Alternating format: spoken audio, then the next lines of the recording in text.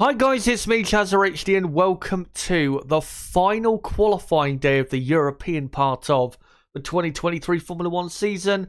And of course, it is the Italian Grand Prix at Monza. And I am expecting a very exciting day. Normally, qualifying here is consistently great. We've had many great fights for pole position between the home team, of course, Ferrari, and teams like, Mercedes, Red Bull.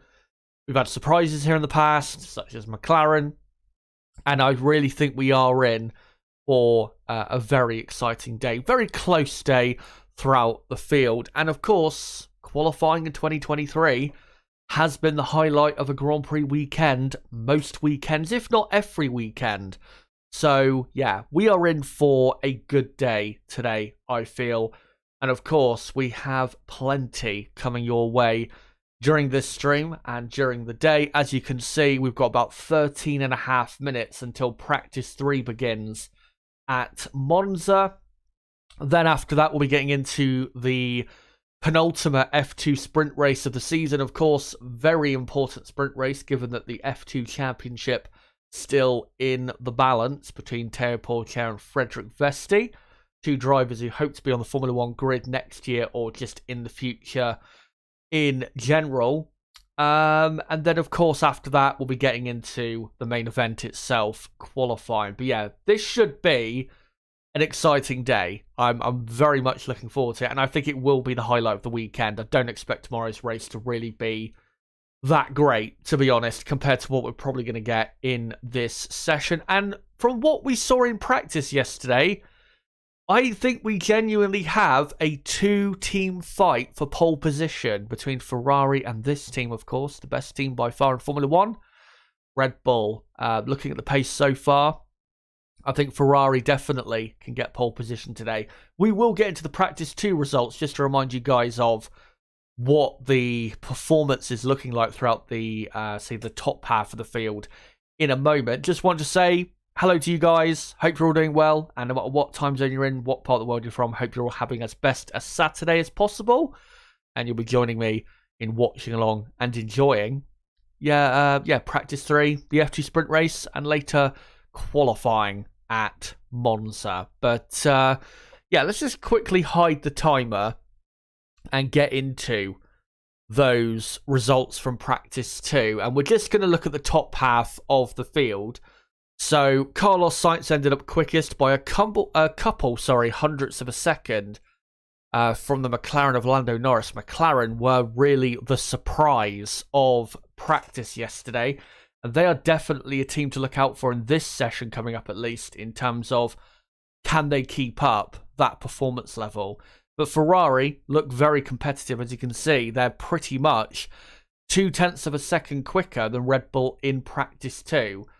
We've seen, at other high-speed circuits this season, through practice, when Ferrari are looking, around about on Red Bull's pace, if not slightly quicker, Ferrari do tend to produce a really strong qualifying. And this, I would say, is probably, compared to Red Bull, the strongest Ferrari have looked throughout 2023 so far, of course, this weekend. Obviously, we'll find out later if Ferrari genuinely do have the pace to get pole. But I think definitely Ferrari have got the pace. Leclerc obviously should improve on yesterday, where he was 3.5 tenths down on his teammate Carlos Sainz. Carlos has had a great weekend so far, to be fair to him, but you'd expect Leclerc to be quicker, given that Leclerc for the last 2 years compared to Sainz has been faster at Monza. Ferrari looking great. Red Bull, they'll still be right there in the fight for pole. McLaren probably will be 3rd quickest, but I am very interested to see in this session, this practice 3 session, final practice, of course, before qualifying, whether they can keep up that level of performance. Because if they can, maybe McLaren can take a surprise pole. The reason McLaren so far looking so quick is because they have brought a load of new parts to help with the ultra low downforce setup that you need here at Monza, and so far looks like it's working quite well. But after the top 3 teams, Williams still to me looked like the 4th best team. as I said yesterday in my qualifying preview. Make sure to go check that out, by the way, if you haven't. And then after that, you'd say Aston Martin are quicker than Mercedes, but I do think Mercedes have got more in the bag. So I think Mercedes will probably be quicker than Aston Martin, but it will be a very close fight between those two teams. Mercedes definitely not looking good. They look very much on the back foot going into qualifying. They were struggling with the setup yesterday. Certainly Lewis Hamilton was. And they've got a lot of work to do today. And let's hope that overnight they have fixed whatever setup issues they were having. Haas, I think there's probably a bit more pace there from them. But overall, they're looking pretty decent. A lot better than what we saw at Zandvoort. But really, as I go back to this screen, and I'll just get the timer back on screen quickly, as we've got 8 minutes to go until practice 3 starts. There you go. Yeah, what I'm looking out for in this session, this final practice session, is do Ferrari genuinely have the pace for pole? I think most likely they do, but just want to see that final confirmation, really, that they can go for pole today, because it would be great to have two separate teams fight pole position. Can McLaren keep up that really impressive performance from yesterday? They were actually the fastest team in Sector 2 and Sector 3 in Practice 2. So, yeah, we'll see if they can keep that up. Will Williams maybe show a bit more pace? Because, of course, coming into the weekend, I was expecting a bit more from them. Will Mercedes improve massively? We'll have to see. I imagine they will improve, but I don't think it will be a gigantic improvement on what we saw yesterday.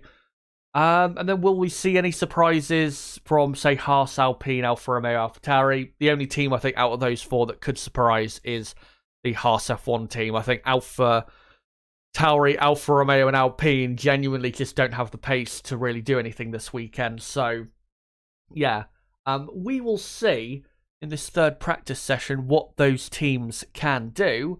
And we'll see, most importantly, whether we are going to get a 2-team, maybe even 3-team fight for pole position. If you wonder about the weather, by the way, I mean, the weather for the weekend is absolutely fantastic. It's currently hot and sunny at Monza. There is a very slight chance of rain today, I think. When I say slight chance, I'm talking 10%, which is nothing really. But yeah, for today and tomorrow, it's going to be just hot and sunny, so there's no real chance of rain. And to be honest, I don't mind that, because I think in the dry, we could get arguably a more interesting qualifying session than sometimes you get in the wet. And to be honest, given who Red Bull's main competitors are this weekend around this high-speed track, if it was wet theoretically, I think Red Bull would dominate the session and really hammer the rest of the field. Maybe you would say McLaren would be really competitive as well, and they'd be a team to look out for. But realistically, I think, yeah, Red Bull would be just way too good if it was wet conditions. So I am, to be honest, happier that it is dry, because Ferrari, you know, have that chance in the dry. But of course, in the wet, as we've seen at times this season, they don't really have a car that's that good in the wet. So yeah, looking forward quite a lot to today, and hopefully you guys are as well.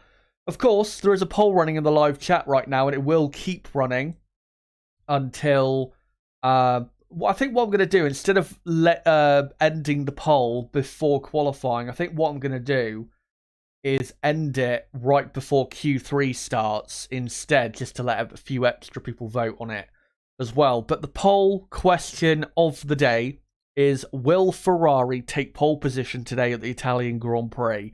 Yes or no? I'll get into my predictions later, but just a quick spoiler, I do think they will get pole. Not with Carlos Sainz, but I do think they will get pole position. Like I said, I will get into my top 10 qualifying prediction later on in the stream. Of course, I did show it on stream last night in my qualifying preview. So yeah, let me know in that poll. Will they take pole today at Monza, Ferrari? Yes or no? To be honest, if they don't take pole position today, I don't see a Grand Prix remaining on the calendar, to be honest, where they do take pole position. Maybe you could argue the Brazilian or the Sao Paulo Grand Prix, at Interlagos, given that particular track layout. Maybe you could argue that, track. Maybe argue, Las Vegas. Maybe even Suzuka, given how high speed that circuit is. But yeah, I mean, this track is going to be the track that suits their car the most. So it is a big, big day for Ferrari. And of course, they will have the Tifosi right behind them as the F1 intro on the F1 broadcast just playing through. Just to let you guys know as well, the tyre compounds this weekend.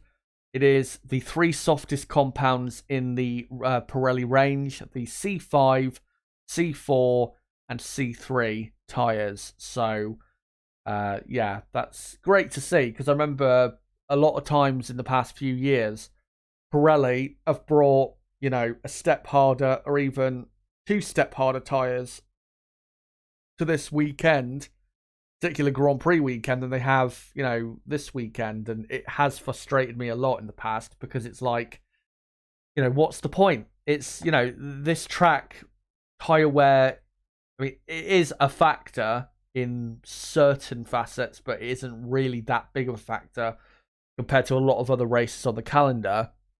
And I just don't get, I haven't, or at least in the past, I haven't got why they haven't done this a lot in the past. But yeah, 3 softest compounds. In terms of the race tomorrow, you'd imagine still it'd be a 1-stop race, given how, a 2-stop race, I don't think really you can gain enough time on fresher tyres going for a 2-stop strategy.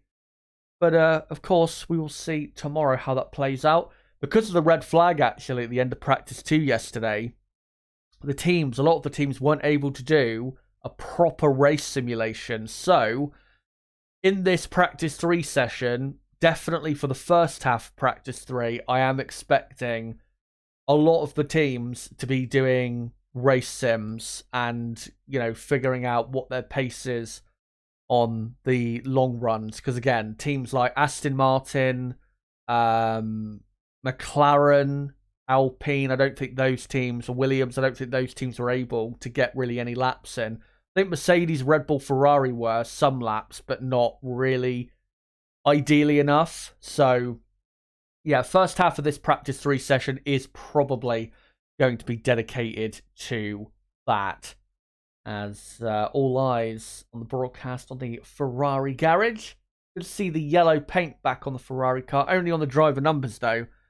Unfortunately, they've not gone for the similar special livery of last year, which was so beautiful, so beautiful. One of the best special liveries I've ever seen, to be honest.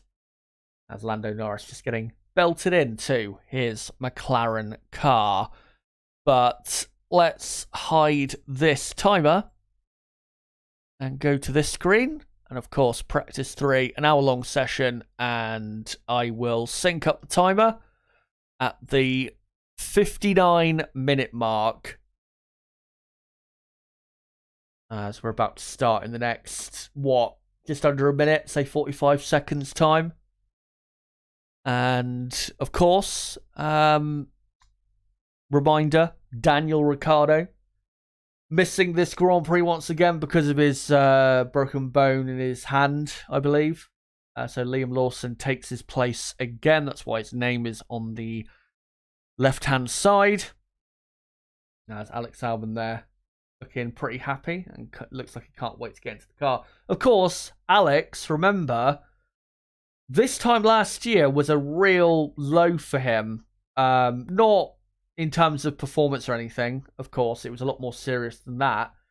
He obviously was replaced by Nick de Vries this time last year for the Italian Grand Prix weekend.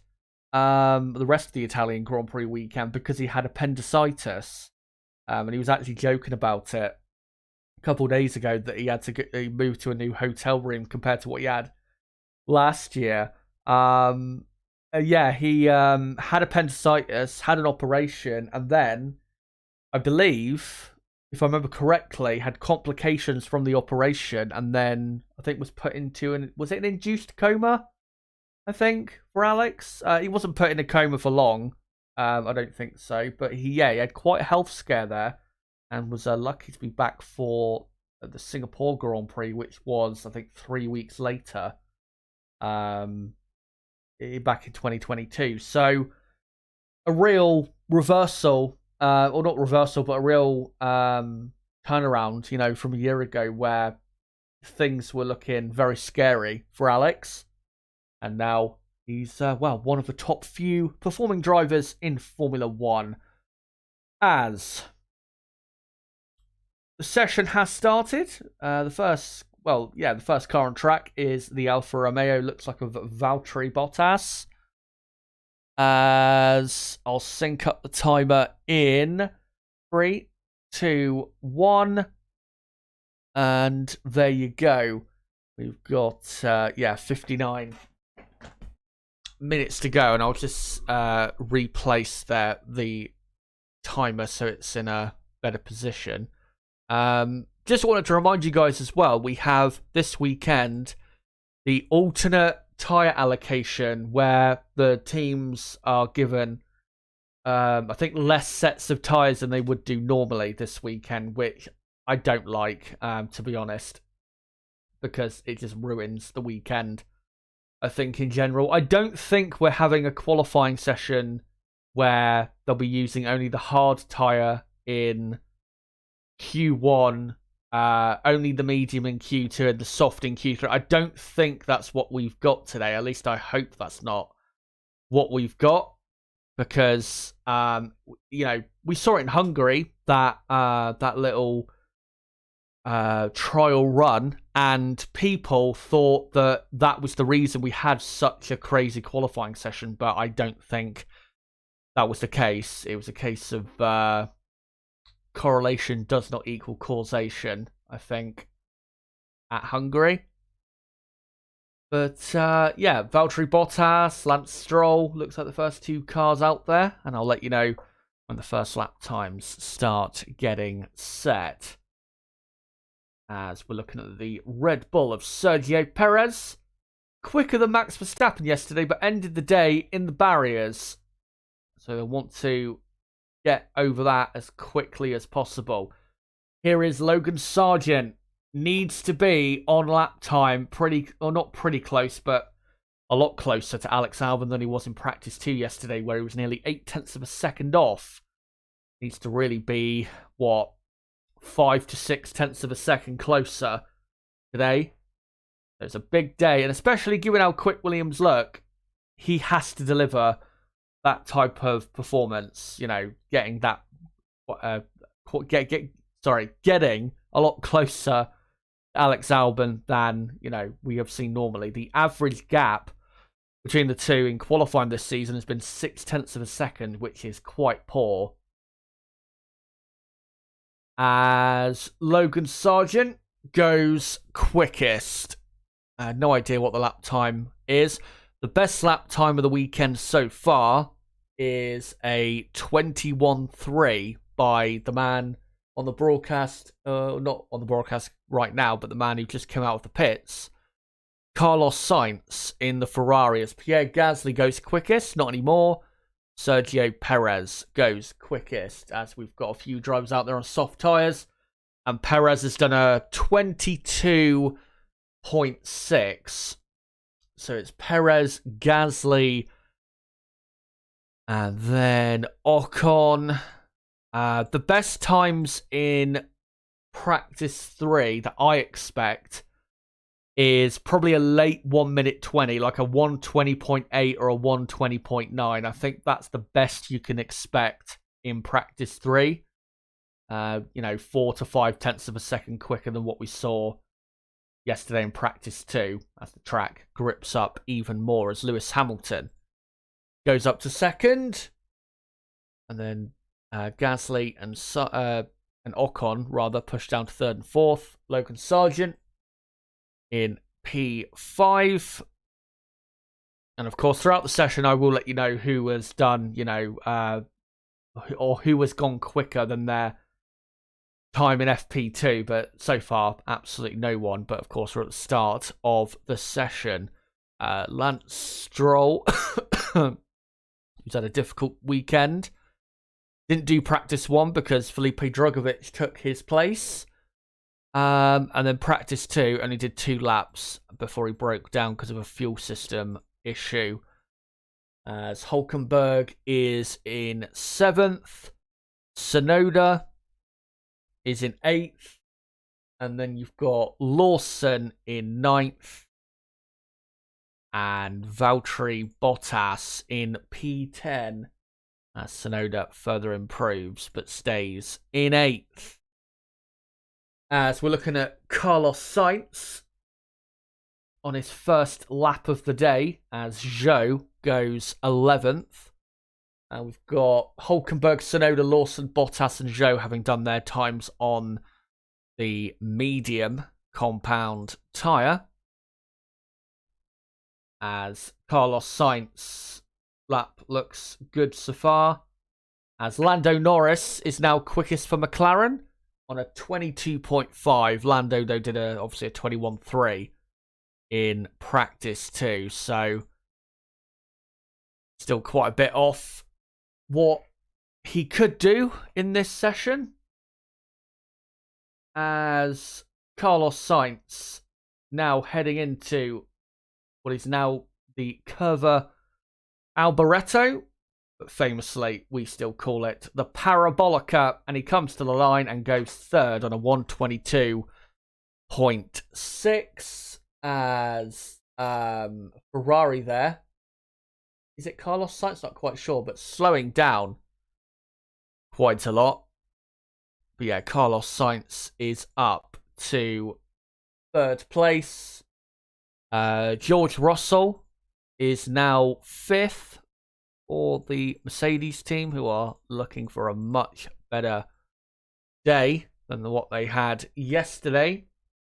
As we're just seeing a slow-mo replay of Lando Norris exiting the first chicane, the Rettifilio.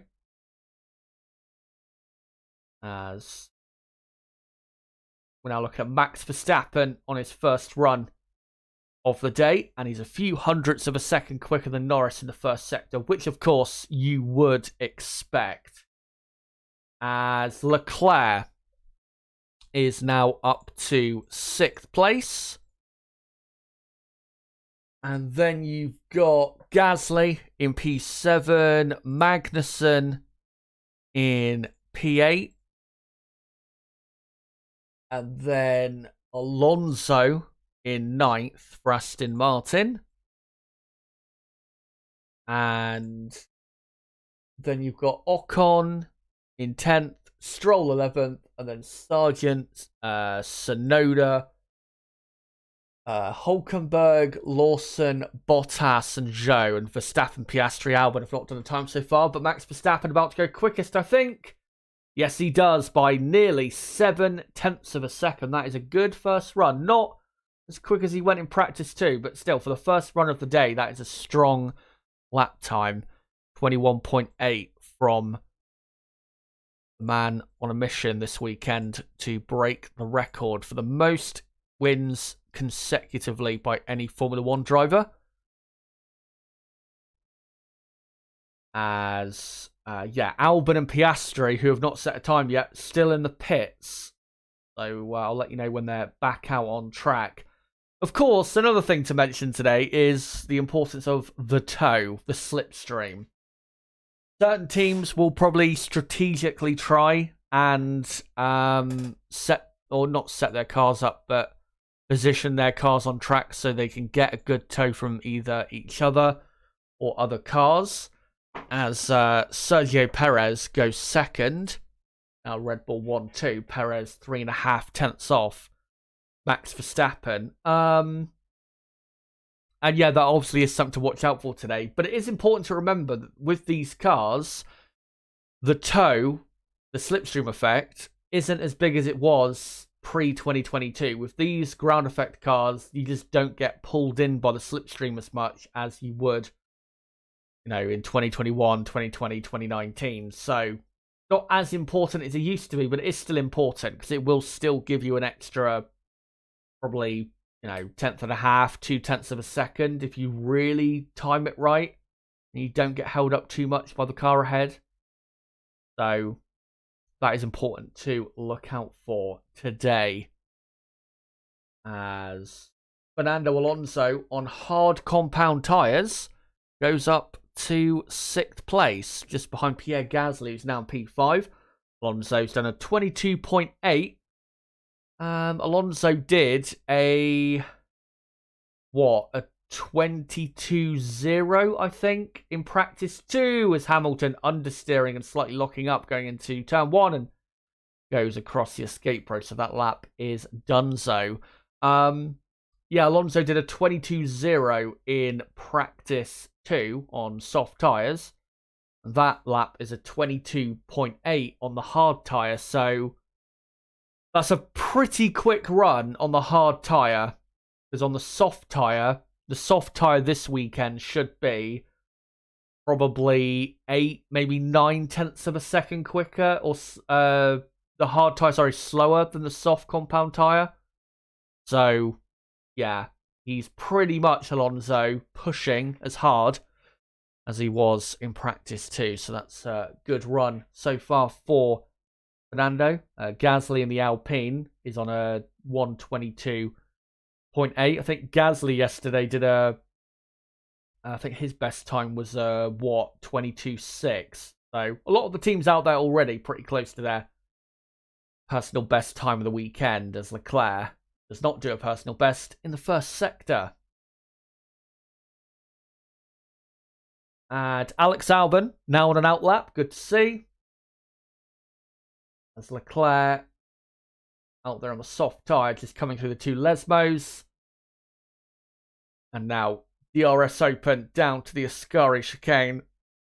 Let's see what his middle sector is like. That's really the key, as I said yesterday in my qualifying preview. That is the key, the middle sector for Ferrari, if they're going to get pole. If they can match Red Bull through there and then be quicker, even slightly, through the first and final sector, which you would expect because the first and final sector is so high speed, and that suits Ferrari a tad more in quali trim than Red Bull, then Ferrari should have enough to get pole, as Leclerc goes up to 5th place, still slower than his teammate, who has been consistently quicker than Leclerc so far this weekend, but we'll see if that continues in qualifying. We know Leclerc can turn it on spectacularly when he wants to, as Lewis Hamilton is just coming through the second Lesmo. He's on a better lap. Alex Albon has now started his first run. Kevin Magnussen I saw just improved. They stayed in P10. Magnussen, his time that he's done is on the medium compound and is, I think, 123.2. Which is, quite a bit slower than his best time yesterday. It's Lewis Hamilton, only 0.2 of a second slower than Verstappen after the first 2 sectors. Good run here for Hamilton. Much better than what we saw from him yesterday, of course, as he comes to the line. And there's a 122.2. Yeah, 122.2, and he goes up to 3rd. As Alex Albon goes up to 8th place. Again, though, I'm pretty sure everyone is still going slower than their personal best from yesterday. So we're not quite there as of yet. Albon 8th, Hamilton 3rd. As Tsunoda having to dodge slightly the Ferrari there, who was in a bit of an awkward position. Tsunoda saying on the radio, "What the fuck is Sainz doing, honestly?" Yeah, a bit of a weird positioning, but yes, Tsunoda dealt with it just about okay, as there is Luca Badoa in the Ferrari pits, of course, infamous for having the worst race of all time, really, in Valencia in 2009, where I think he got like 3 or 4 penalties and even crashed into a car Maybe crashing is putting it a bit extreme, but he did hit another car in when he came into park the car in the pits after the race as well. It was a proper disaster from him as Carlos Sainz goes up to fourth on a 1:22.7, I think that was, or a 22.5, was it? As Verstappen actually has gone quicker than his previous best. He's now done a 21.6. Has Max Verstappen, so he's now half a second quicker than Perez. Yeah, Carlos Sainz is 7/10 down, and he's done a 1:22.3, which is a second slower than his personal best yesterday. As Lando Norris is now on, by the looks of it, not a proper heavy-fueled run, but a bit more of a race sim is Lando. He's on the hard compound tyre, and don't imagine he'll be going super quick. Currently in 5th place. George Russell is up to 6th. Then you've got Leclerc 7th, Gasly 8th, Albon 9th, Alonso 10th. Alonso now pops himself up to 6th place on a 1:22.6. Very good time there. Again, on the hard compound tyre. That's a very good run there for Fernando. As Lando Norris, comes to the line and he's going quite a bit slower than Verstappen. Not that much slower than his personal best of this session. Only 3/10 slower on that lap, but clearly is on a different program for the moment. It's just a slow-mo of him bouncing through the first chicane. But Lando looking great so far this weekend, as here is his teammate Oscar Piastri, who will be the last man to set their first time of the day on the soft compound tyre. Let's see what Piastri can do initially. Let's see how close he can get to teammate Norris. Piastri has been historically very quick here in the past, and of course has plenty of experience here at Monza, as a lot of junior drivers do.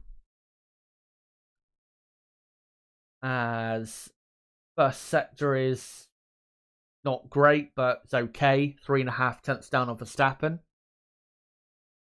And Piastri looking fine through the two Lesmos. Car very well handled. Of course, Piastri did the best middle sector time in practice 2 yesterday. So McLaren looking very quick through there. Just want to update that Logan Sargent up to 13th, Hulkenberg 15th. And that's pretty much it for the position changes. As here comes Piastri through Parabolica. I will still call it Parabolica because, that's what it is. Piastri now gets a very nice slipstream to the line. Lando Norris, his teammate, and he goes only 11th. Not a great first run there for the young Aussie. So Piastri up to 11th. But 20 minutes in, the only impressive time I would say I've seen is, Fernando Alonso. 1:22.6 on hard tyres. Once you do the tyre correction, that's probably on soft tyres.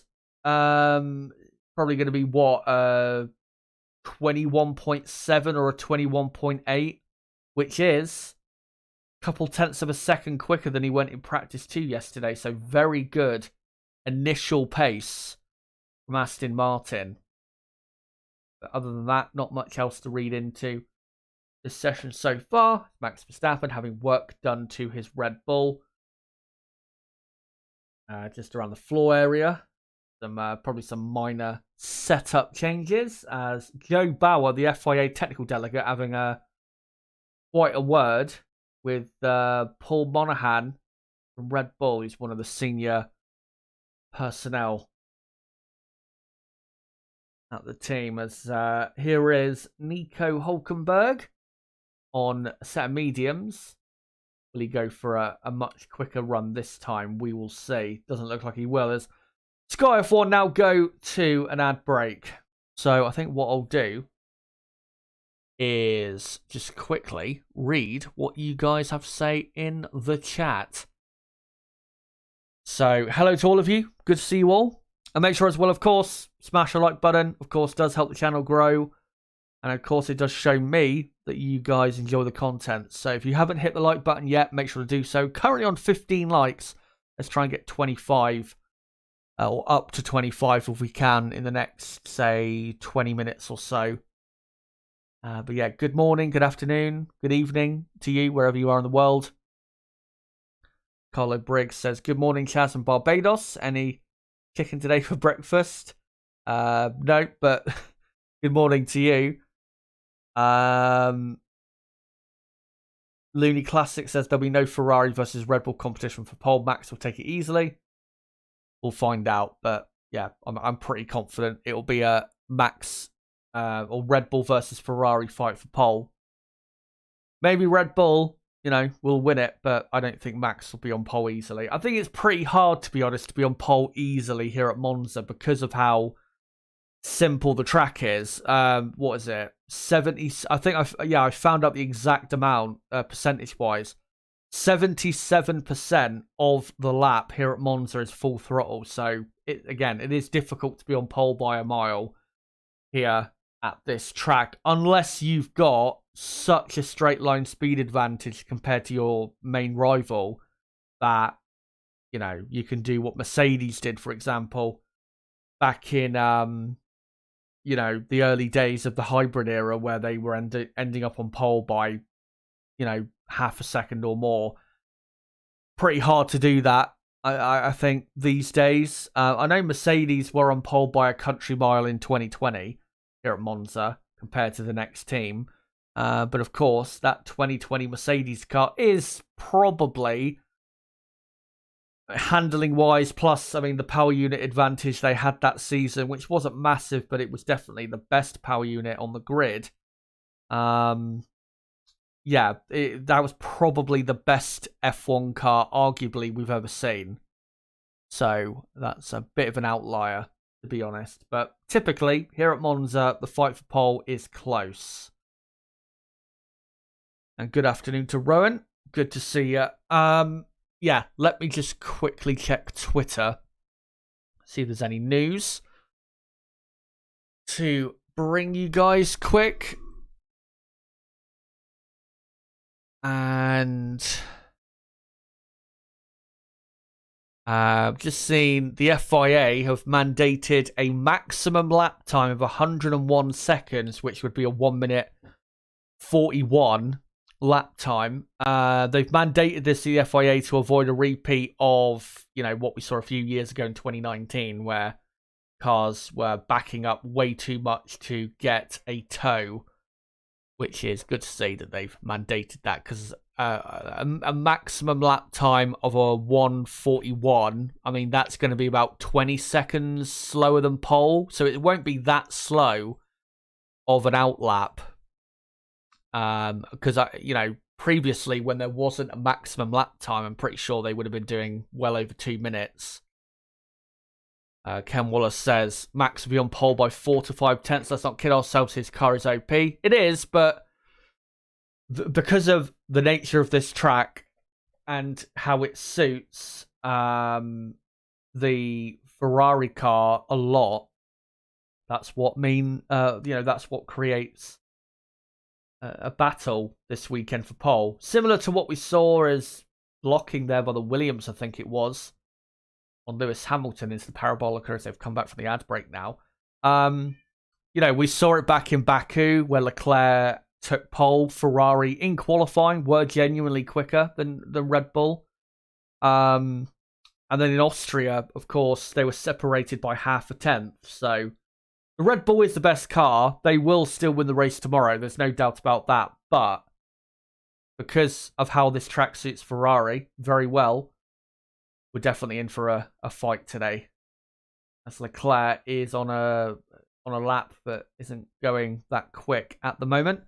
as Oscar Piastri is now up to 6th place and is only a 10th of a second, almost exactly a 10th of a second slower than his teammate.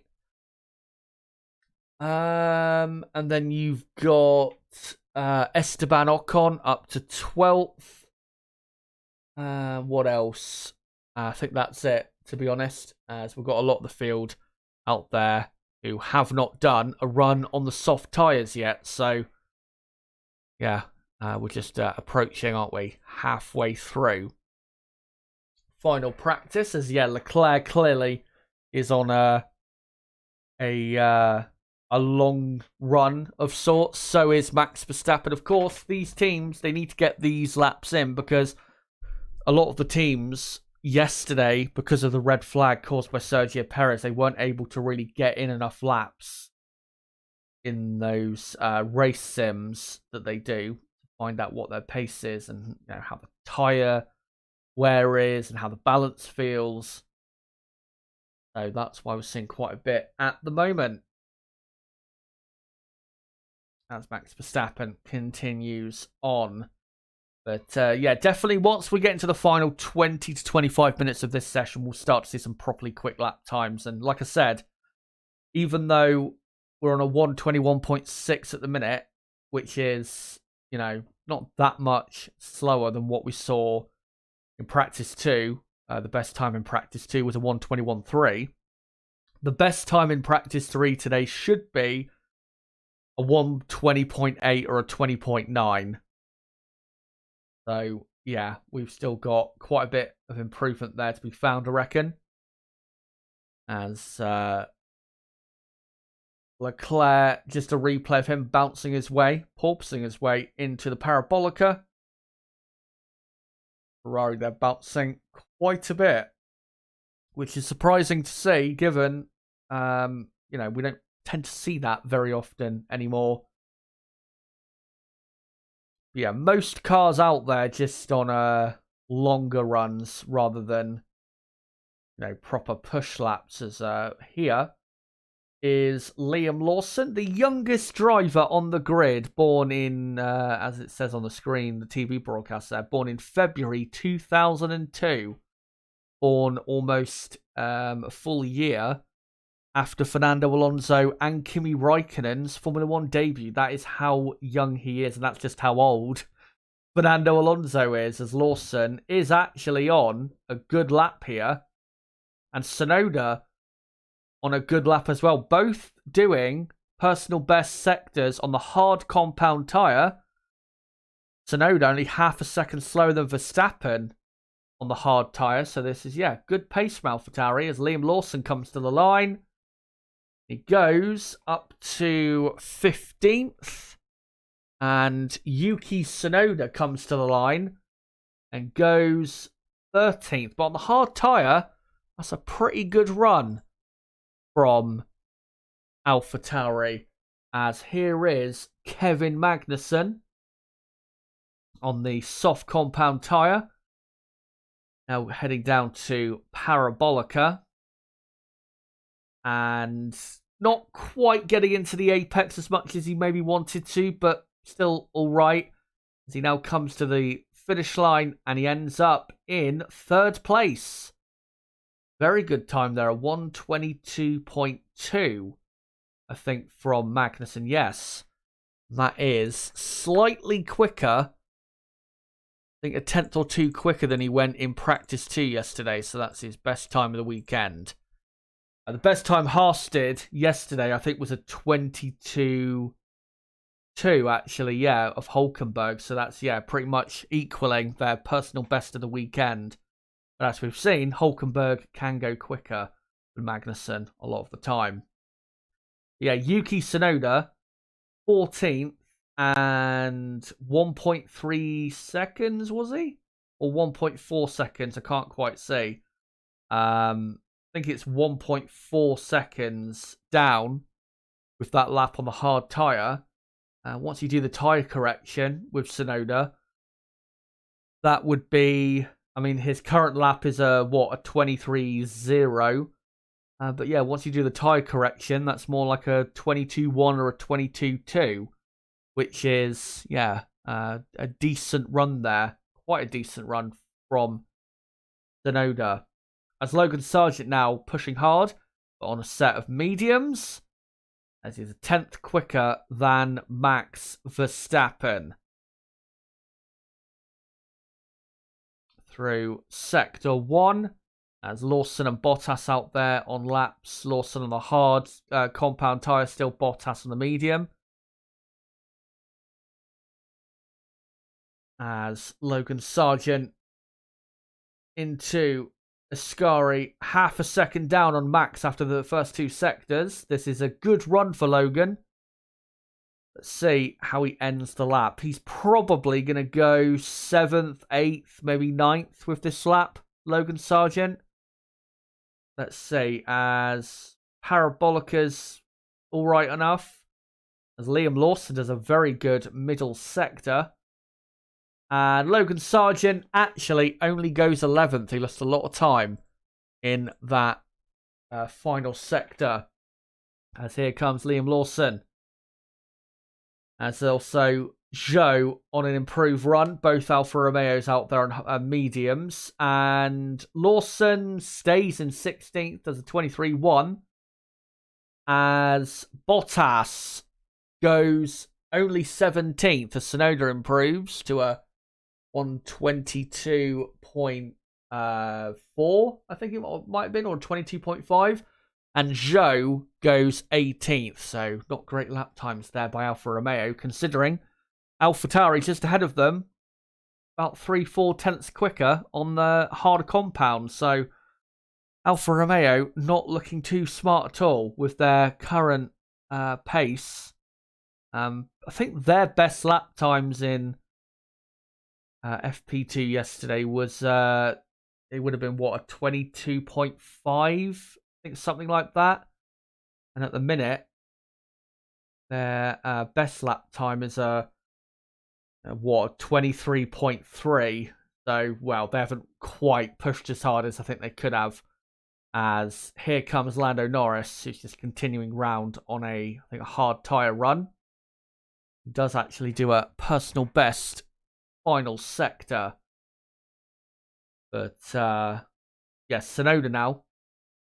23 or 22.5.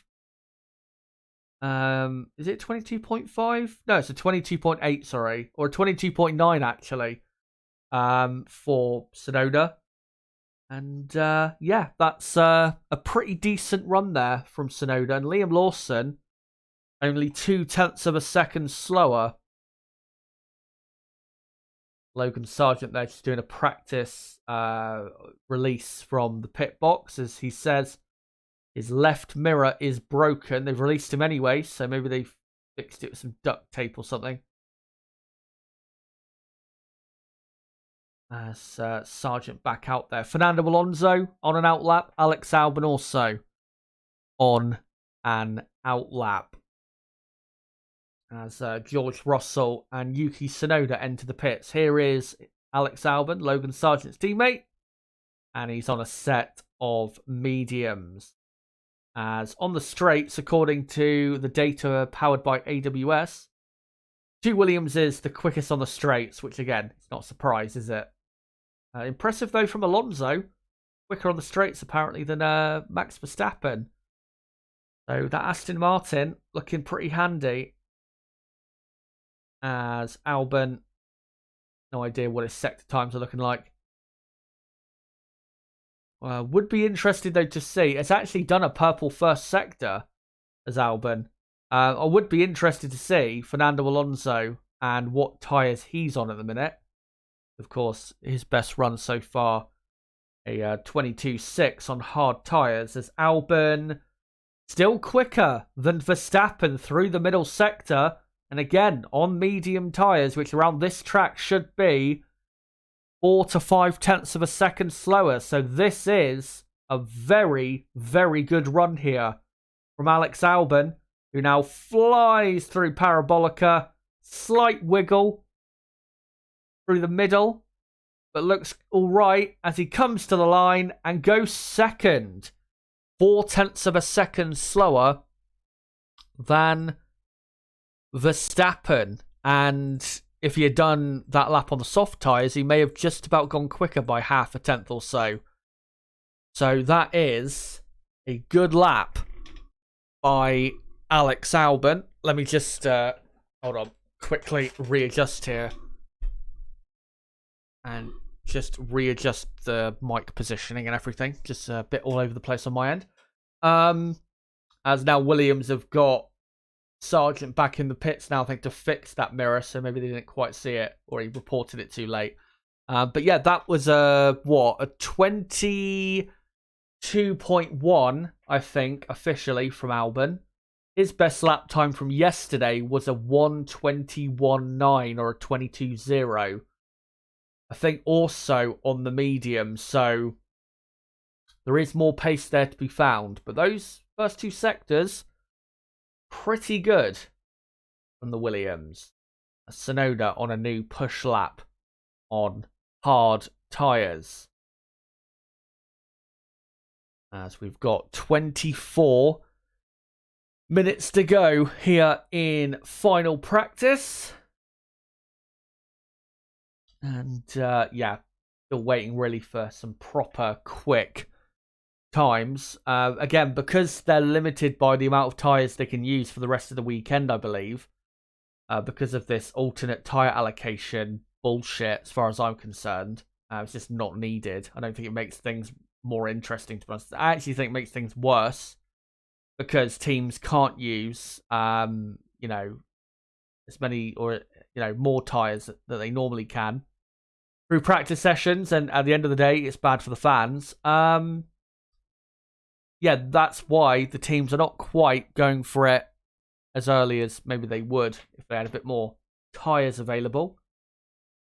As Yuki Tsunoda completing this run in, yeah, quite a bit slower, I think, on this run than he went before. Yeah, about 0.6 of a second slower on that occasion compared to his personal best.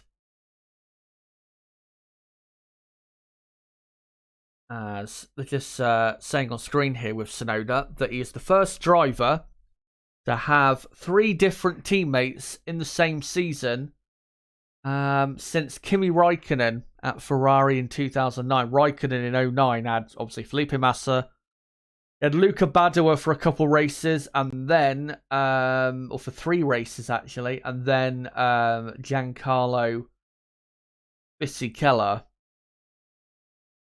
obviously replaced Badoer for the rest of the year. As Alonso is out there doing a bit of a long-ish run on hard tyres, so Alonso not pushing too hard. Hulkenberg, replay of him on the soft tyres, locking up on the entry to the first chicane, so Hulkenberg clearly is going to try and push harder now, but on that occasion pushed a bit too hard. Here's a replay of Norris at first Lesmo. And a car, oh, that was really poor. And Alfa Romeo, right on the racing line on the exit of the first Lesmo.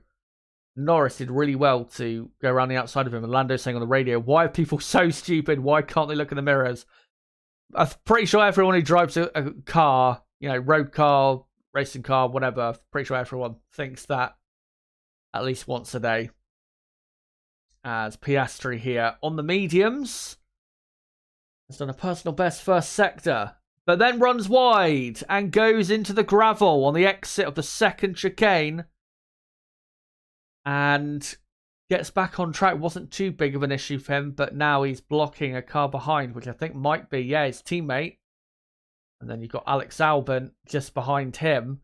Yeah, that was not great there. Just running wide through the second part of the, what's it, the De La Rosia? Is it chicane? The second chicane? And there's a replay on board. And yeah, coming into the second chicane. And first part was fine. And then he had a snap of oversteer through the middle. And by the time he corrected it, he was heading into the gravel.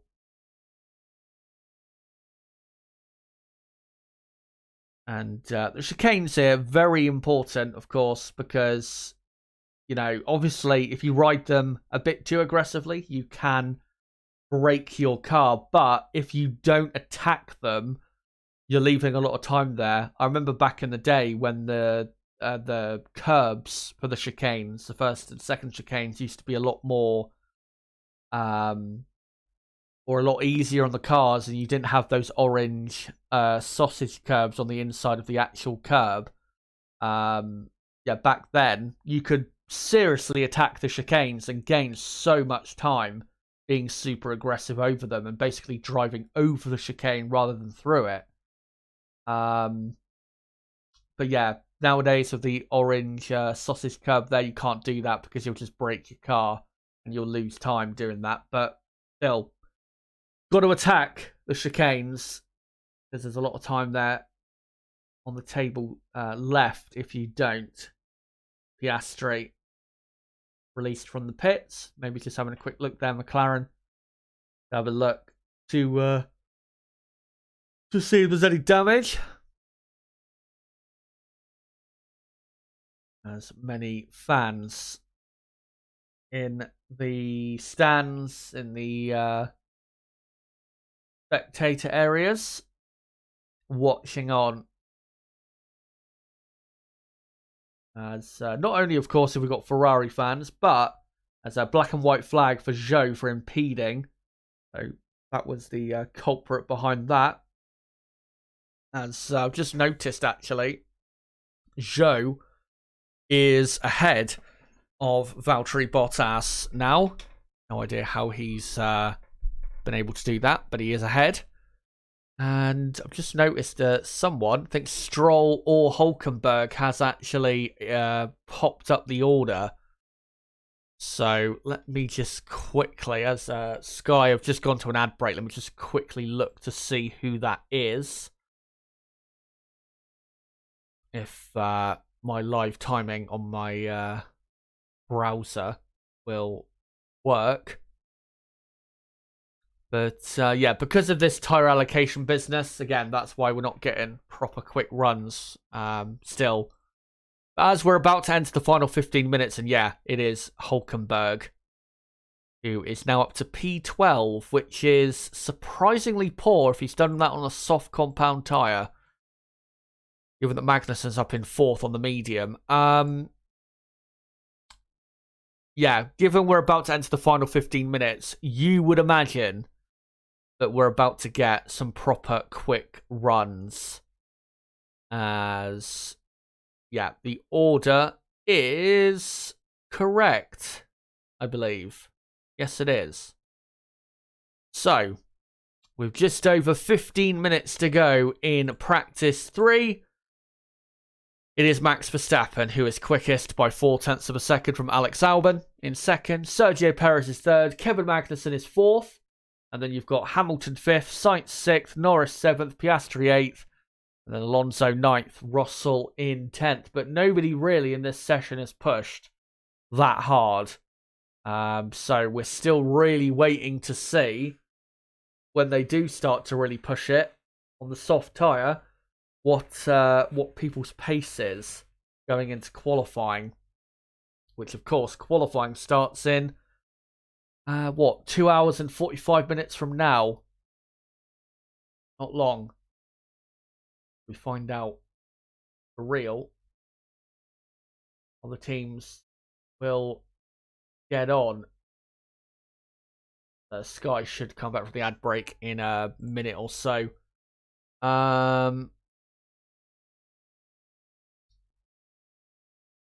Looney Classics in chat saying Lewis is looking mighty. He might get third in quali. Someone will catch Red Bull next year. Merck will catch Red Bull next year. The W15 will be the first car James Allison has designed since the W11. Is that true? The W11 was the last car he designed?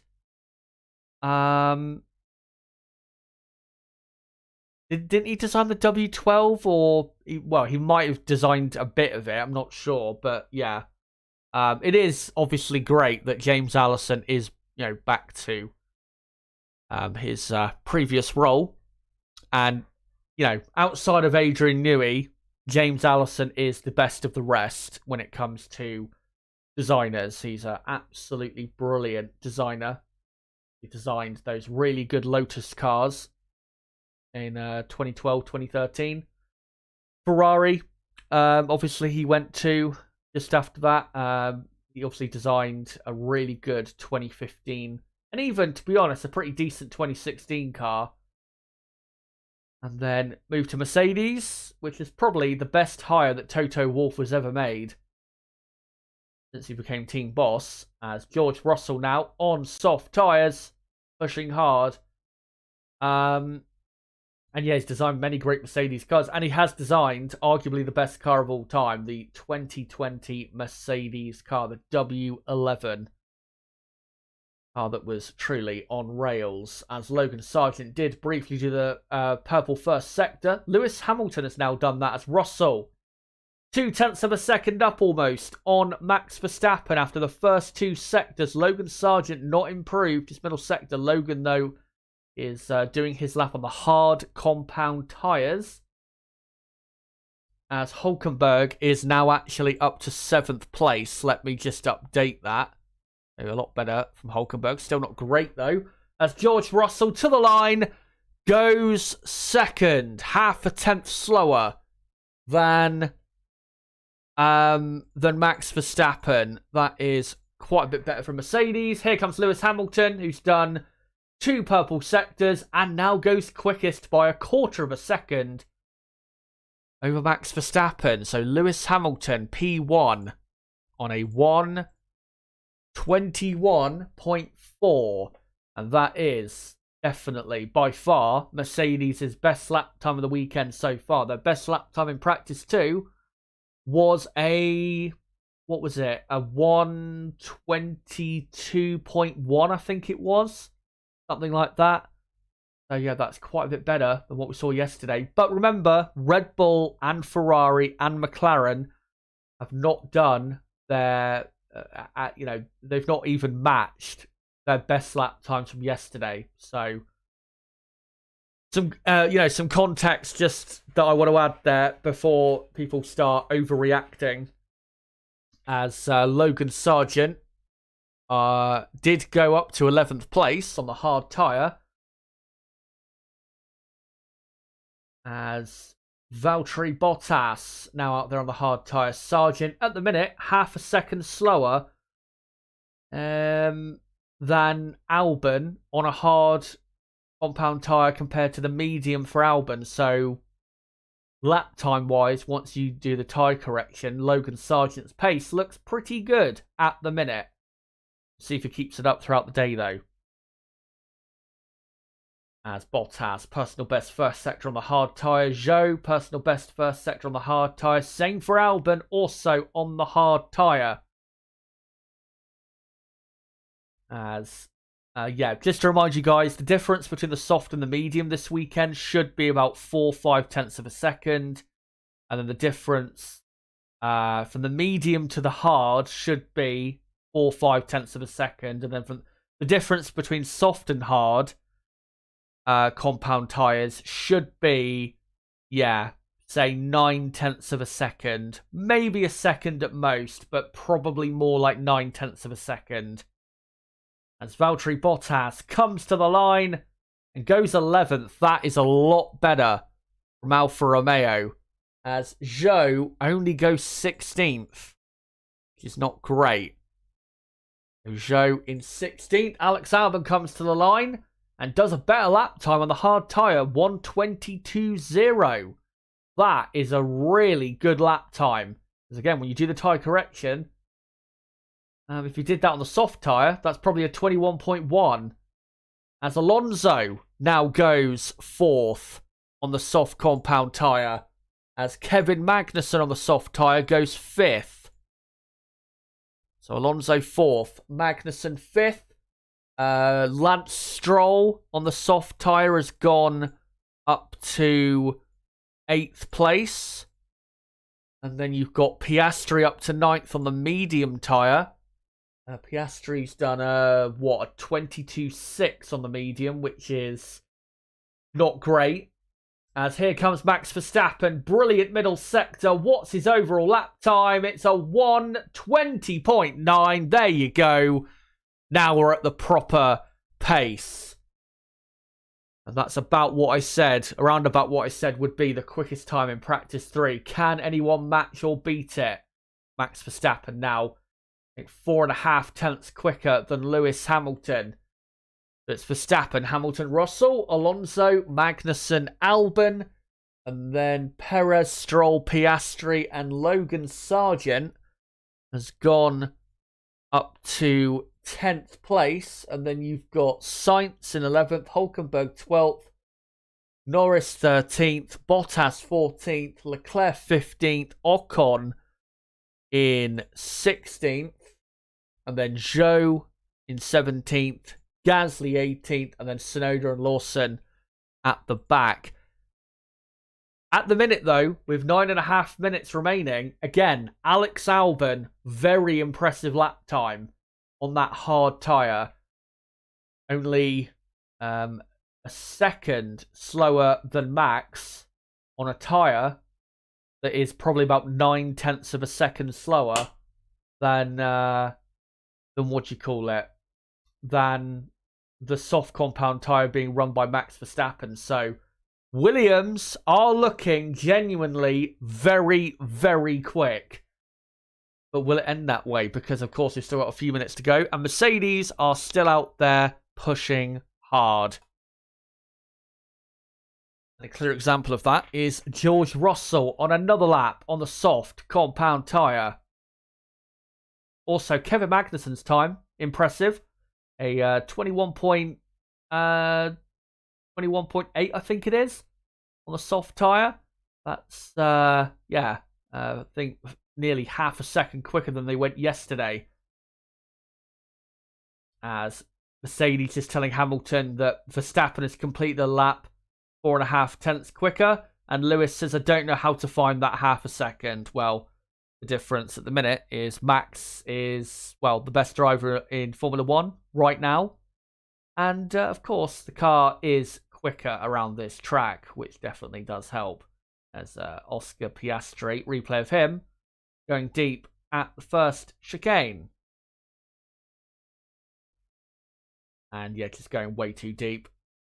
Tried to lock up, or he tried to, obviously, brake hard to stop himself going off, but ended up locking up and going off. Here's a replay of Bottas at the Ascari chicane. Way too deep into Ascari and going across the gravel. And rejoining on the exit of the Ascari chicane. And, Valtteri Bottas, his lap time wasn't too bad on the hard tyre. A 122.5? Yeah, that's actually pretty good considering what their best time was yesterday on the soft tyre, which was a 22.5 on the soft tyre. So actually, that is a really impressive lap time from Valtteri Bottas and Alfa Romeo. So pace looking a lot better than yesterday. Here are Ferrari on the soft tyre and Carlos Sainz now giving it everything. With a purple middle sector, Leclerc has backed off on his lap, so he'll go for another one. But here comes Carlos Sainz to the line.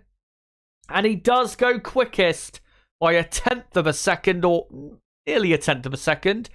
About 800ths of a second. And is quickest on a 1:20.912. So Ferrari do legitimately have the pace to fight for pole later. As Leclerc, backed off for whatever reason. And he is now coming back into the pit lane, which is sad to see. Don't know why he backed off. Here's a replay into second Lesmo. And he went wide and went just a bit too wide. And clipped the gravel as well.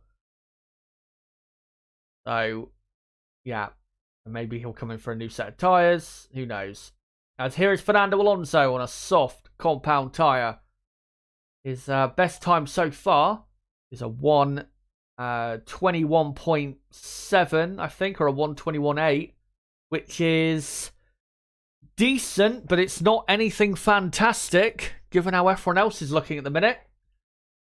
As here comes Alonso, round Parabolica to the line.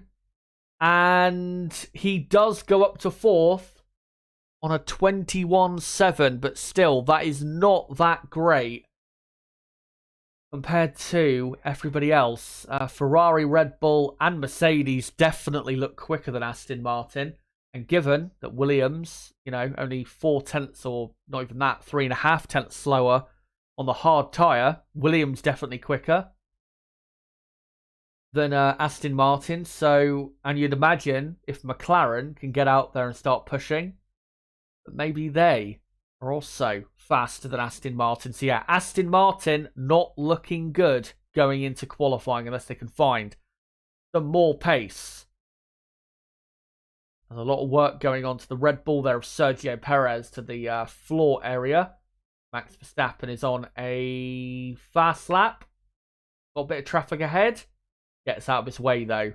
We'll see if it's a quicker lap from Max. His first sector, not a personal best. First sector though is not super important. You can be slightly slower through there compared to your personal best and still end up improving quite a bit. But he's not improving at all. And he's actually half a second slower than his personal best. So he's now backed off as Max Verstappen. As we're just inside the final 4 minutes of practice 3.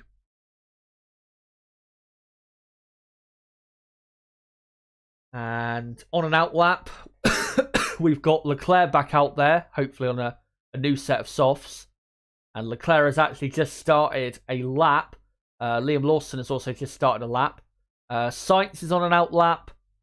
Hulkenberg's on an out lap. Tsunoda is on an out lap as well as Max comes back into the pits. And I'm pretty sure, yeah, Max is done for the day. Or not done for the day, sorry. He's done for the session. And yeah, goes into qualifying not looking like he's got the quickest car, at least in quali trim. In race trim, of course, we know what the story will be there.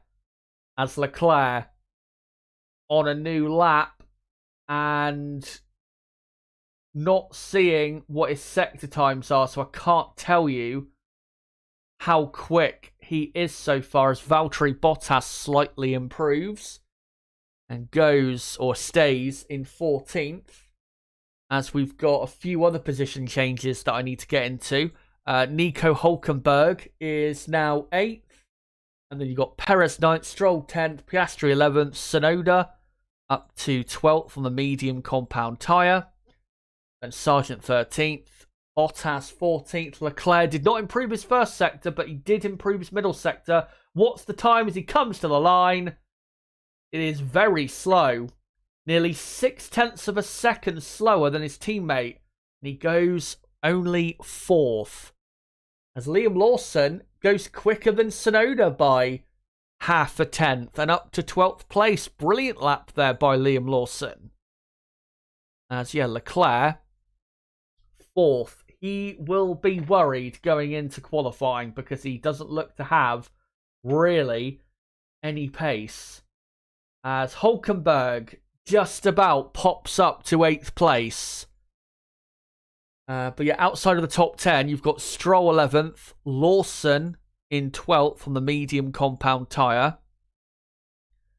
And then Piastri 13th on the medium, Tsunoda 14th on the medium, Sargent 15th on the hard, Bottas 16th on the hard, Norris 17th on the soft, but he did that soft tyre lap at the very start of the session. He's still in the pits, by the way, and so is Piastri, so McLaren will not be going out for a final run, so we'll have to see what their true pace is like.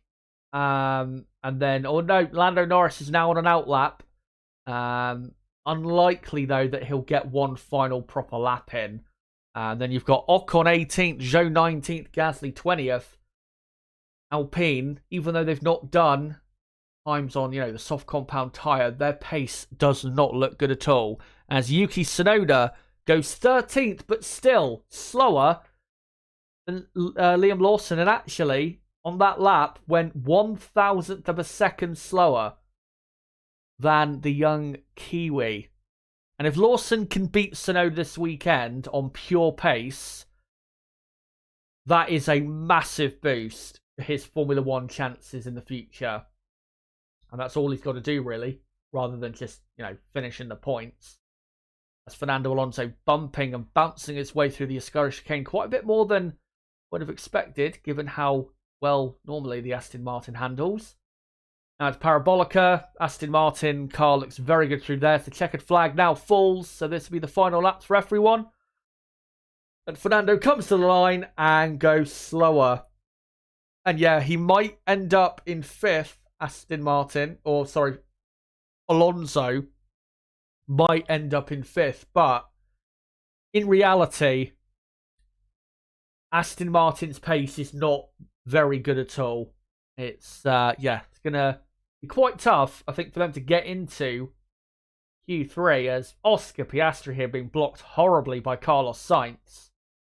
And Oscar saying, mate, is Carlos blind or what? And Carlos did just get a black and white flag for impeding. And as we know, with Ferrari, that their engineers do have a habit of not giving their drivers up-to-date information about, where other drivers are relative to them and whether they are blocking others. And they have had a couple penalties this season for blocking because of that.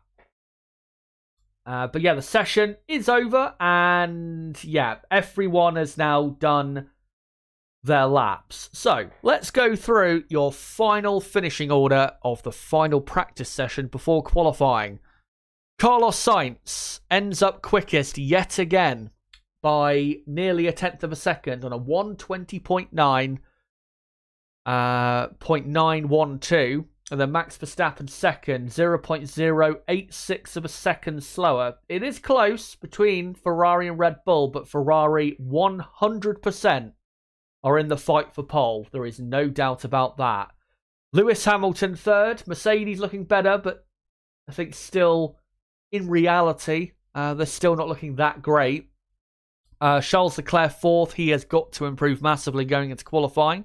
Can't afford to be 0.6 of a second off the pace. Compared to his teammate. Alonso 5th, Russell 6th, Magnussen 7th, Hülkenberg 8th, Haas, again, in reality, I don't think are maybe as quick as that, but with both drivers looking pretty decent. Alex Albon 9th, he is one to look out for in qualifying, given that his 9th place, that lap he did, was on the hard compound tyre, and he could be definitely one of the stars of the show later today. Sergio Perez P10, and then you got Stroll 11th. Perez and Stroll did their best times on the soft tyre. Liam Lawson 12th on the medium. Tsunoda 13th on the medium. Piastri 14th on the medium. Sargent 15th on the hard compound. Bottas 16th on the hard. Lando Norris 17th on the soft. 18th is Ocon on the hard. Zhou 19th on the hard. And Gasly 20th on the soft compound tyre. So that's practice 3 over and done with. Let me just in a moment in a moment I'll change the title of the stream. One thing I do want to do though is get the gaps up on screen just so you guys can see visually the gap through the field, and I will of course let you know who did their time on what tyre just to clarify all of that, so that you can get a good understanding of how that session played out. So yeah, Carlos Sainz quickest on a 120.912. Pole position. What will pole position be? Probably a low 1 minute 20. I would imagine like a 120.1 or a 120.2. I would be surprised if it was a, like a mid 119 or even a 119.8, say. I'd be surprised if they went quite that bit quicker, sorry, in qualifying compared to how they went there at the end of practice 3. Yeah, I think a 120.1, 120.2 is what pole position will be in quali. So Lewis Hamilton, 5.5 tenths down in third. Again, improved pace by Mercedes, but in reality, still not that great. Let me just readjust my mic here. There you go. That's a bit better. And then you got Leclerc just behind Hamilton. Again, Leclerc got to improve, because if he is that far off his teammate, he will end up in the pack, really. Fernando Alonso, 8 tenths of a second off the pace. I mean, that pace from Aston Martin, it's not bad in terms of what we expected coming into this weekend. We know this is their weakest track, but yeah, I think they're more so going to be maybe not in the midfield in qualifying, but they're going to be definitely a lot closer to the midfield.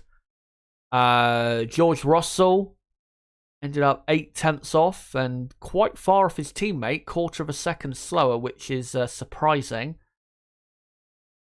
And then Kevin Magnussen for Haas, 9 tenths of a second off. Haas, again, looking like dark horses to get into Q3 and get a decent result, but just depends on who falls by the wayside. And good to see Kevin a tenth of a second quicker than Hülkenberg, who normally is quicker than Magnussen, like we've seen in 2023. Alex Albon, though, that I think was the most impressive lap time of practice 3. 1.1 seconds down on Carlos Sainz on a tyre compound that is about 9 tenths of a second, maybe a second at most, slower than the compound Sainz was on, which was the soft compound tyre. That is a very impressive lap time. And if he had done that lap on the soft tyre, I think Albon goes comfortably up to 3rd place. So a top 5 might be possible for Alex Albon. It might just be possible. We will have to find out. And then you've got, Sergio Perez. He had some work going on to his car. I can't really, discuss much about his session because he didn't do as much running as Verstappen. Verstappen did 23 laps in practice 3. Perez did 16. Yeah, he ended up, basically 1.3 seconds down. So did Stroll, who did 31 laps in that session. Good amount of laps for Stroll. That's just over half a race distance of laps. So he should be, hopefully, quite a bit more confident now going into qualifying. And then Liam Lawson in P12, only half a tenth slower than Stroll on the medium. He did that lap compared to Stroll on the soft. So, yeah, AlphaTauri might actually be a bit quicker than we expected. And then you got Piastri in 14th, just behind the 2 AlphaTauris. McLaren, it's impossible to say after that session, how they're looking relative compared to the other teams in this final practice, because they were just doing a completely different plan, really. And then you got Logan Sargent, 1.4 seconds down on Sainz and about 3 tenths of a second slower than Albon, and I think at most I think that's acceptable. So if you do the tyre correction, Sargent probably would have ended up around 4th, 5th place in practice 3 if he had done that lap on the soft tyre. So, yeah. And then you got Bottas, 1.6 seconds down. Also, Alfa Romeo, their pace looks a bit better than expected. They did their best times on the hard tyre. Lando Norris is 17th. Did his best time on the soft, but again, McLaren, it's impossible to get a read on them. And then you've got Ocon in 18th. Zhou in 19th, both 1.8 seconds off the pace, but obviously on wildly different programs. And then Pierre Gasly 20th on a wildly different program. at the very back. Alpine, I don't think we're going to see a massive improvement, to be honest, in practice, or in qualifying, sorry. But let me just get these on screen. There you go. That is obviously the lap time at the very top and the gaps throughout the field. I will get into in a moment, again, who was on what compound, just so you guys can truly understand who did a good run in that session. But let me just quickly change the title of the stream to Qualifying Watchalong. And there you go. Make sure, by the way, to keep hitting the like button if you haven't already. Currently on 30 likes. Let's try and get up to 40 if we can in the next half an hour. Of course, in about 35 minutes, we're going to be getting into the F2 sprint race, which, of course, is a critical F2 sprint race for deciding the destination of the championship. So, yeah, Carlos Sainz did his best time on the soft. Max Verstappen, best time on the soft. And I would say Ferrari, I think, do have, over a single lap, the quickest car this weekend. And I think, say with Leclerc, who we know, as a driver, there's more potential there from him than there is with Sainz. Carlos Sainz, so far this weekend, is operating at maximum capacity of what he's capable of. When with Leclerc, obviously we know that's not the case with him so far away on lap time. So yeah, Ferrari definitely, I think, have the best car for qualifying.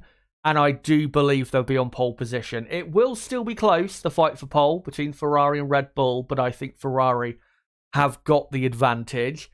Red Bull, second quickest. I'm pretty confident about that. And then Alex Albon down in P9. 1.1 seconds off on the hard compound tyre. Once you do the tyre correction, Albon probably would have ended up about 0.4 of a second quicker than Hamilton. Way quicker than Alonso. Way quicker than the Haas's. So I think Williams have got probably the fourth best car. The reason I don't say third best is because McLaren, we didn't quite see in that session what they really had. Their best time of the weekend is a 1:21.3 McLaren, and in that session, the best lap time they did was a 1:22.4 on the medium. So yeah, we have no idea where McLaren's what their real pace is, which is definitely going to be intriguing. So yeah, Williams, I think 100% are quicker in quali trim than Mercedes and Aston Martin. I have no doubt about that now, from what I've seen. And then Mercedes, probably fifth quickest. They look, 2/10 of a second quicker than Aston Martin. Hamilton looking a lot better in that session. Clearly the setup working a lot more for him. And we know Hamilton, great around this circuit. He's had pole position here so many times. So, yeah, Mercedes definitely quicker than Aston Martin, but I don't think they're going to be quite on the pace of Williams. And then after that, are Aston Martin the sixth best team? Or could they have competition for that from Haas?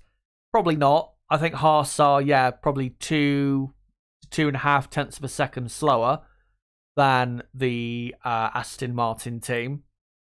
So, yeah, I think Aston Martin with Alonso will be fine in comparison to Haas. But what about AlphaTauri and Alfa Romeo? Because their pace was surprisingly good in that session. Now with AlphaTauri, if you do the tyre correction for what they did, they would have been right up there and actually quicker just about than Haas if they had done their times on the soft tyres. And with Valtteri Bottas, he was surprisingly quite quick, given that his best lap time was on the hard compound tyre. So I think actually going into qualifying, I think the pecking order might just be Ferrari quickest. Again, this is purely the pecking order for quali trim, not the entire weekend. Ferrari quickest, Red Bull second, McLaren third, Williams fourth, Mercedes fifth. I'm pretty confident on that top five. Aston Martin, probably 6th. Just ahead of, I mean, if you're judging based off practice 3, Alfa Romeo, you'd have to say 7th, given how good Valtteri Bottas's lap time was in comparison to the two Haas's who did theirs on the soft tyre. So, yeah, Alfa Romeo 7th, and then Haas or Alpha Tauri in 8th/9th. And Alpine, even though they didn't do, their best running at the very end of the session or near the end of the session, Alpine possibly have the slowest car this weekend from what I've seen from practice 3. But in terms of the top 5 teams for quali trim, Ferrari, Red Bull, McLaren, Williams, Mercedes, I'm pretty confident that is the top 5 teams for qualifying. Let me know in the chat whether you agree or disagree, and let me know, of course, in the poll running in the live chat, given what you've seen from Ferrari so far this weekend, and especially just about in practice 3 there. Will Ferrari take pole position today at the Italian Grand Prix? Yes or no? That poll will keep running the next, probably 2.5 hours. So you've got plenty of time to make mind up if you can't make it up immediately. My thoughts is, I think they will take pole position. I don't think they'll win the race, but I think they will take pole position for their home race. It would be their 4th pole position out of the last 6 Italian Grand Prix if they were to take it. Because, of course, they locked out the front row here in 2018, took pole in 2019, and then were on pole last year. And then, obviously, this year would make it, 4 out of the last 6 Italian Grand Prix, which is a really good record in qualifying. And they should be proud of that at least. But there you go. That is your final finishing order of practice 3 and all of the lap times and the gaps. And I cannot wait for qualifying, where we're definitely in, I think, for a few surprises. And I am very much intrigued to see where McLaren will be. Again, most likely, I think, 3rd best team, but maybe, just maybe, they have got something special in their locker. But let's just go back to this screen for the moment. And in about half an hour, we are going to be getting into the F2 sprint race. So let me just get up the, or let me just quickly type this. And let me just quickly have a look to see officially when the sprint race begins at Monza. Of course, in the next 20 minutes or so, I will get into the grid and what happened in qualifying and the championship standings as well, coming out of the last Grand Prix at Zandvoort. Don't worry. And as well, I saw someone in the chat, Josiah, saying Liam Lawson is a star. Yeah, what a session then. And if he can out-qualify Tsunoda and on pure pace in the race as well, outdo him, what a weekend that is. And that will definitely get Red Bull thinking, and not just Red Bull, but others thinking, if, Red Bull in the end don't have any room for him. Because, of course, Daniel Ricciardo, we think, will be back in the car, possibly at Singapore, most likely Japan. So the sprint race, starts in, in about 25 minutes, and it will be 21 laps at Monza. So let me just quickly get the timer on screen, as we've got officially 26 minutes remaining. So there you go. 26 minutes until the F2 sprint. So for the next few minutes, guys, make sure to post comments in the chat what your thoughts are going into qualifying, initially coming out of practice 3. And I will, of course, go through some of your comments. And soon enough, in the next probably in about 10 minutes time, I'll start posting the link out again to get people to come for the F2 sprint, and then we'll properly start getting into the build up to the F2 sprint itself. But just again, if you are new to the channel, don't forget to subscribe for more content like this, because we do qualifying and race watch-alongs for every Grand Prix. And tomorrow, I will be live 2 hours before the race starts at 12 p.m. UK time for the Italian Grand Prix race preview and watch-along. And then on Monday night, I'll be live for a weekend review at 8 p.m. UK time.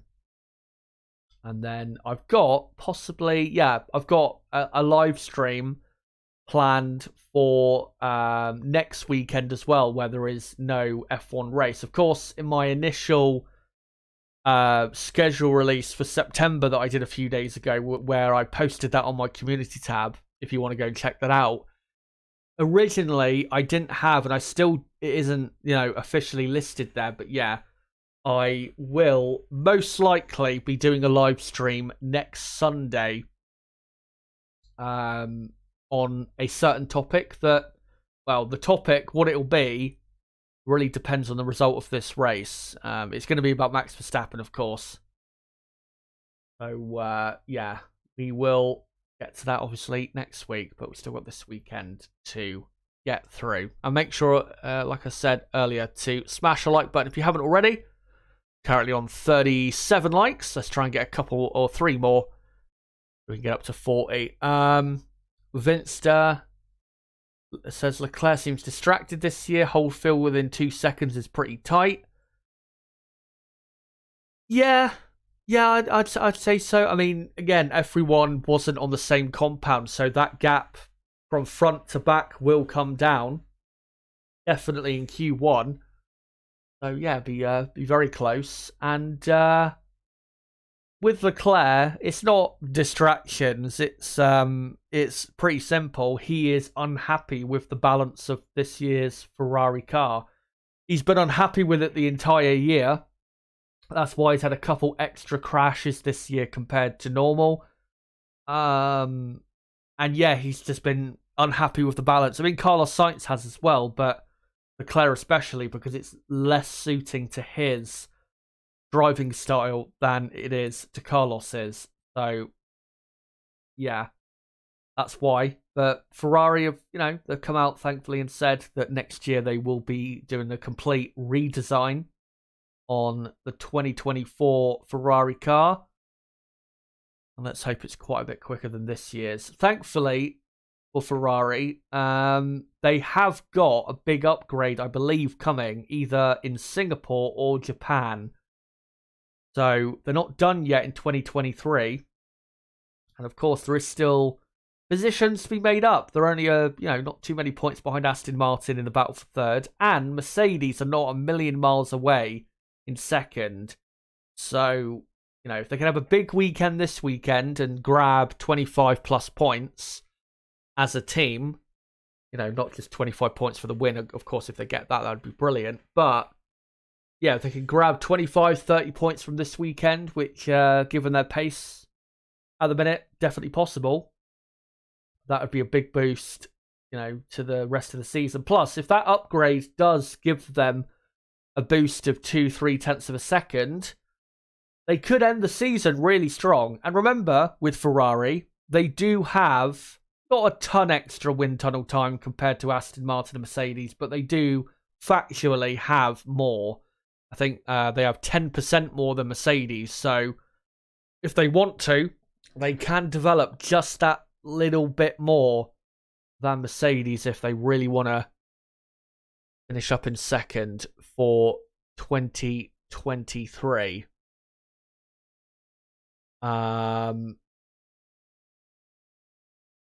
Leonard Sterling says Leclerc was 26-7 in aborted first run. I reckon he'll be Max's challenger. Leclerc with 27-0 in the second run. Cheers for letting me know that if that is true. Yeah, I think we'll see definite improvement from him. But we have to, state what is clear. We can't just ignore reality. Carlos Sainz is having a great weekend. He's topped 2 of the 3 practice sessions and looks quicker so far than Leclerc. Will it remain that way in qualifying? We'll find out. My prediction is still Leclerc will be quicker than Sainz, but again, we will find out later on. Qualifying gets underway in just over 2 hours' time, but firstly, before we get to that, the F2 sprint race we're going to get into in what, 20 minutes from now. Just gonna have a look on Twitter to see if there's any news I can bring you guys. And don't think so. Nope. Oh, this is big news.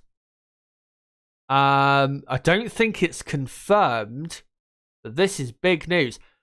You guys, do you remember? And this is not to do with Formula One necessarily, but I mean, this kid will be in Formula One by the looks of it, probably in 2025.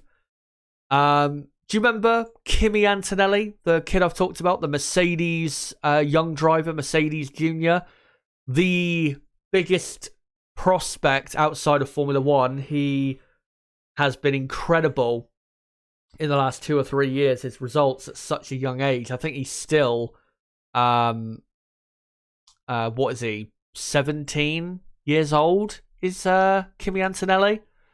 Italian. His full name is Andrea Kimi Antonelli. And yeah, 17 years old. And according to Motorsport Italy, Kimi Antonelli will be racing in Formula 2 next season for the Prema team, or the Prima team, whatever you want to call them. Don't think that's confirmed, but if that is true, oh my god, I am looking forward to this. Because I'm telling you guys, this kid, he is the next one, if you know what I mean. He is the next. I don't want to be too ambitious with my prediction, but from the talent we've seen, the results we've seen from him, he is quite possibly the next Max Verstappen, the next Lewis Hamilton, the next Fernando Alonso level of driver. And again, he's a Mercedes Junior.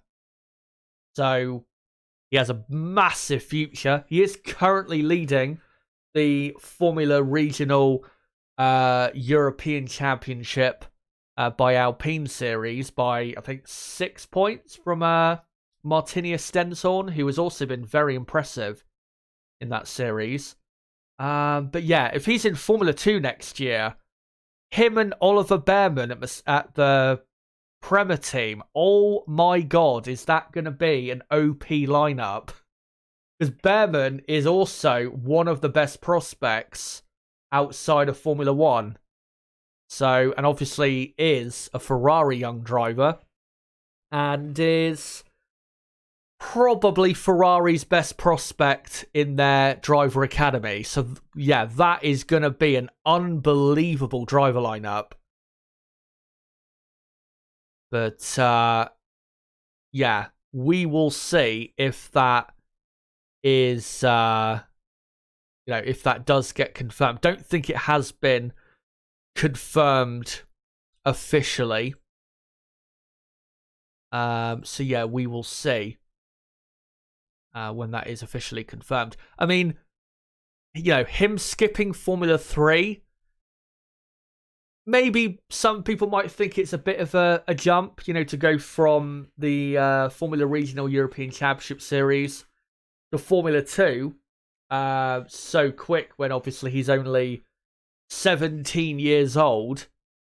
But given the results that he's had and the performances he's putting in at such a young age, and just how special of a talent he is, I think if he does turn out to be truly as special as what we're all hoping him to be, I think it's probably worth it.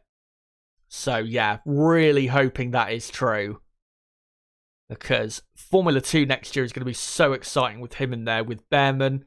Martins, of course, is a very talented young driver. Of course, was Formula 3 champion last year. He's really Alpine's biggest prospect. So, yeah, we will see. That I'd be so happy to see that. Yeah, it'd make next year very exciting. Right. Let me just have a look on Twitter to see if there's any other news. Just seen Mick Schumacher was in the Mercedes simulator until midnight last night back in Brackley, of course, here in the UK. But yeah, in a few minutes we'll get into Formula 2. Let me just read out the super chat from Turbo for $5. Thanks very much for it. There's breaking news on Sky F1. Paulie DeResta to replace Stroll. Aston Stroll is retiring to pump. Well, I'm not going to say the rest of that, but yeah, thank you for the super chat. I think when I said the last couple words there of Stroll is retiring to pump, I think you guys could imagine the rest. Right, so with about 15 minute or 14 minute now to go until the sprint race, let me just post a link of the stream out a couple times, and then we'll get properly talking about this Formula 2 race coming up.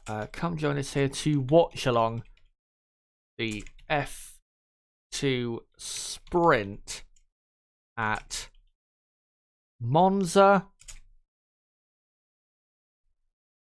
And yeah, maybe you haven't heard anything or not too much about that Kimi Antonelli kid, but trust me, guys, again, you're going to be hearing that name a lot in a 2-3 years time, because he will probably be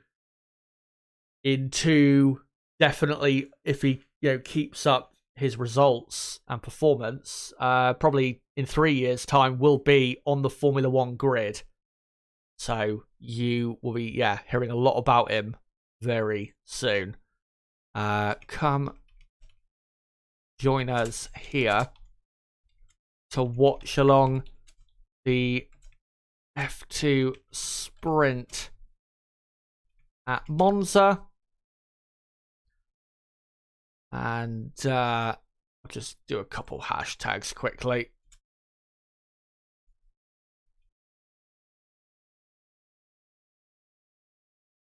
There you go.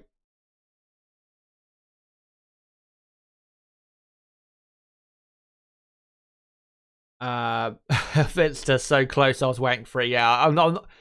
I want to try and keep the channel, monetized if I can. I don't want to go too overboard here.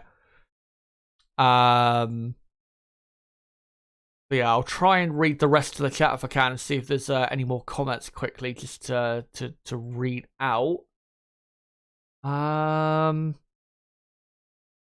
Brabhamor saying that Alfa Romeo livery is sexy. It does look very nice. Very, very nice livery. The Italian flag mixed in with the normal Alfa Romeo livery.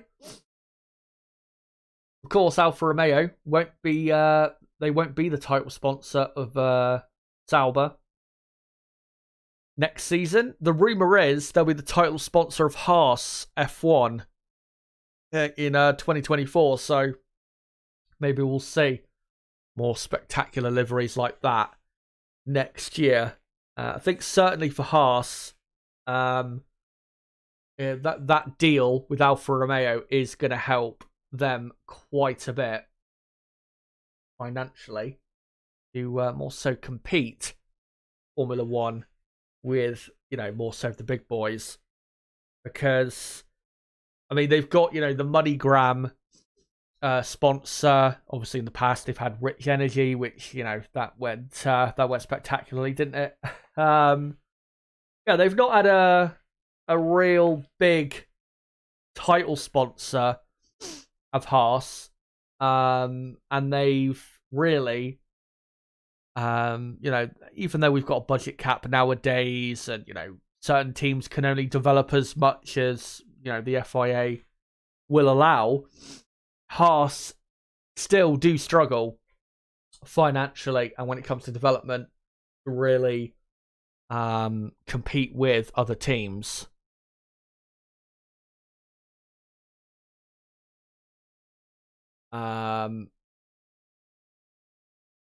Vince says my karate sensei, that's how you pronounce it, is also an Antonelli related. Probably not, but maybe. Let me just have a quick scan again of Twitter to see if there's anything I've missed from practice 3. Sorry, by the way, about my nose. Got a bit of a cold today. It's a bit blustery outside, so blowing pollen about.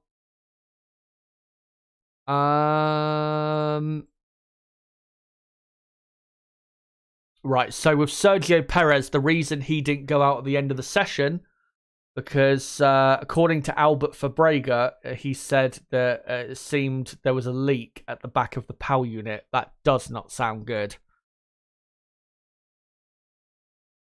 Is there anything else? Don't think so. No, I don't think so. So, yeah, that should be about it. Also, Toto Wolff yesterday said that Lewis Hamilton's 2-year contract extension was signed back in May.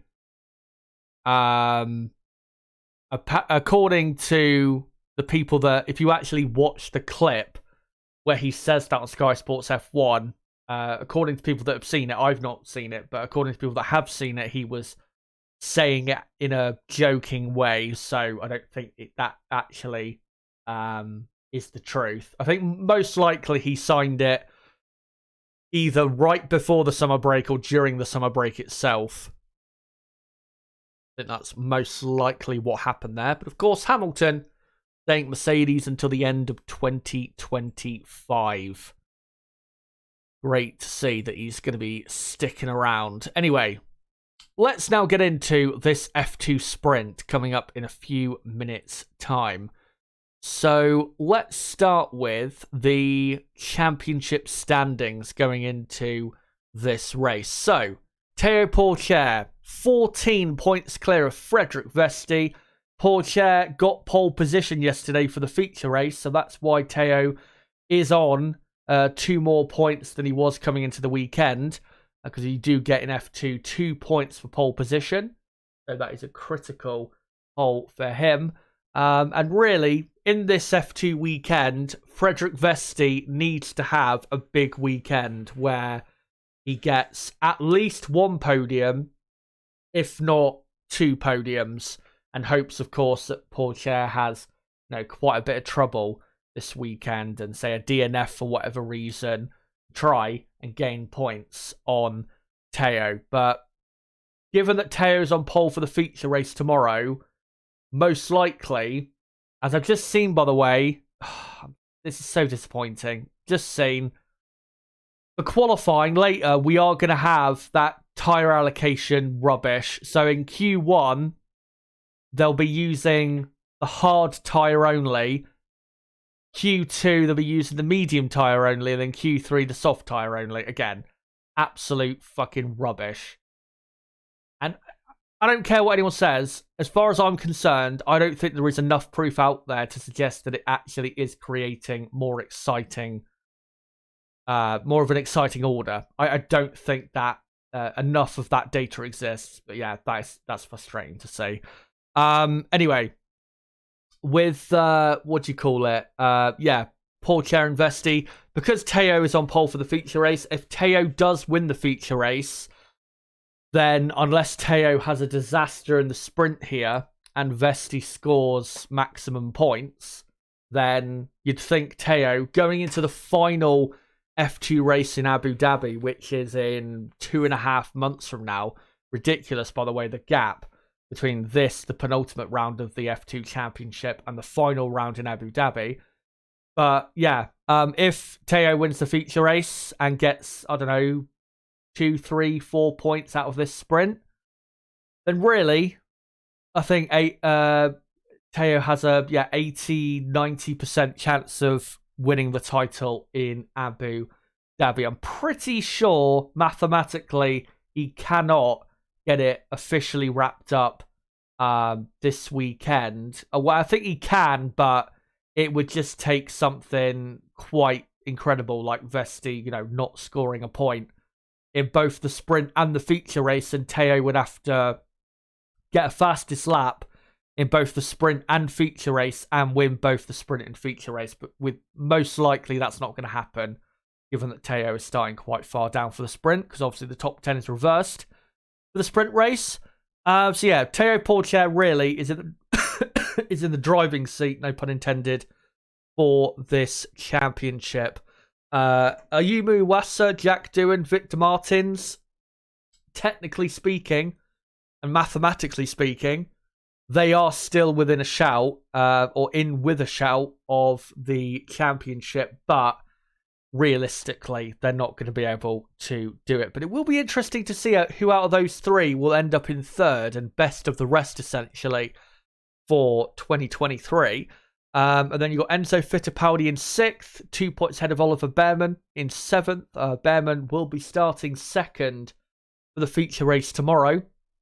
And then you've got Richard Verschoor for Van Amersfoort in 8th, level on points with Zane Maloney in 9th. And then P10 is Dennis Hauger, who had, I think, a very good, didn't he? Was it last weekend at Zandvoort? Didn't he win the sprint race, even though the race never really happened? Can't remember exactly, but yeah, he's in the top 10 of the championship. But yeah, championship-wise, it is between Teo Porcher and Frederick Vesti.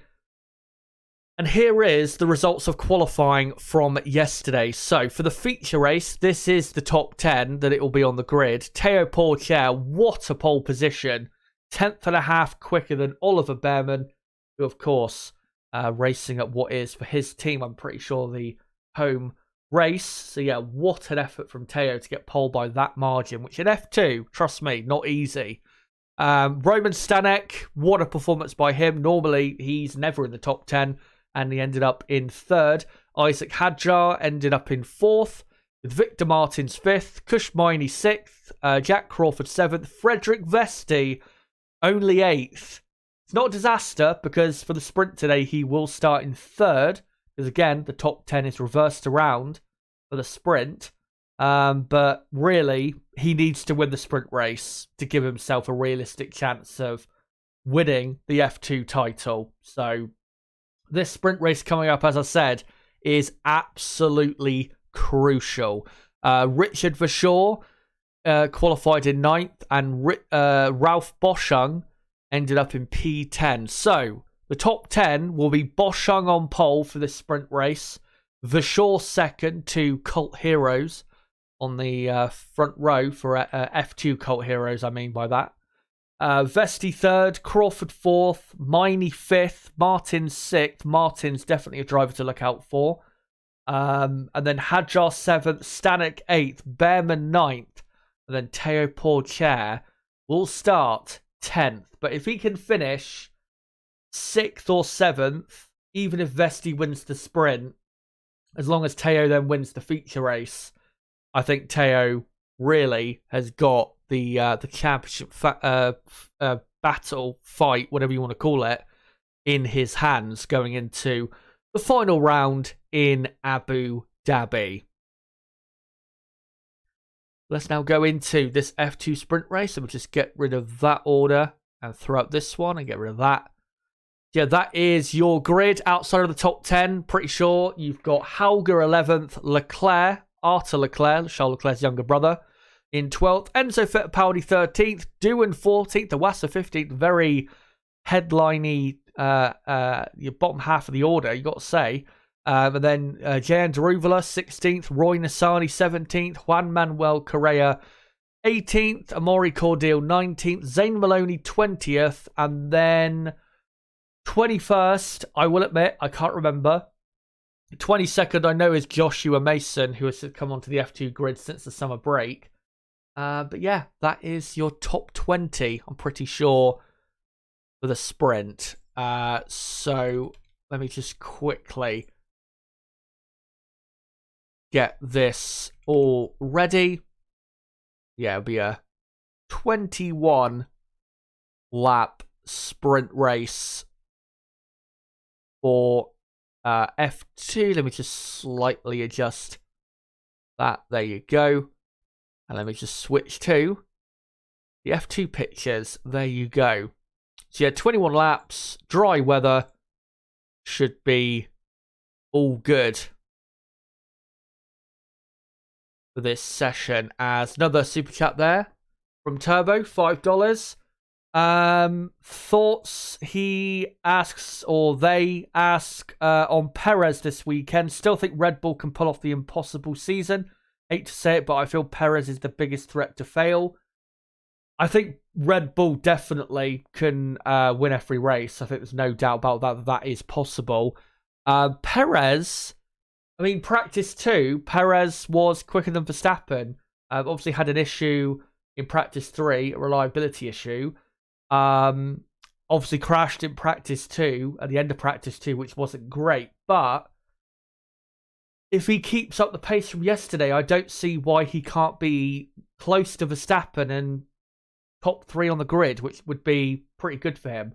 And yeah, it's Clement Novalak in 21st, and then Joshua Mason in 22nd as the formation lap has begun. And yeah, top 10 will be Boschung, Verschoor, Vesti, Crawford, Miney, Martins, and then Hadjar, Stanek, Behrman, Pourchaire. And like I said, Frederick Vesti is the one to look out for because he absolutely must win this sprint race. Give himself a realistic chance of finishing the year as F2 champion. And by the looks of it, if that news earlier that I just got into is true, that Kimi Antonelli, the very exciting Mercedes Academy driver, is going to be jumping onto the Formula 2 grid next year for the Prema team, then Vesti, his seat might be at risk going forward in Formula 2, even if he doesn't win the championship.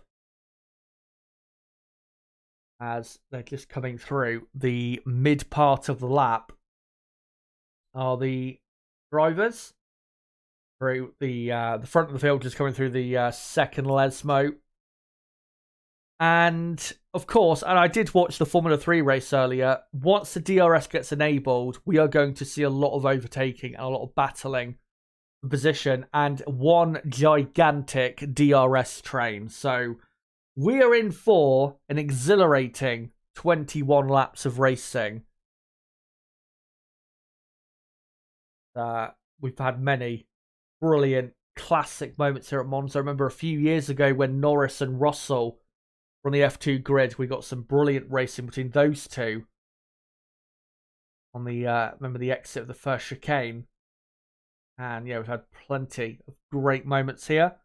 As we're on board with Teo Pourchaire on the broadcast, yeah, if he can just get into, I'd say aim for the top 6, then that would be satisfactory going into the all-important for him feature race tomorrow, where he needs to pull off the win. As the front of the field just coming round, the exit of Parabolica, and soon enough they will be lining up on the starting grid. Of course, in the sprint race, you don't have to pit, so not expecting any pit stops. As front half of the field, just getting their tyres warmed up, as we're just on board here with Victor Martins, who's had a good second half of the season. Not perfect by any means. He did a bit of a poor driving error in Holland in the feature race where he blatantly pushed, I think, Behrman off the track. But in terms of his own performance, he's had a good second half of the season and is one to look out for next year in the fight for the F2 title, possibly between him, Behrman and Antonelli. Maybe even throw in a Vesti, Iwasa and Doohan as well. F2 already for next year. Looking exciting. But we only care about Formula 2 this weekend in 2023 as all the cars have now lined up. And the green flag now waves. The lights are now on. It's 2, 3, 4, and 5 lights. And away they go. And Boschung gets an okay start. Brilliant start from Vesti. Just what he needs. Instead, 3 wide into turn 1. Can Vesti get the position? Oh, massive lock-up from Ralph Boschung. Double lock-up. And he goes straight on and through the escape road as Verschoor is the leader from Vesti in second. And Vesti actually just goes around the outside, but they're still side by side. And no, Vesti gets the lead critically for his F2 championship challenge, as Watchalong has rejoined in 4th place, it looks like. As car going off there in the background, Behrman looks like he's not had a great start. He's side by side with a car in there, probably of Enzo Fittipaldi.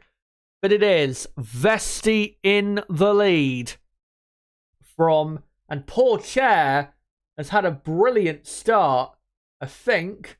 Yeah, I think he's climbed a position or two, so that's a good start for him. So Vesti in P1, Bashaw in 2nd. I'll just wait to confirm who's 3rd and 4th. Someone at the back there, I think, has broken their front right suspension. A bit of contact there at the back. Didn't quite see what happened.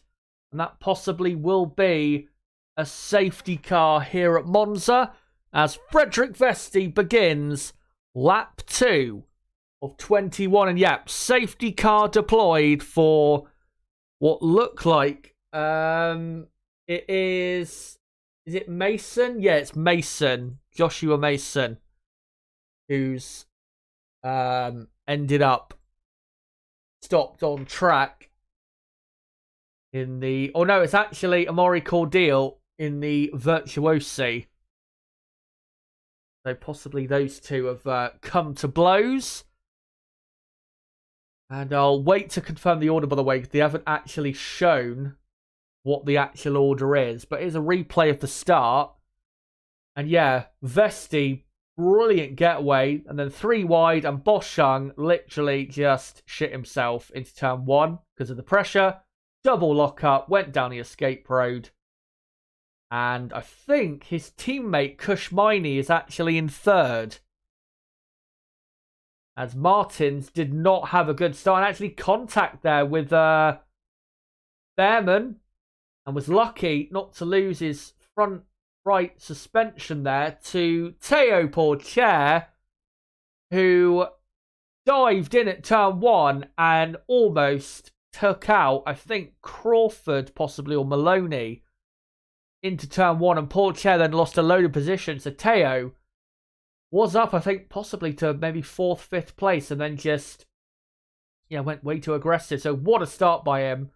He is currently, by the way, in 8th place, is Pourchaire, so that is still a good start for him. But yeah, it was up to about 4th, 5th place, made the dive on, I think it was Maloney, jumped across the sausage curb a bit, and then lost a lot of momentum on the exit, and that's how Martins, his teammate, who's 1 position ahead of him, got back ahead. Hopefully no damage there to the ART. As Pourchaire then overtaking the Red Bull livery car, not quite sure which car that is. He got past it, and he got up to, and he is in 8th place. Here's a replay on board from Frederick Vesti. Yeah, initially, what a start. Straight into the slipstream, then pulls over to left-hand side. And then, thankfully for him, Watchalong takes the attention away by going deep. And then Richard Verschoor goes deep into turn 1. Vesti gets a better exit. And then that's how Vesti gets past through Curva Grande and up to the 2nd chicane. So perfectly engineered start there from Vesti. Drove pretty much perfectly through there. And yeah, pretty sure it is Miney in 3rd, and then Watchalong in 4th place. And that's a replay of, yeah, not quite sure who. I think it might have been Maloney who spun around Cordial there at the back. As also noted the collision between Pourchaire and Crawford at turn 1 on the first lap. It would be great, though, if they could show on the broadcast what the actual order is, because we have no idea at the minute. So, there you go. So, the order is Vesti on lap 3 under a safety car. Frederick Vesti leads critically for his championship from Verschoor 2nd, Miney third, Boschung fourth. Crawford is up to fifth. And then Isaac Hadjar is sixth. And then you've got Martins in seventh, with Pourchaire in eighth place. So the two ARTs looking, they'll be looking decent, I think, on this restart. And then you've got Dennis Hauger in ninth. Of course, he started in 11th. Roman Stanex had a bit of a poor start. He's down to 10th. And then Enzo Fittipaldi, good start for him, up to 11th place. With Behrman, very poor start for him, 9th he started, now down to 12th. And then Arthur Leclerc, 13th. With Jack Doohan, 14th. Daruvala is 15th. With Iwasa in 16th. Iwasa, by the way, his season really has fallen apart as of late. He was looking so good for the possible F2 title earlier this season. And then Juan Manuel Correa is in 17th. 18th is Roy Nissany. And then 19th is Clement Novalak. As we're on lap 4 now. Safety car still out. And then 20th, I think, might be Zane Maloney. I will just quickly have a check. So let me just quickly look on the live timing of the Formula 2. And yeah, Zane Maloney is 20th. Joshua Mason is 21st. And Cordeal is out of the race because of that collision. By the way, I can see we're on 47 likes. Let's try and get up to 50 if we can in the next few minutes or so. But yeah, still quite a while to go in this F2 sprint. Another 15, 16 laps. And at the minute, Vesti in the most ideal, of course, position. And Pourchaire, as it stands, heading for only 1 point. And Vesti heading for 10. And that would cut the gap down as the safety car will be in at the end of this lap. Good to see. What do you call it? Yeah, the gap would be cut down to just 5 points going into the feature race. Putting a lot of pressure then on Pourchaire.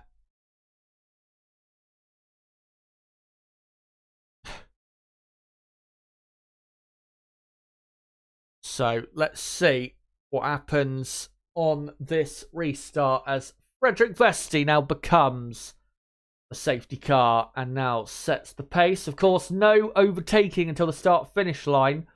In the Formula 3 race earlier, the leader did not actually get going until literally the start-finish line to avoid being slipstreamed down to turn 1. And it did actually work very well. So I'm wondering if Frederick Vesti was looking at that Formula 3 race earlier, whether he will try the same thing and wait until the very last moment before get going again. We will see.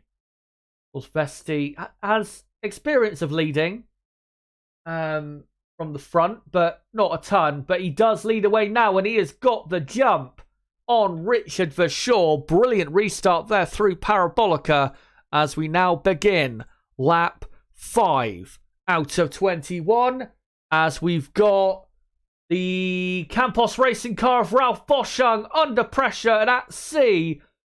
And Crawford is up to 4th. Is Hadjar.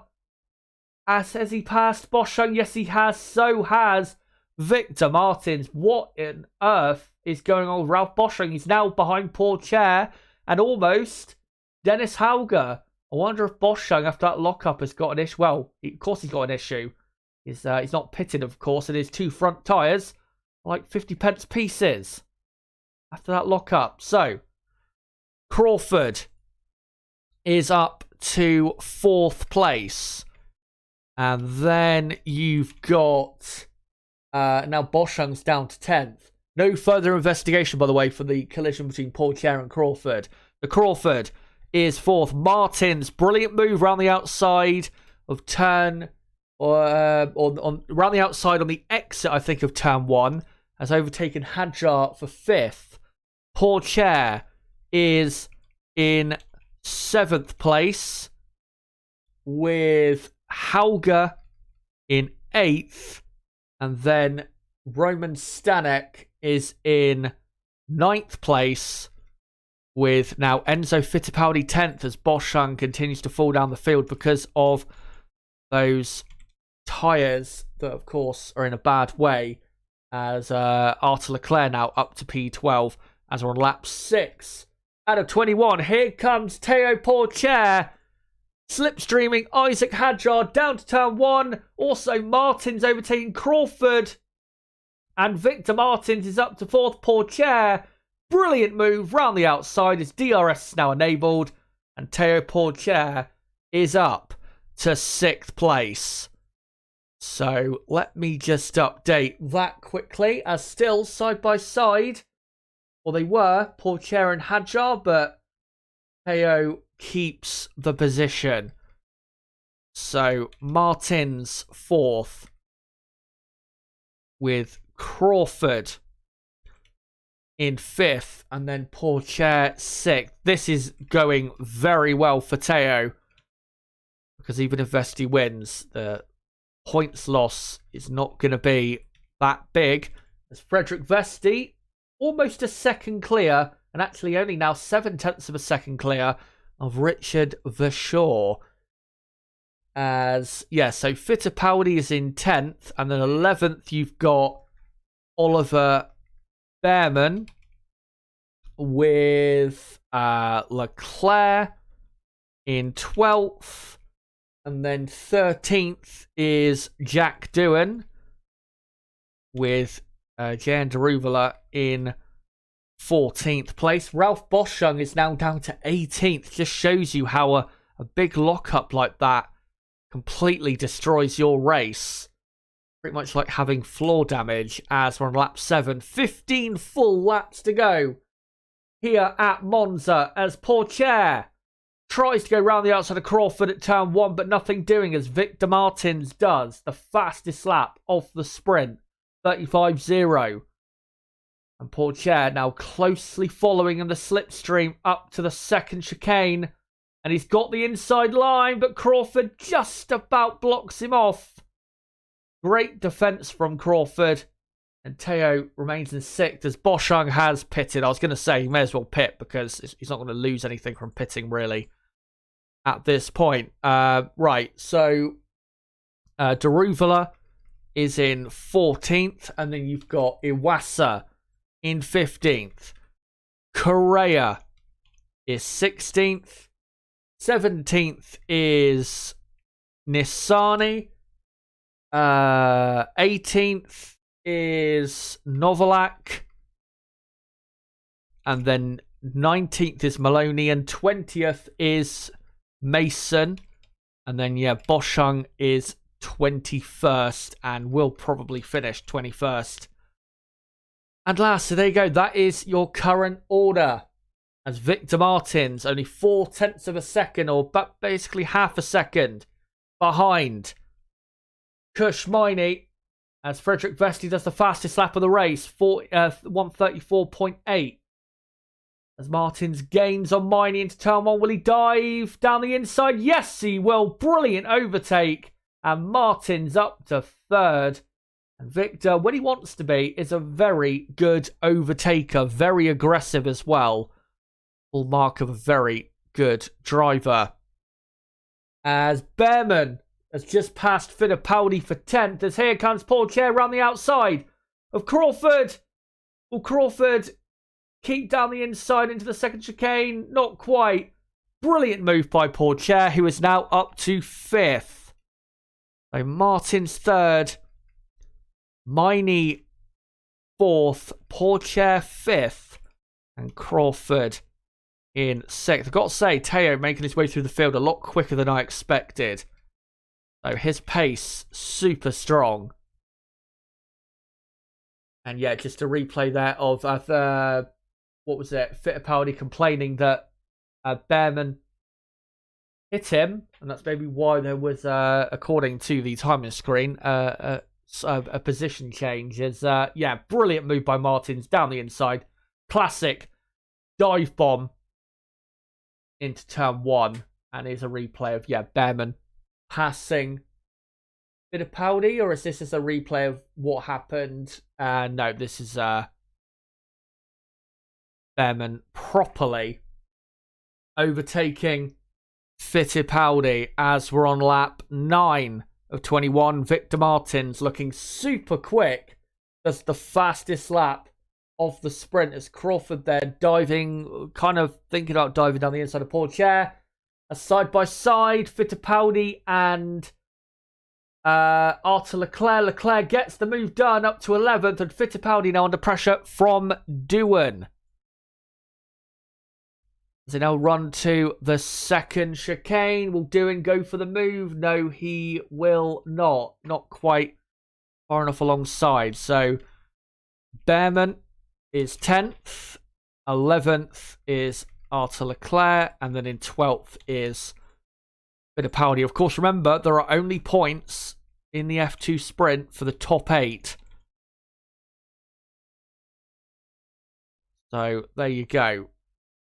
As, yeah, Frederick Vesti leading from Richard for sure. Martin's 3rd, Miney 4th, Portier 5th, Crawford 6th, Hadjar 7th, Algarate, Stanek 9th, Behrman 10th, and then it's Leclerc, Fittipaldi, Doohan, Daruvala, Iwasa, Correa, Nissani, Novalak, Maloney, and Mason. As Portier not exactly breaking away from the two high-tech cars of Crawford and Hadjar. Of course, running the Red Bull livery as Frederick Vesti now begins lap 10. Another fastest lap for Victor Martins, who's just over a second behind for sure. So that's another fight to look out for. Probably going into lap 11 as we're just starting lap 10 now.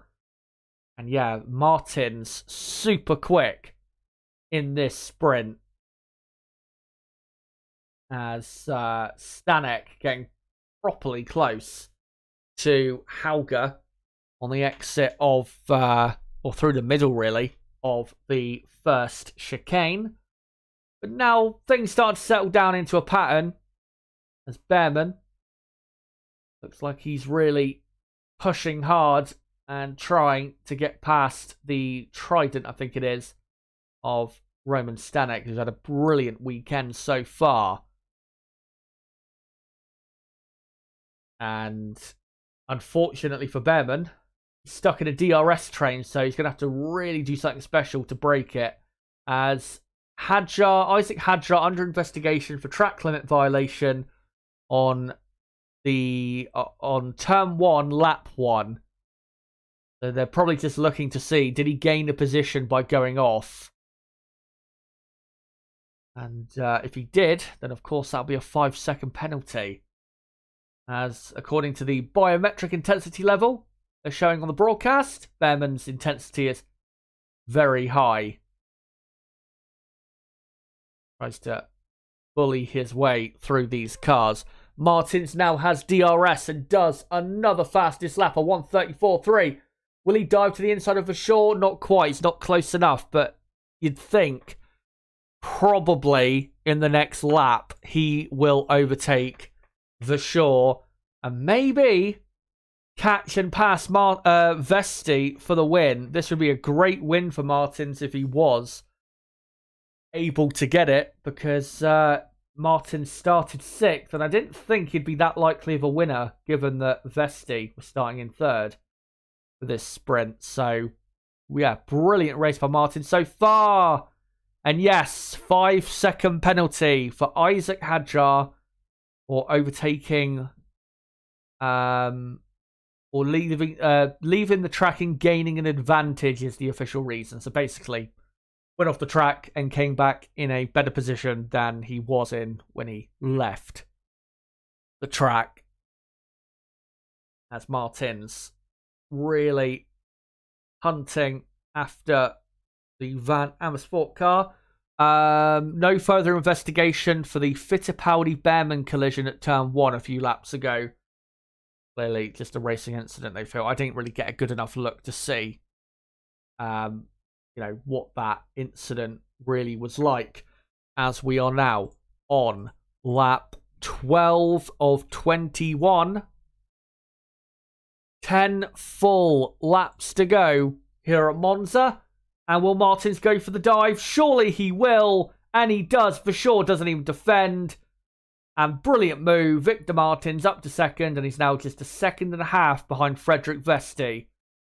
And with the pace he's got, I think, to be honest, he probably is going to win this sprint race. By the way, Ayumu Iwasa must have had an issue. Or gone off track somewhere. And yeah, I think he's actually got an issue with his car. He's now slipping down the field as Hadjar has passed Jack Crawford for 6th place. Crawford, though, has got him back. So, positions changing there. As we've got a yellow flag, and it's for Roy Nissany. And he has spun in the middle of the second chicane. And it looks like he may have stalled it, which, if that is the case, will have to be probably a virtual safety car. Or maybe even a full safety car. So Martins is up to second. Verschoor is in third. Full safety car. Full safety car. So, 15th is Correa. 16th is Novalak. And then you've got Maloney in 17th place, with Mason in 18th. Iwasa is still in the race, but I do wonder if he's got an issue because he just lost about 4 or 5 positions right before Nissany spun. And here is what happened to Nissany right before that. He had a slight collision there with Correa at the first chicane, was it? I think. Yeah, they went down the inside of Correa at the second chicane, clipped the back of him, and that to me just looks like Nissany. Correa was clearly ahead, and Nissany was just putting his car in a gap that was always going to close. That's just another replay of how Martins overtook Verschoor, who is probably just trying to manage things and secure the podium. As we are now on lap 13 of 21. And yeah, Iwasa in the pits. So clearly there is an issue with his car. And towards the rear of the car. And I'd imagine he is, out of the race. As Novalak has actually pitted. I think. I'm pretty sure he has, because he's now down to 18th. So it's Maloney in 16th place. 17th is Mason. 18th is Novalak. And then 19th is Ralph Boschung, who now with this safety car is on fresh tyres. Watch out for him. He might just make quite a bit of progress through the field. And then 20th is going to be, it's probably Iwasa, but I think Iwasa is out of the race. So, yeah. Let me just adjust the lap counter there. And, yeah, there you go. Safety car, still out, and it will remain out for another lap. Sub93 asking, when does qualifying start? Qualifying starts in an hour and 15 minutes, so we're not that far away. There's probably another, once we get going again on with this F2 sprint, we've probably got another 12 to 15 minutes left of this sprint. And then as soon as we're done with this, we'll be straight into the build-up to qualifying. Should be about an hour long, the build-up. And then, of course, we'll be into the actual session. And reminder, qualifying will unfortunately have that alternate tyre allocation. So the teams will only be allowed to use the hard tyres in Q1, mediums in Q2, and the soft tyres in Q3.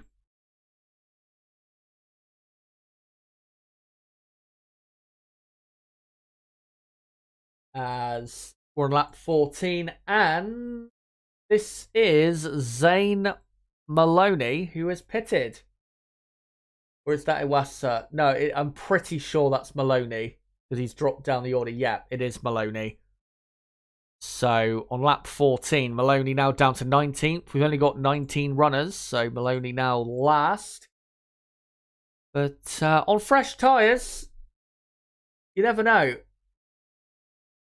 You just never know, what he could snatch in the end. So yeah, Mason is in 16th now, with Novalak in 17th place. As I think now they have cleared. They have now cleared Roy Nissani's car. No sign yet that the safety car will be coming in. I'm pretty sure it's going to stay out for another lap. I think they would have said by now whether it was ending or not. Oh yeah, Boschung 18th, 19th, Maloney, and yeah, Iwasa in 20th, just so you know, is out of the race. And the other drivers out the race, Amaury Cordial and Roy Nissany. Yeah, Iwasa, his season really has fallen apart. He's only, 4 points clear of Doohan in the championship. Doohan, though, is not heading for any points, thankfully, for Iwasa. Martins is 12 points behind. And Martins, at the minute, obviously this safety car helps him a lot because before that safety car, he was a second and a half behind Vesti and had work to do to at least catch Vesti, never mind pass him. And now, of course, he's tucked right up behind him. So if Martins wins and keeps the fastest lap, then Victor will be up to 4th in the championship and will be, 3 points behind Iwasa, who will be 3rd. And Martins will actually keep himself with a small chance of winning the F2 title. So, yeah, like I said, he has had a great second half of the season. Still not perfect. He's, not perfect driver. Nobody is. There's Joshua Mason here coming into the pits for a pit stop. So clearly they're going to go for it at the PHM Racing team. So Novalak now up to 16th as safety car, they've just announced, will be in at the end of this lap. So it's lap 15 at the minute.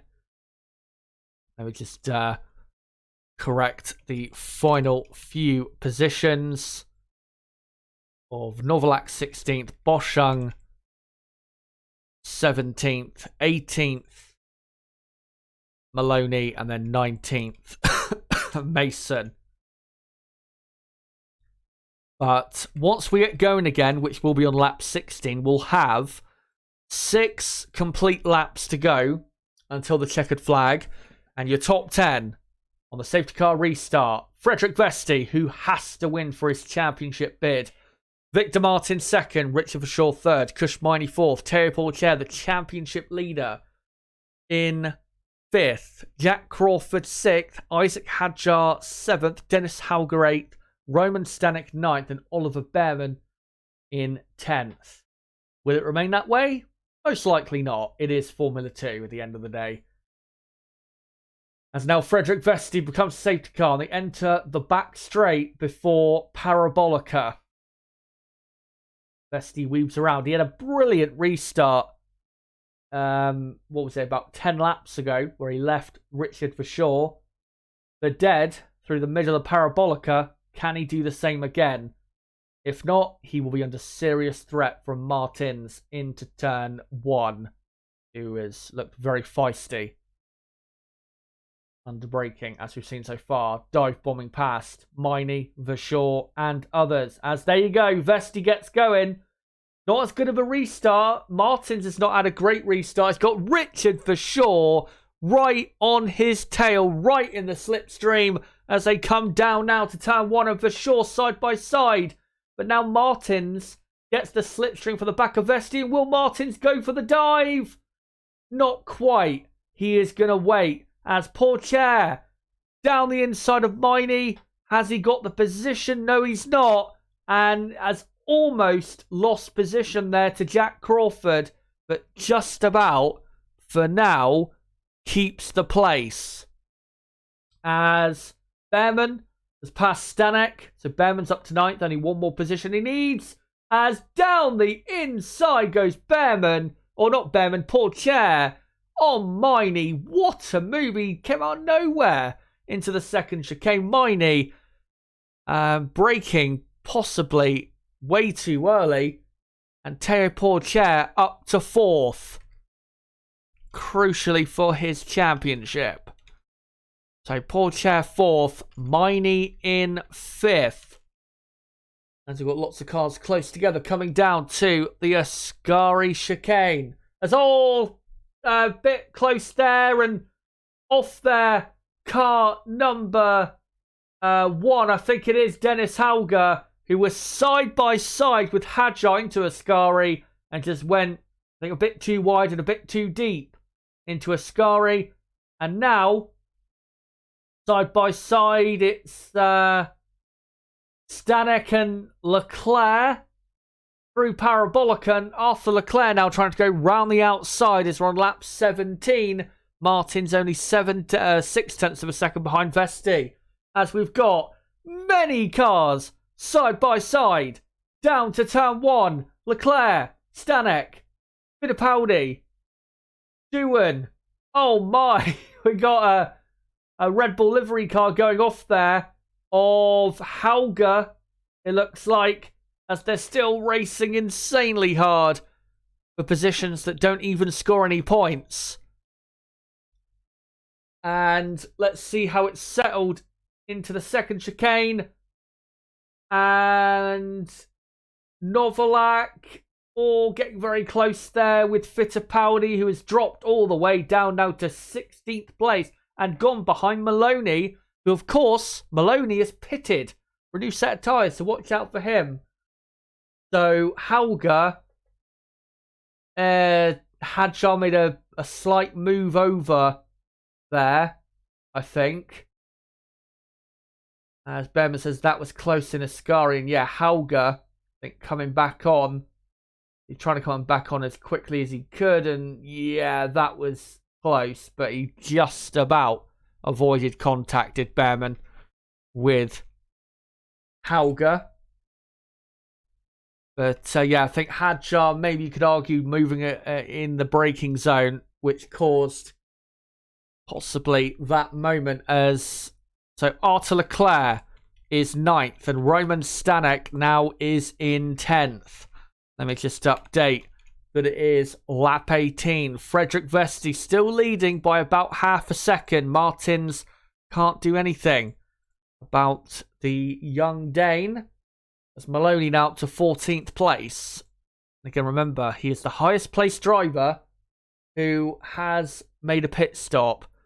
So Stanek in 10th. Doohan in 11th. Novalak is in 12th place. And then you've got Hauger all the way down now in 13th. With Maloney in 14th. Correa in 15th. Fittipaldi all the way down now in 16th place. And then 17th is Boschung. 18th is Mason. And 19th and last, somehow, no idea how, is Jan Daruvala in the MP Motorsport car. As we're about to go on to lap 19. Martin still not making any progress, but I think DRS is about to be enabled. That certainly will help. As we've got quite a train behind Vesti of Martins, for sure, Pourchaire, Miney. Just over a second behind Miney is Crawford. As yet, DRS now enabled. And this is where it gets tough with 3 full laps to go of this sprint for Vesti, who has to hold on if he's to give himself a chance of becoming Formula 2 champion. At the minute, Vesti heading for 10 points. Teo Pourchaire heading for, I think, 5 points, which would cut the gap down to just 9 points going into the feature race tomorrow. But Martins really closing up now. Now the DRS is enabled. As Crawford in the background just touching the gravel, as he's under pressure now from his teammate Isaac Hadjar. As Mason, good to see, passing Boschung for 17th place. Of course, he's another driver who pitted for a new set of tyres. So Mason 17th and Boschung in 18th. As now onto the back straight, heading into Parabolica. Martins about half a second behind. Needs to have a really good Parabolica here if he's going to give himself a good chance of a dive bomb into turn 1. Vesti, though, does get a very good exit. Gained back about a 1/10 of a second through the exit as he begins the penultimate lap of the sprint. As the 2 high-tech cars very close coming into turn 1. Hadjar having a look at Crawford, but still not close enough really to think about a move. As Vesti, yes, still holding on in the lead. But Martin's now gaining in the slipstream up to the second chicane. Still gaining. And close, but not close enough for a move. As Crawford and Hadjar still very close. Just a bit further back. As now, Miney has dropped over a second behind Pourchaire. So it is a 4-way fight for top 4 positions between Vesti, Martins, Verschoor and Pourchaire. As now into Ascari, Martins closes the gap to just 0.4 of a second. And what's the gap on the exit? Oh, it's now up to 0.6. But now, I think the gap, as they're going to enter Parabolica, will be slightly shorter than it was before. About 0.5 shorter. Needs a good Parabolica here, Martins, if he's going to win this race. And he doesn't quite have it. As Frederick Vesti now begins the final lap of the sprint. Can he hang on for a crucial sprint race win? As Martins has got Verschoor very close to him. Going into turn 1, Verschoor not close enough though to actually overtake us. Crawford and Hadjar have swapped positions. And Isaac Hadjar is up, I believe, yes, to 6th place. So let me just quickly update that. As the French driver up to 6th. Crawford, though, the American, coming back at his teammate, but not able to overtake. So Hadjar really should keep the position. As we're entering the final few corners now of this sprint. And yeah, Vesti, a gain of 5 points on Pourchaire. Given the gap's only 14 points at the moment, that is a healthy gain. And it puts the pressure on Teo to get the job done tomorrow. And if he doesn't, then Vesti, who's starting in 8th, will have to deliver his end of the bargain. It's coming to Parabolica, still close, but surely Frederick Vesti is going to win the sprint race here at Monza as he comes through Parabolica, and Frederick Vesti takes a crucial win. And if he does win the F2 Championship, we'll look back at that as a really crucial moment in the F2 title race. Victor Martins finishes 2nd and gets the fastest lap. as Isaac Hadjar, because of that 5-second penalty, drops down to 12th. As Victor Martins finishes second, Richard for sure third, Teo Porcher, he'll be happy with 4th, and then Miney 5th, Crawford 6th, and then it will be Behrman in 7th. A couple points there for Behrman, who I think draws level in the championship in the battle for 6th. And then you've got Leclerc in 8th place. So Arthur Leclerc grabbing a point. Good for him. Roman Stanek finishes in 9th. Jack Doohan finishes 10th. He'll have to have a good race tomorrow. Starting 13th. He's had a poor qualifying session. Clement Novalak 11th. And then as Jack Crawford has been given a time penalty. 5-second time penalty. For what for? The track limits. So, that's such a shame for the high-tech team. Both drop out of the points-paying position. So, it is now Behrman 6th. Arthur Leclerc 7th. And then 8th is Roman Stanek. That's great for him to get a point. Jack Doohan 9th. And then P10 is Clement Novalak. Great race for him. He started Clement in 21st position. And then it will be in 11th. Should be Dennis Hauger. I'm pretty sure in 11th. And then Hadjar 12th, and I think Crawford ended up in 13th, wasn't it? I'll just quickly check the F2 timing page to see the rest of the positions. Just give me a moment, guys. And yeah, so Hadjar actually promoted up to 11th. Ahead of Hauger.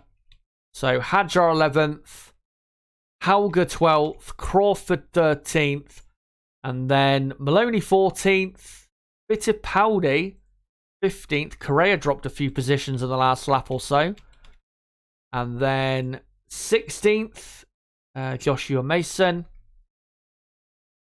17th will be Jan Deruvala.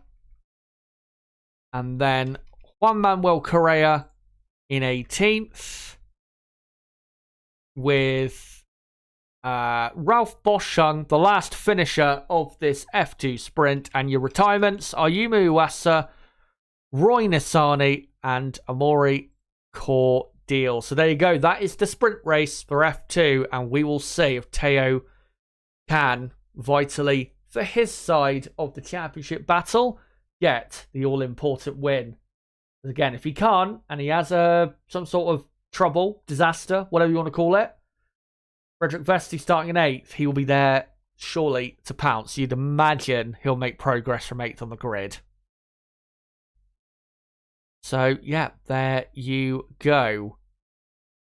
Let me just get rid of all of that stuff. And go back to this. And actually, let me just quickly get rid of a couple of these graphics, just so the stream will run in a bit better condition. We'll get onto that qualifying prediction a bit more in detail later. But now, guys, we have got just under 1 hour until qualifying starts at Monza. So not long. The main event of the day. Let me just get the timer on screen. As officially, we've got 56 minutes to go until qualifying does begin. Actually, let me hide the timer again and I'll reset it because I think it's a bit off. Just wanted to show quickly. This is the next 2 pieces of content on the channel, and make sure to come along to them if you can. And if you are new to the channel, make sure to subscribe for more content like this. We do qualifying a race watch along every Grand Prix. And yeah, tomorrow will be live at 12 p.m. UK time for the race preview, then the watch along. And then on Monday night, I'll be doing a weekend review live at 8 p.m. UK time. Make sure to come along to it. And of course, make sure to smash the like button. Right. There you go. 55 now minutes to go until qualifying begins. And yeah, we're on 52 likes. Let's try and get up to, I don't know, 60 plus in the next, 20 minutes or so. I think what I'm going to do, just quickly, is I'm going to mute my microphone for a few seconds and have a drink. Because, we've nearly been live for 3 hours. And I'm still going to be live for another 2.5 hours, pretty much. So, yeah, I'll just have a quick drink. And then I'll be back with you guys in a moment.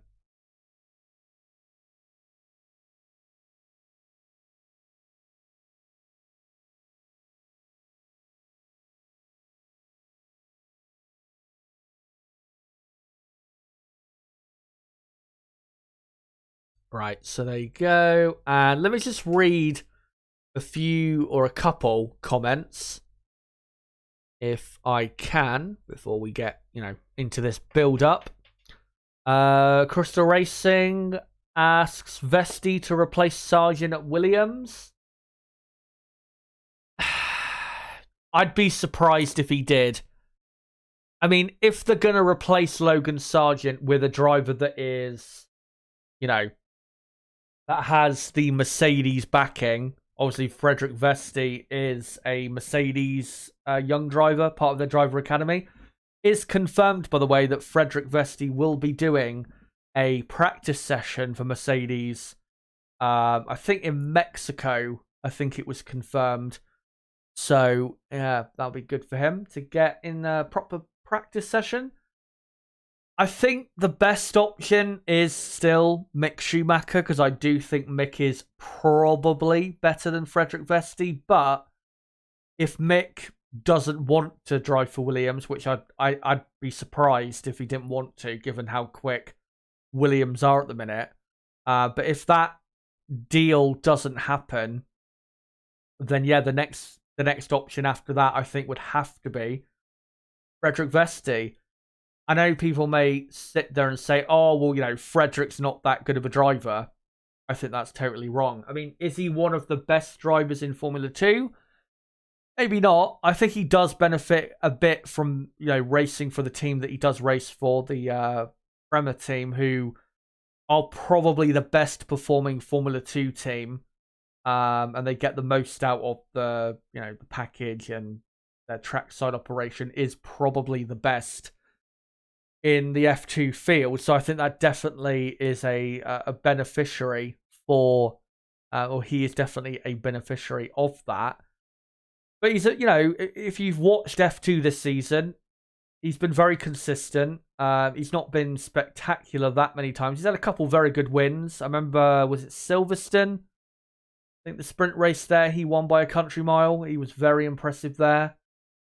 He's had a couple really good drives, but mainly it's just been really consistent, which is the hallmarks of a good driver, is consistency. But I don't think, in terms of raw performance, I don't think he's one of the top three, say, on the grid. I think Pourchaire is better than him. Victor Martins, I think, is better than him. And I do think Oliver Bearman, his teammate, is, in terms of talent, is definitely better than him. The only reason Vesti is ahead of Bearman is because Vesti has a lot more experience, is a bit older. And Bearman, obviously, because of how young he is, I think Bearman's, 17, 18 years old. He hasn't quite got that consistency together. But once Bearman does, Bearman's going to be probably in Formula 1 in 2025 or maybe even 2026. So, yeah, I mean, it's an option for Williams, but I think that the main choice, if they're going to replace Logan Sargent, the main choice has to be Mick Schumacher, because I think realistically he's probably the best driver they can get. And you know, an Albon Mick Schumacher driver lineup, I think, would be quite a bit stronger than what they've got now, because Logan Sargent hasn't really been pulling his weight. And I know it's his debut season, but that's not an excuse to be miles off the pace that he should be on. Right, so yeah, we've got what, 50, yeah, just under 50 minutes to go until qualifying. Just wanted to say before I go through the teams and just give a quick roundup of how I think they'll do, all the teams in qualifying and the drivers. There is a poll running at the top of the live chat. The poll is, or I'm asking the question of, will Ferrari take pole position today at the Italian Grand Prix? In my view, yes, they will. I'll show my full top 10 prediction in probably 15-20 minutes time. Let me know what you think. Do you think they can? Do you think they will deliver on the really good pace they've had in practice so far? Or do you think Red Bull will still prove to be too quick in the end? That's what I want to hear from you guys in the chat. But yeah, let's just get into the teams, and I will make sure as well in probably 20 minutes or so to repost the link of the stream out as usual. Right, so yeah, Red Bull Racing, let's just go through them. Not as quick this weekend as maybe you could say as expected. I always thought Ferrari this weekend would be, you know, very quick. I thought it would always be a close fight in qualifying between the Red Bull and Ferrari teams. So I'm not surprised, really, that those two teams are so close on performance. I mean, coming into the weekend, I did predict Max to be, I think, on pole by like 1/10 of a second from Leclerc. But what I've seen so far, Ferrari have got the edge on Red Bull over a single lap. Carlos Sainz has looked super quick. Sergio Perez, man on your screen, quick in practice too, but has had a few issues. Obviously crashed in practice 2, the very end of practice 2, and then had a possible power unit leak in practice 3. So it's not been a smooth running for Perez in practice so far, but if if that confidence from practice 2 is still there, then I don't see why Perez can't qualify in the top 3 and be, in terms of lap time, not too far from his teammate, which would be really as expected and really would be, perfectly, or not perfectly, ideally what Red Bull would want from him is for him to be not too far away in terms of lap time and secure a decent position. For Max Verstappen, though, if he's going to get pole, he's going to have to show the entire world today, especially Italy, who he's really going up against. Because obviously all of Italy is behind the Ferrari team. Yeah, he's going to have to show the entire world why he's the best driver in Formula 1, because I think the only way he gets pole today is if he puts in a special lap. If he puts in a good lap, but not a great lap, then I don't think most likely that will be good enough for him to actually get pole position, and he'll end up most likely at worst in second place, which is not obviously bad. He's going to win the race anyway, let's be honest, even if he starts second or even in third place. I don't think it really matters where he starts the race, because the Red Bull is just that quick over the race distance. But I think, yeah, if he gets pole, it'll be because of either a driver error or an error by the team, Ferrari team, in qualifying, or Max produces a special lap and Ferrari drivers of the Ferrari team will have to just sit there and say, too good. We tried our best, but we're going up against the best driver in the world and the best team, of course. But aren't necessarily looking like the fastest team, our Red Bull. coming into qualifying. But yeah, it's going to be a very exciting fight between them and Ferrari. Just touching on the second place team of the championship, Mercedes. Pace looks better compared to practice 2 yesterday. And they did end up in third with Lewis Hamilton, but I think in reality, they are not really that quick. McLaren, of course, did not show their proper pace. Alex Albon was only 0.6 of a second slower than Lewis Hamilton on the hard compound tyre when Hamilton was on the soft. So Williams are probably quicker than Mercedes over a single lap. And you would imagine if McLaren keep up the pace from yesterday, then yeah, Mercedes are probably the 5th best team coming into this session, which is not good, of course. Mercedes, they don't race to be the 5th best team. They race to be fighting for pole position and the race win. And of course for championships as well. But yeah, I think they are 5th best team. Lewis Hamilton, good to see in practice 3 that he looked a lot more happy with the balance of the car. Now looks like he's really tuned in and was, quarter of a second quicker than his teammate. So yeah, Lewis is driving absolutely fine. It's just Mercedes don't have a quick car. So yeah, driver performance I don't think really is the issue at all for Mercedes. It's the car just isn't suited very well to this circuit. And at the minute, you have to say Mercedes are not having that great of a time. And I think they've been a bit disappointing with their pace in the last, few Grand Prix. So yeah, Mercedes, I think the best I can see is a 4th row for the team. If they were to get, Hamilton onto the 3rd row, I think that would be a really great effort and would be really the maximum they could get in this qualifying session. I'd be, quite surprised if they get anywhere close to Ferrari and Red Bull, who to me look like they're clearly the 2 quickest teams here at Monza. Probably in race conditions, you'd have to say, as well. So yeah, not looking great if you're a Mercedes fan, and also not looking great if you're an Aston Martin fan. Lance Stroll, thankfully, did a lot of laps in practice 3 to recover from the lack of laps he did yesterday. So Lance hopefully has a bit more confidence. I got to say, though, his pace was definitely not good. I think it was 0.4 of a second, if not further behind. Maybe 5-6 of a second behind teammate Fernando Alonso. So yeah, not good in terms of pure performance. For Fernando Alonso, though, Fernando's doing the best he can. The Aston Martin car just isn't quick. We know that around this circuit, Aston Martin, there's no real part of the track that does suit their car. So yeah, this was always going to be a weak race for them. They look to me to be the 6th best team, the weakest of the Mercedes-powered teams, which is, again, it's not a surprise. They're just waiting for the weekend to be over, really.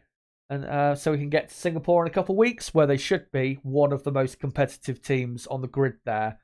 But yeah, Alonso, I think at best gets into the top 10 just about. But I would be very surprised if he was in the top 7. And even, to be honest, you could argue, even if he qualified 8th, I think that would be a surprise and a really good result for Aston Martin, because I don't think really the performance is there for them to get that in a normal qualifying session. Of course, we'll see if it is a normal qualifying session. But yeah, Aston Martin, not quick whatsoever for reasons we already know. Lack of straight line speed. The Scuderia Ferrari team, of course, it is their home Grand Prix, and they are delivering so far for the Tifosi. They were quickest in practice 2, quickest in practice 3, not with the home favourite driver of Charles Leclerc, but with Carlos Sainz. But nonetheless, as long as they end up P1, I don't think Ferrari fans really care who is in P1. Yeah, they're looking very quick, and I think they've got, in quali trim, the best car. The only issue is, in the fight for pole, if it is Carlos Sainz, who is the quickest Ferrari driver, for this qualifying session. I mean, so far, Sainz has been quicker than Leclerc, so maybe it will remain that way. No disrespect to Sainz, he's not been bad this season, but I just think he's a bit more likely to crumble under the pressure of, taking pole here at Monza at Ferrari's home race and going up against Max Verstappen. Again, that is a lot of pressure to have on his shoulders, and I'm not sure necessarily he is as likely to deliver on that pressure as, say, Leclerc, has proven, obviously, that he can deliver with that pressure. Leclerc has taken pole position here at Monza twice before. Last year, of course, and in 2019, where he won the race famously, of course. So, yeah, I'm just a bit worried about Sainz there, whether the pressure might just get to him. But if Leclerc ends up as the quickest Ferrari driver, and, he doesn't make any mistakes, and he's, just on it the whole session, I think Leclerc gets pole, and that's my prediction for qualifying today, for Leclerc to get his third pole at Monza in the last 5 races it would be here at Monza, which is a stunning record to have, and definitely a great record to have if you are Ferrari's number 1 driver. But, yeah, Ferrari, they've got the best car for quali trim, I think, just about by a tenth of a second. Let's see if they will deliver what needs to be delivered for the Tifosi, and maybe set themselves up for their first win of 2023 tomorrow. And next team we'll go on to quick is McLaren. Difficult to say, really, where McLaren, if you're looking at practice 3 primarily, it obviously is very difficult to say where McLaren probably are. I still think most likely they are where I kind of estimated them to be from practice yesterday. Probably they are the 3rd best team. They won't be too far away from Ferrari and Red Bull, especially if Norris or Piastri can pull out a stonking lap like we know they can. Obviously, Lando Norris a bit more likely to do that, given how stunningly quick Lando is over a single lap. But, yeah, I think realistically, at worst, 3rd row lockout is what McLaren are headed for.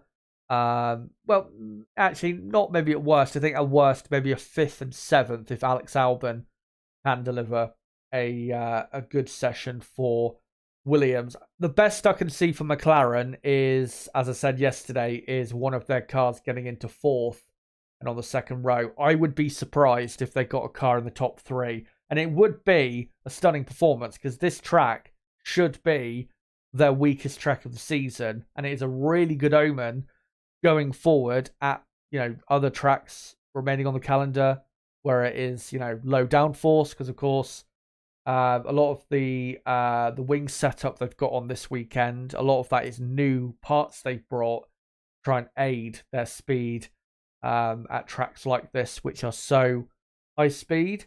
And obviously, in all tracks really going forward, it is a good omen. So we will see how they get on. But yeah, most likely 3rd row is where both McLarens will be.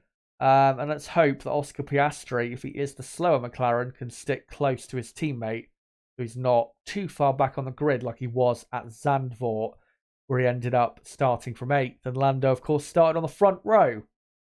Yeah, McLaren, most likely 3rd best team. Alpine, I mean, in practice yesterday, they looked like they were probably the 8th best team, but after practice 3, might be even worse than that. They look like they could even arguably be the slowest of them all. Still difficult to say because their run plan in practice 3 was not exactly the same as, a lot of others who were doing a lot of laps towards the final 20 minutes or so of the session. Alpine did a lot of their laps, I think, in the first half of the session. So, yeah, it is difficult to say after practice 3 truly where they are, but at best, they will be the 8th best team and get maybe just about both cars into Q2, but I don't think they have a chance really of getting a car into Q3. I think that would be quite the surprise from the Alpine team. So yeah, Alpine looking absolutely dreadful. They're, similar to Aston Martin. They're just looking forward to Singapore, where they know they're going to be way more competitive than they are this weekend. And then Williams looking very good still. Alex Albon's pace in practice 3 on that hard tyre was super impressive, and I really hope he can deliver a 3rd row grid position, maybe even a 2nd row grid position. I really hope he can deliver that, because that would just be something special for Williams to be, once again, that high up on the grid. And around this track, given the track layout, it's a lot more likely they'll maintain that type of qualifying position, given how quick their car is down the straights. So yeah, Alex Albon looking great, in such great form. Logan Sargent, if I just go on to him, there you go. He was a lot closer on lap time to Albon in practice 3 than he was in practice 2. And yeah, he needs to remain about 2 to 3 tenths off, no more than that, if he's going to get a good position today. And if Albon is, say, 4th on the grid, and Logan is only 2.5 tenths off, 3 tenths off, say, his teammate, Sargent at least, I think, then makes it into Q3, and probably will then qualify 8th, 9th, maybe even in 7th, you never know, but probably 8th, 9th, something like that for the Williams team. That would be just incredible for Williams to be that high up on the grid with both cars. Of course, they got both cars into Q3 last week in a stunning performance. Let's see if they can do it again. Definitely more likely here than it was at Zandvoort. Haas F1, their pace looked decent in practice 3. Kevin Magnussen was decently quick, and it was good to see Magnussen looking good. But I'm just not sure they've got the pace really to get into the top 10. I think they'll just have just not quite enough. They seem to be lacking about a couple tenths of a second, I think, needed for that to happen. So yeah, that's why I think Haas will probably miss out. I'm pretty confident, though, they get both cars into Q2. And let's hope they can get a good enough starting position to give them some sort of chance going into the race on Sunday. Let's see. Kevin Magnussen can keep up his pace, most importantly, from practice 3. Alfa Romeo, very good, actually, were Alfa Romeo in practice 3. Valtteri Bottas, now 15th. Yeah, doesn't sound good. But he did his lap time, his best lap time on the hard compound tyre. Now, if you do the tyre correction to what that time would have been like if he did it in the soft compound tyre, Bottas would have been on pace just about with Fernando Alonso and the Aston Martin. So I am just wondering with Alfa Romeo, are they a potential dark horse? Are they a potential surprise package heading into qualifying? We will see. My expectation going into today was that they would be one of the slowest teams, but after that lap, Valtteri Bottas, I'm not so sure anymore that they will be one of the 2 slowest teams. Same goes for AlphaTauri, by the way, which we'll get into in a moment, who also look decently quick. But yeah, be very interested to see what Bottas can do and whether he can replicate that type of pace in qualifying in half an hour's time. Zhou was still quite, not miles off, but a bit off his teammate. And he's trying to close up by another 10th or so, ideally, to his teammate. But yeah, Alfa Romeo look a lot better than what they showed yesterday, I think. again, once you adjust for what tyres they were on. And I think there's definitely something promising there. We'll see if they actually deliver on it in the session. And finally, AlphaTauri, Liam Lawson, what a practice 3 he had.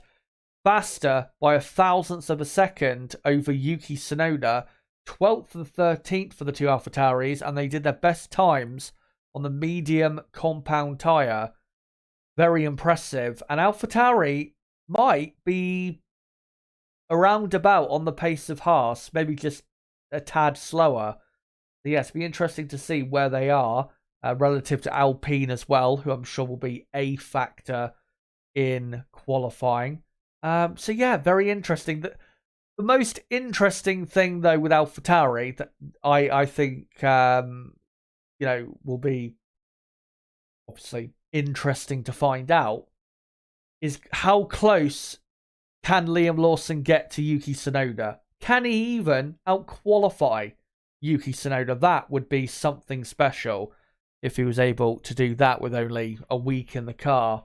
It would really get people talking ahead of next year, and possibly Liam being, on the grid for 2024. You never know. Of course, Liam is, I think there's one more race in his Super Formula season that he's got to do at the end of October. He's racing this weekend for AlphaTauri, possibly at the next Grand Prix in Singapore as well.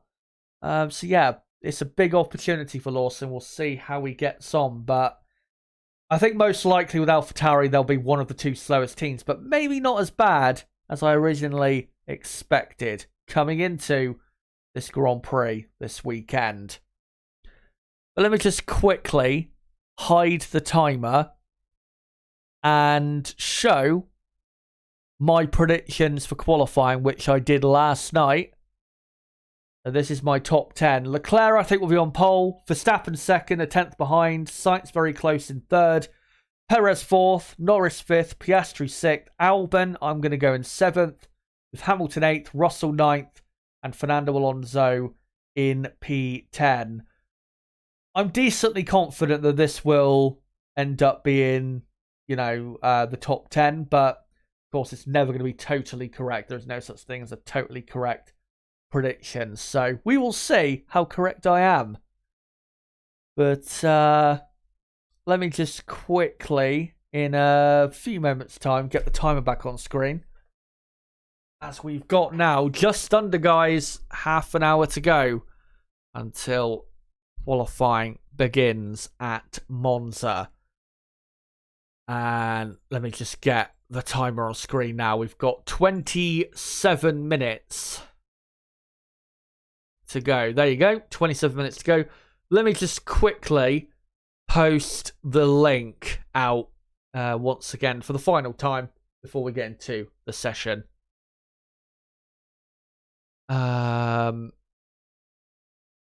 Yeah, let me just quickly do this, and then I'll get to your comments in chat, which I'll be reading for the next 25 minutes. Come join us here to Watchalong qualifying at the Italian GP.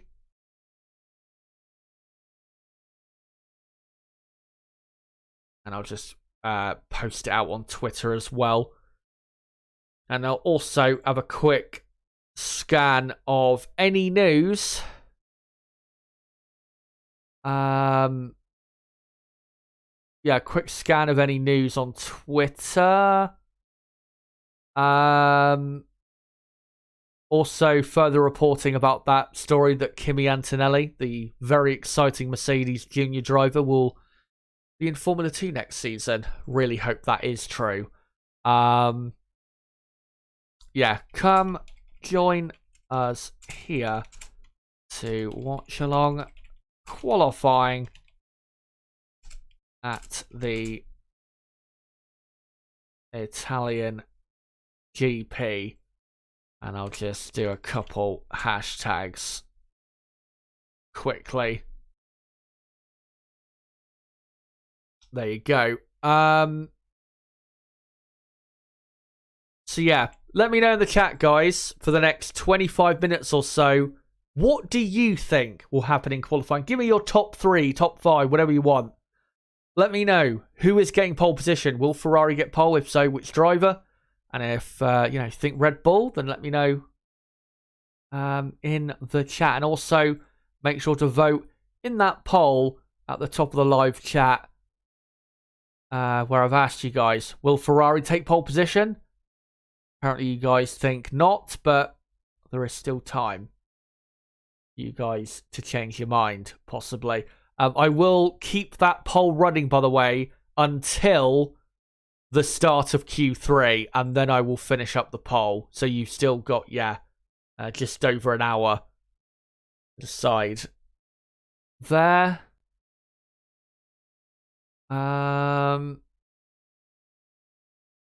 Yeah, can't find really anything on Twitter.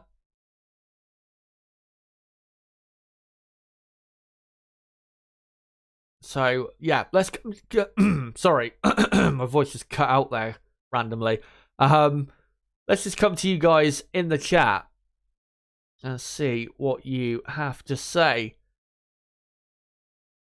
Skillany says, I still think Lewis is faster than Max.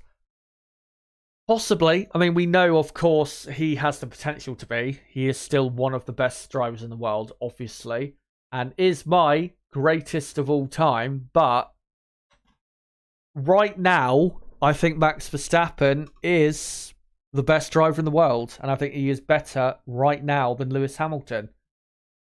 And the reason I say that is because really this year, Max he's been on it every weekend. The only weekend where he's not been at his best was probably the Azerbaijan Grand Prix, where even though he outqualified Perez was a tad quicker than him in the race and ended up obviously beating him in the race.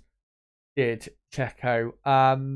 Lewis Hamilton's had a great season. I have to clarify that. He's had a great season. I'm not, not forgetting that. But there has been a couple races this season where Hamilton's not quite been, he's had a couple more races, let's say, this season compared to Max where he's not been on it. Saudi Arabia, I remember, he was really not quick that weekend. Miami, he was, 13th on the grid. Came back to finishing 6th, but again, wasn't really on it that weekend. And then obviously last week at Zandvoort, had a good race, but his qualifying effort was, quite poor. So, yeah. I still think with Lewis, I don't think he is performing at his absolute peak. I don't think we're seeing the best version of Lewis Hamilton. We're seeing a version of Lewis Hamilton that is very close to his best version, but is not quite the best version of Hamilton. Vince says, I think it really depends on which one is last across the line, Max or Carlos. Of course does matter, to a certain extent who is last across the line, but who has the slipstream from a car ahead. And yes, Skillany earlier saying you think Max is faster than Lewis. It's not about is Max the fastest. It's about the reason I say he's the best driver in the world is not because he's necessarily the quickest when they're all have, absolutely on it and they're having their best day. The reason I say Verstappen is the best driver in the world is because he is currently the most consistently great driver in the world. Hamilton has been great this season, but he hasn't been as consistent as Verstappen. The closest driver for me this season to Max's performance level has been Fernando Alonso. So, yeah, but for me, what separates Max and Lewis is not speed. It's been the consistency of speed. Which, again, Lewis has been, compared to, obviously, almost every driver on the grid, he's been very consistently quick. But compared to Max, he's not been as consistent.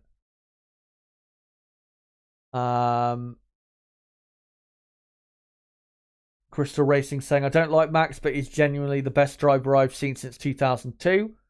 He shades 04 Michael, 05 Kimi, 2012 Alonso, 18 Lewis, and he's still only 25. Yeah, this is the Max Verstappen we'll see at the minute is a really generational level driver. Of course, he's a generational talent. Astro Steva says, remember the crash Stappen days? Hard for Max to crash. Now his rocket ship gets Max so far clear of the others. Recall that punch up with Ocon in Brazil, Saudi with Hamilton in 2021. True, but I think even if you look back at 2021, he wasn't as crashy, say, as he was back, say in 2018 or even 2017.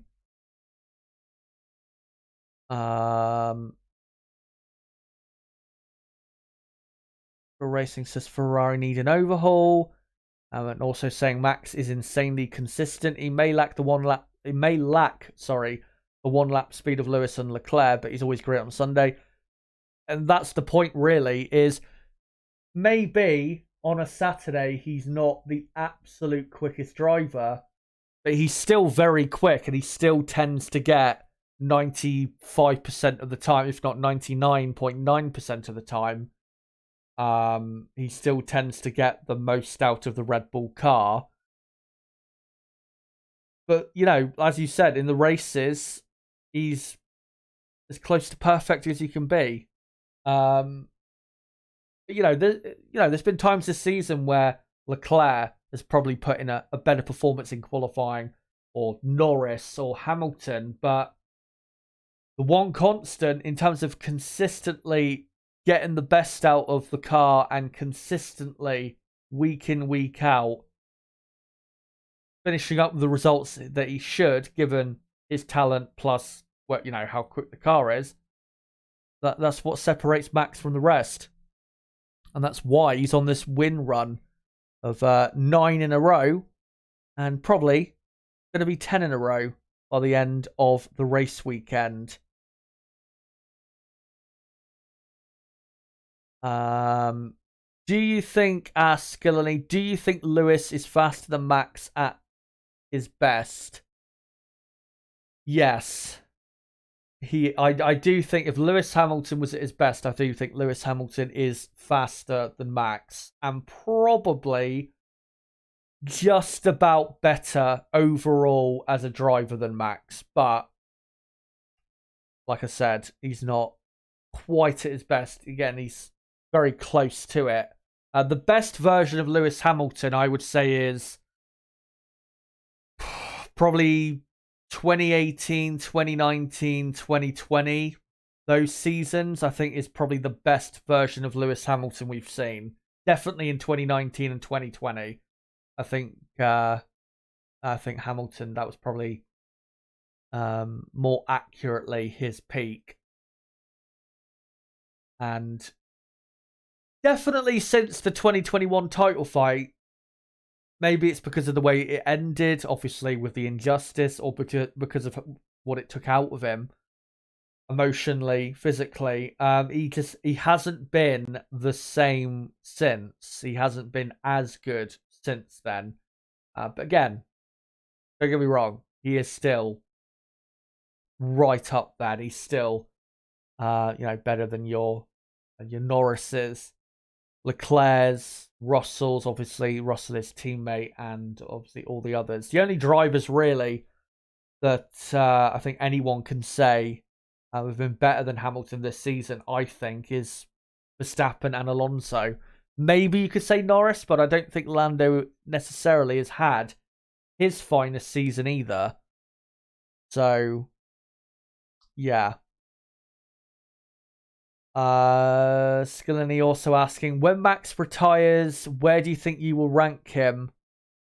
It's too hard to say at the minute. I mean, Max will win his third world title, obviously, this season. Yeah, it's too hard to say. Max has got the talent to be or end up as most people's GOAT. He's got the talent.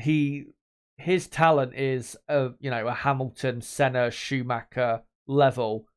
That's how incredible he is. But it's too early to say. Plus, even though he's been great this year, and 2022, he obviously was, mostly great in 2022. Him winning the second and third championships, it's not exactly been difficult, has it? So we do have to factor that in to how we rank him. But yeah, we need to wait, really, I would say another probably 2-3 years at the very least until we can start thinking, right, where does Max rank amongst your Hamiltons, Sennas and Schumachers? I think really you need to wait until probably end of 2025, start 2026.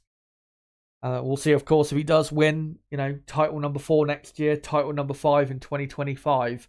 We'll see, if he can pull all of that off. But again, too early to say at the minute, because obviously he doesn't have anywhere near the championships compared to Hamilton. But once he gets up to, say, 5, if he does get up to 5, then we can really start having that conversation. But we've got, just under 14 minutes to go until qualifying. This build-up since the F2 race ended is absolutely whizzed by. Yeah, can't wait for the session to get going. Super chat from Turbo says this whole who is faster discussion is nonsense. No one, and I mean no one, is faster at pumping something into their sibling than Stroll. That's all I'll say on that. No guts, no glory. Cheers for that.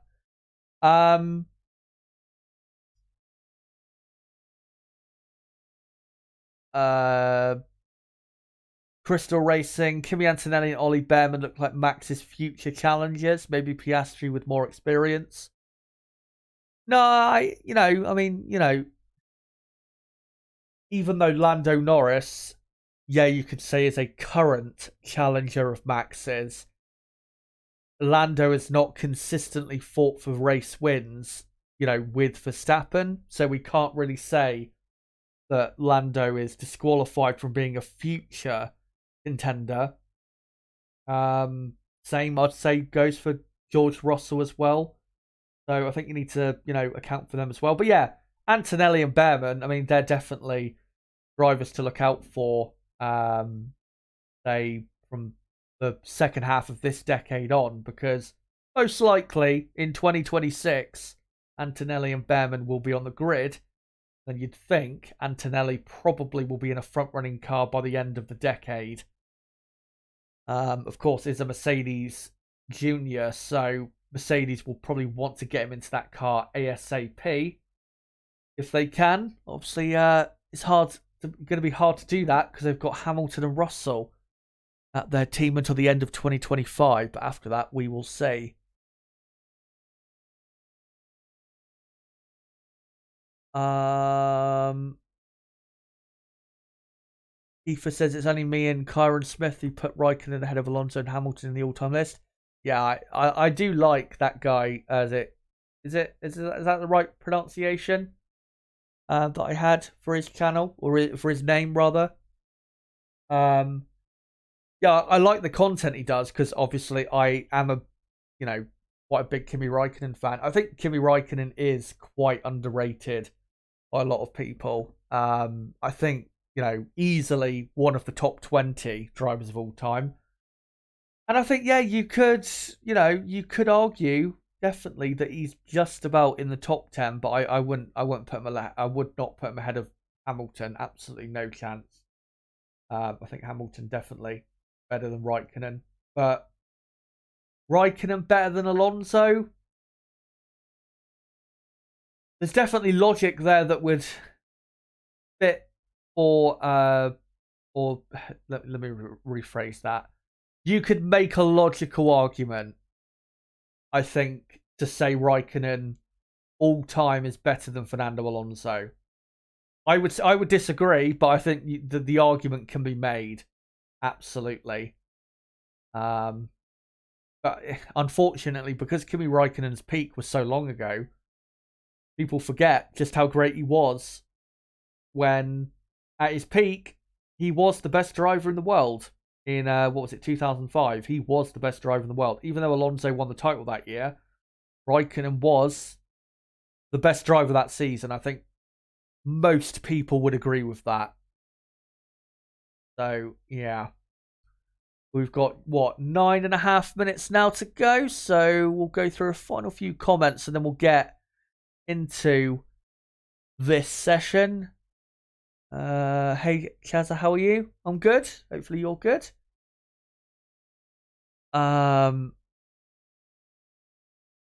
Crawford B says I would massively disagree. Let me know exactly what you would massively disagree with, because I'm not sure of the context there.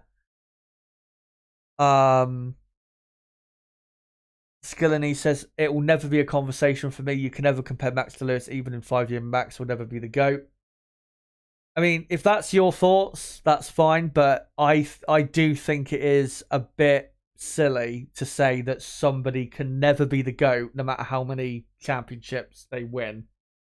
Because I think clearly there is I wouldn't say a bias there, but I just think it's wrong to have made your mind up that much that, a certain driver just could never be the GOAT. I think you've always got to leave your mind open. I mean, I've seen people, say that no matter what anyone else does, Michael Schumacher will always be the GOAT. And people say the same about Ayrton Senna, Lewis Hamilton. And like I said, I don't think you can ever say that, that, what do you call it? That, a certain driver will always be the GOAT, or, a certain driver will never be the GOAT. I just don't think you can be as certain as that, because there is always generational talents coming around, every so often. I disagree with the Alonso Kimi argument, says Crawford B. That's fine. Like I said, I think Alonso, I have Alonso ahead of Raikkonen in my all-time ranking, but I think the argument is there to be made, definitely, that Raikkonen was better, but I wouldn't agree with it. Or maybe I would agree with it, but I still wouldn't have Raikkonen ranked ahead of Alonso. Mickey says if Red Bull keep giving Max a good car, can't see why he won't pass Lewis in stats. True. Looney Classic says Kimi got beaten by Massa in 2008. What did Alonso do to Massa? That situation is not as simple as you think. If you go and look at the context of 2008, when it comes to Kimi Raikkonen, yeah, it wasn't exactly helped by his team. Let's just put it that way. And, well, that's really why his, post him winning the championship in 2007, that's really why any future title or titles were really not possible, because of how Ferrari really just lost interest in Raikkonen. And eventually, of course, replaced him with Fernando Alonso in 2010.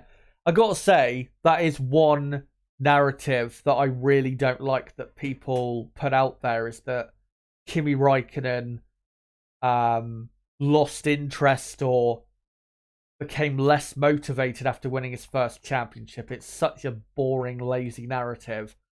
That's not the case at all. Again, if you go back and look at the context of what happened in 2008 for Raikkonen, who was, by the way, ahead of Massa in the championship, looked, I wouldn't say likely to win the title in 2008, but he was looking good. And then suddenly, halfway through the season, his performance dropped off. And again, if you go look into the context as to why that is, then yeah, you can see why Raikkonen was, in the end, beaten by Felipe Massa. It wasn't necessarily because Massa was a better driver. Will F1 Gaming says Alonso's never really had a terrible season. Yeah, I'd have to agree with that. I mean, the weakest season I can think of for Fernando was probably, 2021? But I mean, that was his comeback year after having a couple years out of Formula One. And it wasn't a weak year necessarily, but it was probably his weakest. Maybe you could argue 2004 as well was one of his weakest years, but that was only really because he didn't have a great time up against Jarno Trulli, his teammate in 04 in qualifying. But Jarno Trulli in qualifying was a special driver, so I don't think there's really that much he could have done about Jarno, to be honest. Anyway, we are 4 minutes away from the start of qualifying, and we are about to find out if Ferrari can take the home pole position, or will Red Bull take their first pole at Monza since 2013. 10 years it has been since Red Bull last started the Italian Grand Prix on pole. Sebastian Vettel, of course, starting on pole that weekend, and he went on to win. Red Bull actually locked out the front row that weekend, and there was actually a Sauber in third in that session of Nico Hulkenberg. What a weekend he had 10 years ago here at Monza. But yeah, qualifying underway in a couple moments, so they're just going through the F1 intro now. And just as a reminder, we have this weekend, unfortunately, in my view, the alternate tyre allocation, meaning that in Q1, the teams will only be allowed to use the hard compound tyres, and then they will have to use, the teams that are remaining, in Q2, the medium compound tyres, and then in Q3, the teams will have to run, and they're all going to run anyway, the soft compound tyres in the top 10 shootout. Again, I don't like it, but that's the rules. Similar or the same as to what we had in Hungary. So, let me just quickly hide or get rid of this timer. And let's just quickly have a look at the championship standings before we go into qualifying. Max Verstappen, of course, massively clear of Sergio Perez, looking to secure a good grip position to win his 10th race in a row, or get the 10th win in a row, rather. Perez second, Alonso not too far behind in third. Lewis Hamilton only 12 points behind in fourth. Carlos Sainz fifth, 3 points clear of his teammate Leclerc, who is in sixth, with Russell in seventh, Norris eighth, Stroll ninth, and Pierre Gasly just about in the top 10. And then on the constructors' side, Red Bull way clear, nearly 300 points clear of Mercedes in the championship. Stunning gap. Aston Martin down in third, 40 points behind Mercedes, not too far away. Ferrari only 14 points behind Aston Martin, and need a big weekend to get up to third coming out of this race. McLaren in fifth, Alpine sixth, Williams seventh, Haas eighth, Alfa Romeo ninth, and AlphaTauri in 10th. Let's now get into this session, and let me just quickly get up. There you go, Q1, and I will just quickly hide what was the lap counter, because of course we're going to turn it into a timer in a second. And Q1, of course, 18 minutes long. And I will sync up the timer at the 17-minute mark. Let me just get out my dotted line as well. And just quickly shrink it down to size. As, yeah, again, reminder, everyone will be on hard tyres in Q1. So the only thing really the teams need to worry about is firing those tyres up so they can get the best lap time possible. But you can see on the left-hand side of the screen, that was the order in practice 3. We'll see how much of it remains similar here in qualifying. It's the Tifosi out in force. Lovely weather at Monza. Shirts are off. And the Tifosi in fine spirits as Leclerc looks quite happy at seeing that. And just has a little look at the camera. Yeah, session will be underway, I think, in the next minute or so. Next few seconds, actually. I think it will be officially underway. Chazza, how do you watch F1? I watch on Sky Sports F1. I don't have... Well, in the UK, we don't have F1 TV in terms of, live broadcasting of sessions because it's... they don't do it here in the UK. But the session has started, and we've got 17 and a half minutes to go in Q1. I'll get the timer on screen soon enough. Of course, remember that they're limited to sets of tyres through this session, even though they're forced to use the hard tyres in Q1, mediums in Q2, softs in Q3. So we're not going to see maybe as much running as ideally we'd want to.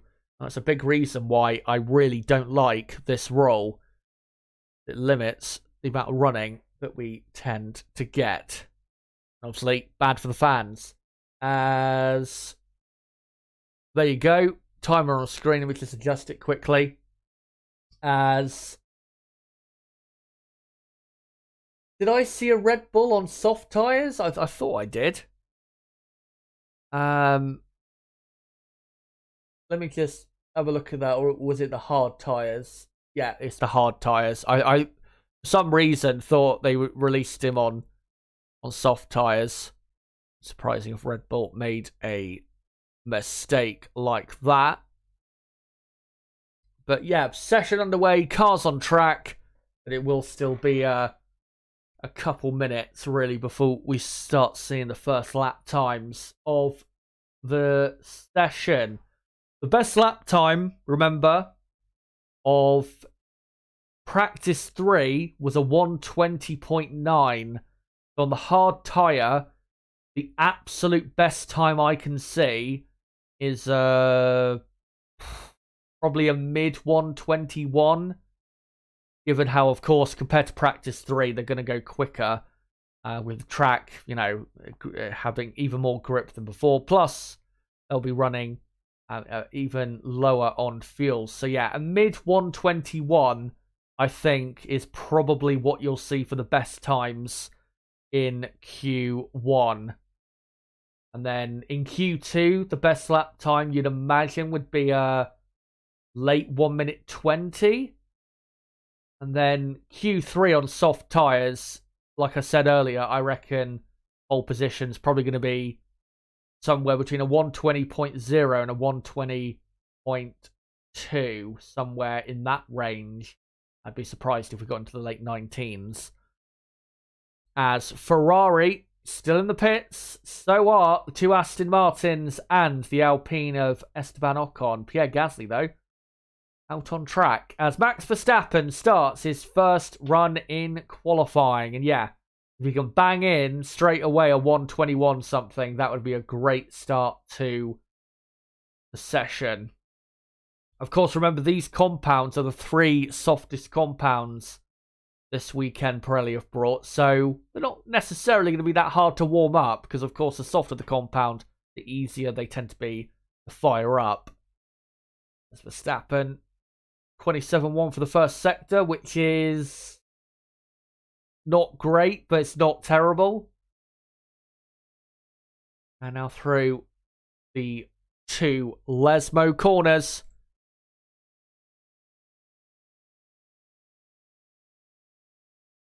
And yeah, looking great so far. Sergio Perez has actually done a purple first sector. as Max Verstappen goes, well, he's, nearly, I think, 3.5, 4/10 of a second quicker than the McLaren of Lando Norris so far on this lap, as Yuki Tsunoda goes quickest. Now Kevin Magnussen does. Not sure what their lap times are, as Oscar Piastri goes second. Max Verstappen comes to the line as a 1:22.0. That's not bad, but definitely improvement can be found. As Verstappen quickest from Lando Norris second. Not anymore. Sergio Perez is up second. Now George Russell goes second. That's a good first run for Mr. Saturday himself. So, Perez, oh no, Verstappen, is that his lap time deleted, presumably for a track limit violation, probably, on the exit of the second Lesmo corner. So, Russell P1, Perez second, oh, not anymore.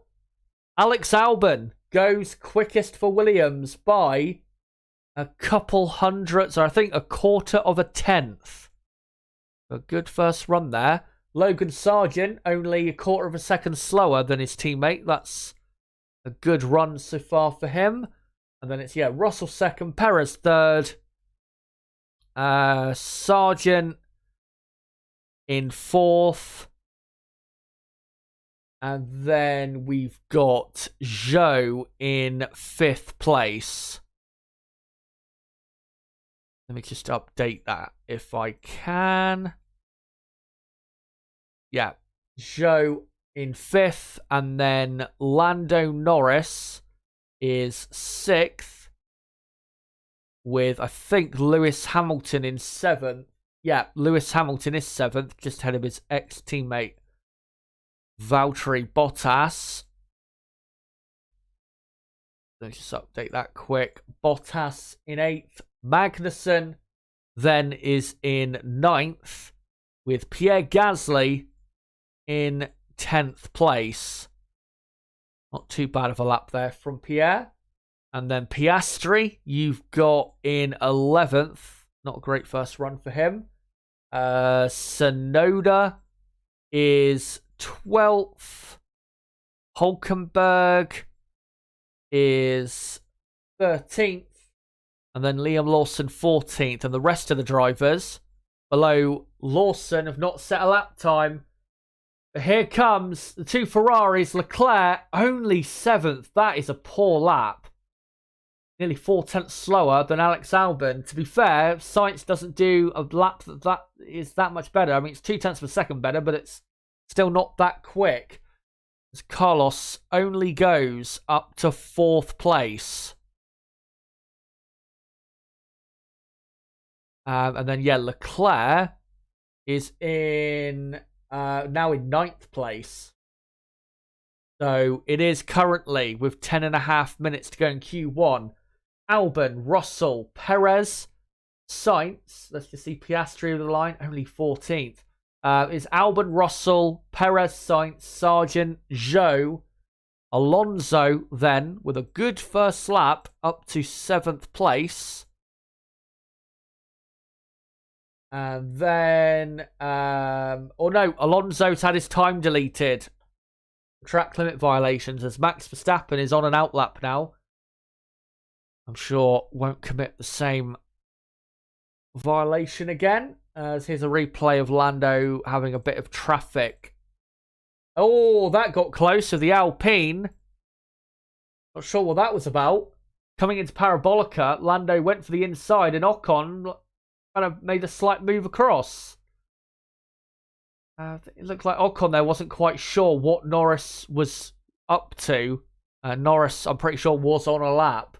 And Norris is in 7th place. And then you got Leclerc 8th, Hamilton 9th, Bottas 10th, Magnussen 11th, Gasly, Alonso, they're just confirming that he had a lap time deleted for track limits.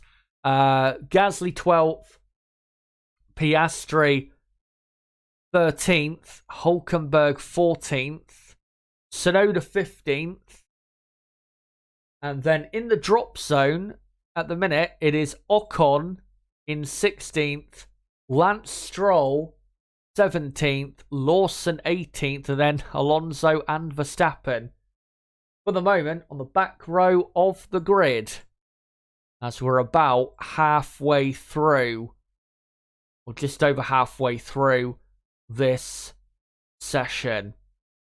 By the way, for everyone watching, currently on 66 likes. Let's try and get up to 80 plus likes if we can in the next few minutes or so.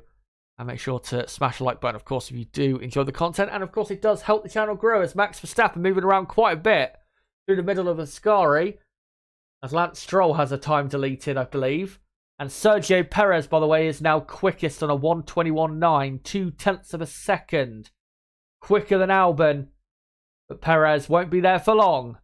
As here comes Max Verstappen to the line and does a 1:21.5. That is a brilliant second lap, and let's hope he keeps it this time. So Verstappen on, I'm not going to say pole position, because of course that's not true.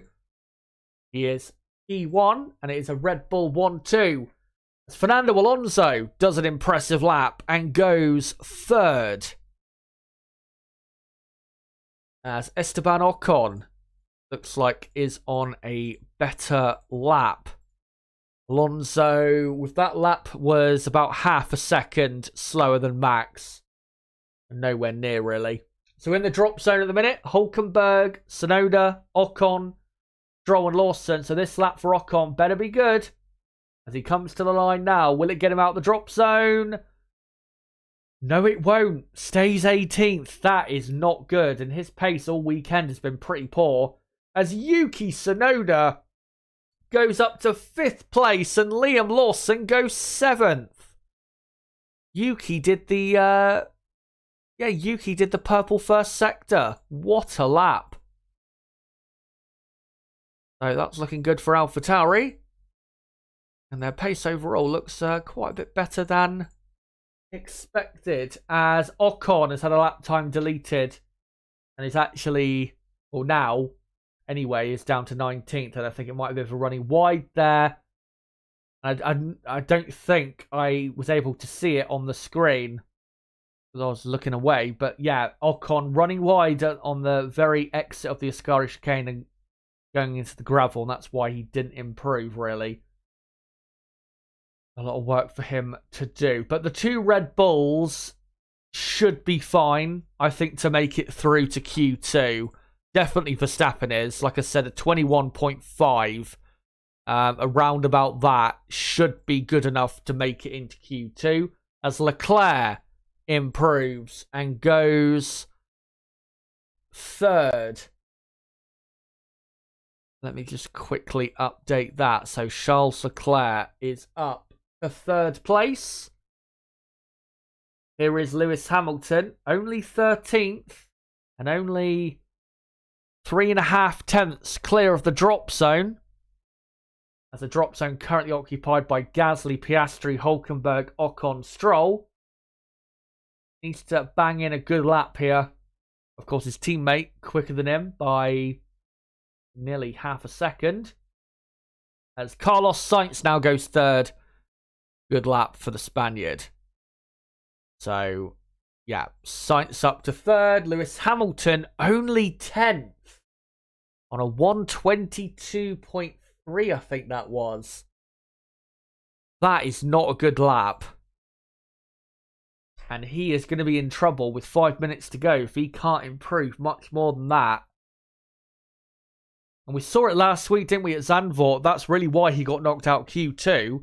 Was because he did improve with his final lap, but it just wasn't enough, and then slipped down the field. So, yeah, Hamilton is definitely at risk of being eliminated here in Q1 if he can't find much more lap time. Mercedes, 8th and 10th, and, well, currently just about slower than AlphaTauri. Who saw that coming in Q1? But we've still got 4 minutes to go. It's not settled as Ferrari, they're coming back into the pits. Ferrari should be into Q2 on those lap times they've done. Hülkenberg coming now into turn 1. And that looked relatively okay. I thought I saw a small lock-up into turn 1. It might not have been the best run, but Hulkenberg in 18th. And desperate to get out. And first sector is not good, as he's 2/10 slower than his teammate Magnussen, who is the driver at risk in 15th. But it is a personal best at least. As Lance Stroll does a good first sector, half a tenth quicker than Magnussen. Stroll currently in 20th place. As Hulkenberg coming now down to the middle sector point, and he's nearly 2/10 up on Magnussen. Will this be enough of a good enough time? I'm not sure, to be honest, about that. I mean, there is still 3 minutes to go, but yeah, Hulkenberg, he's doing a good enough lap for the moment.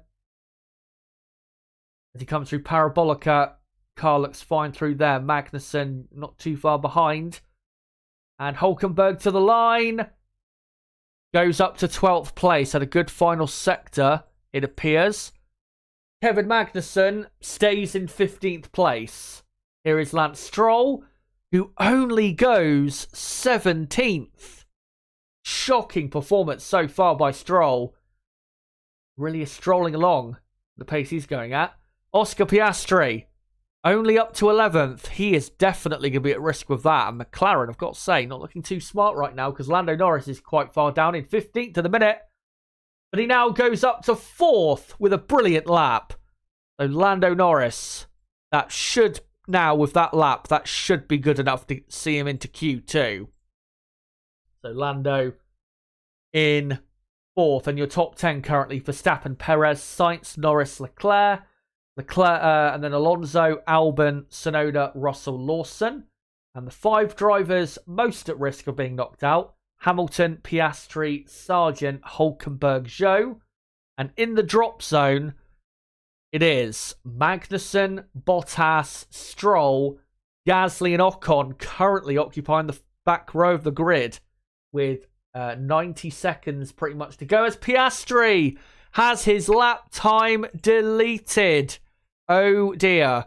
And he's now in 19th place. A ton of pressure now on Oscar to make it into Q2.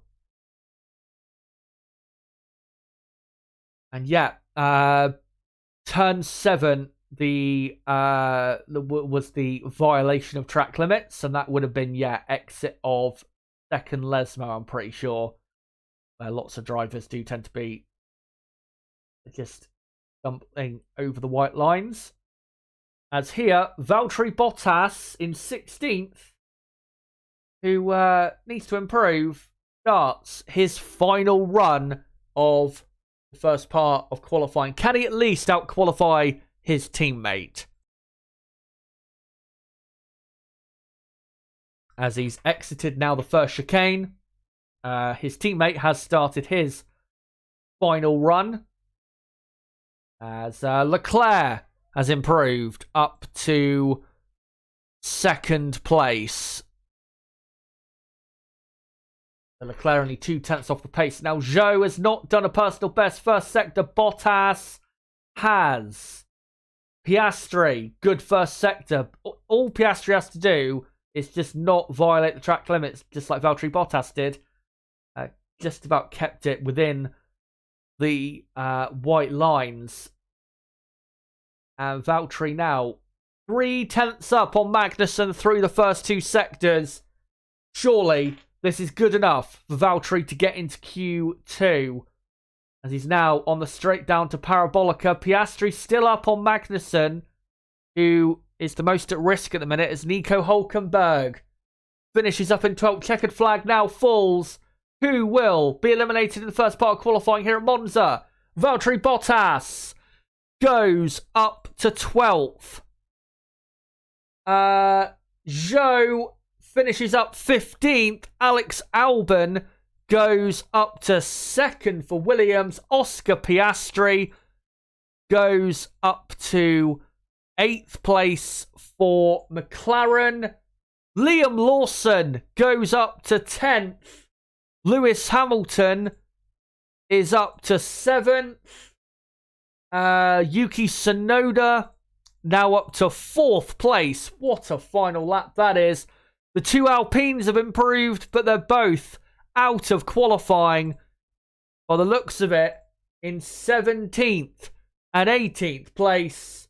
And yes, they are. So let's go through the drivers that are through to the, to what do you call it? That are through to the second part of qualifying. So let's just go through how it finished. So in Q1, the drivers through.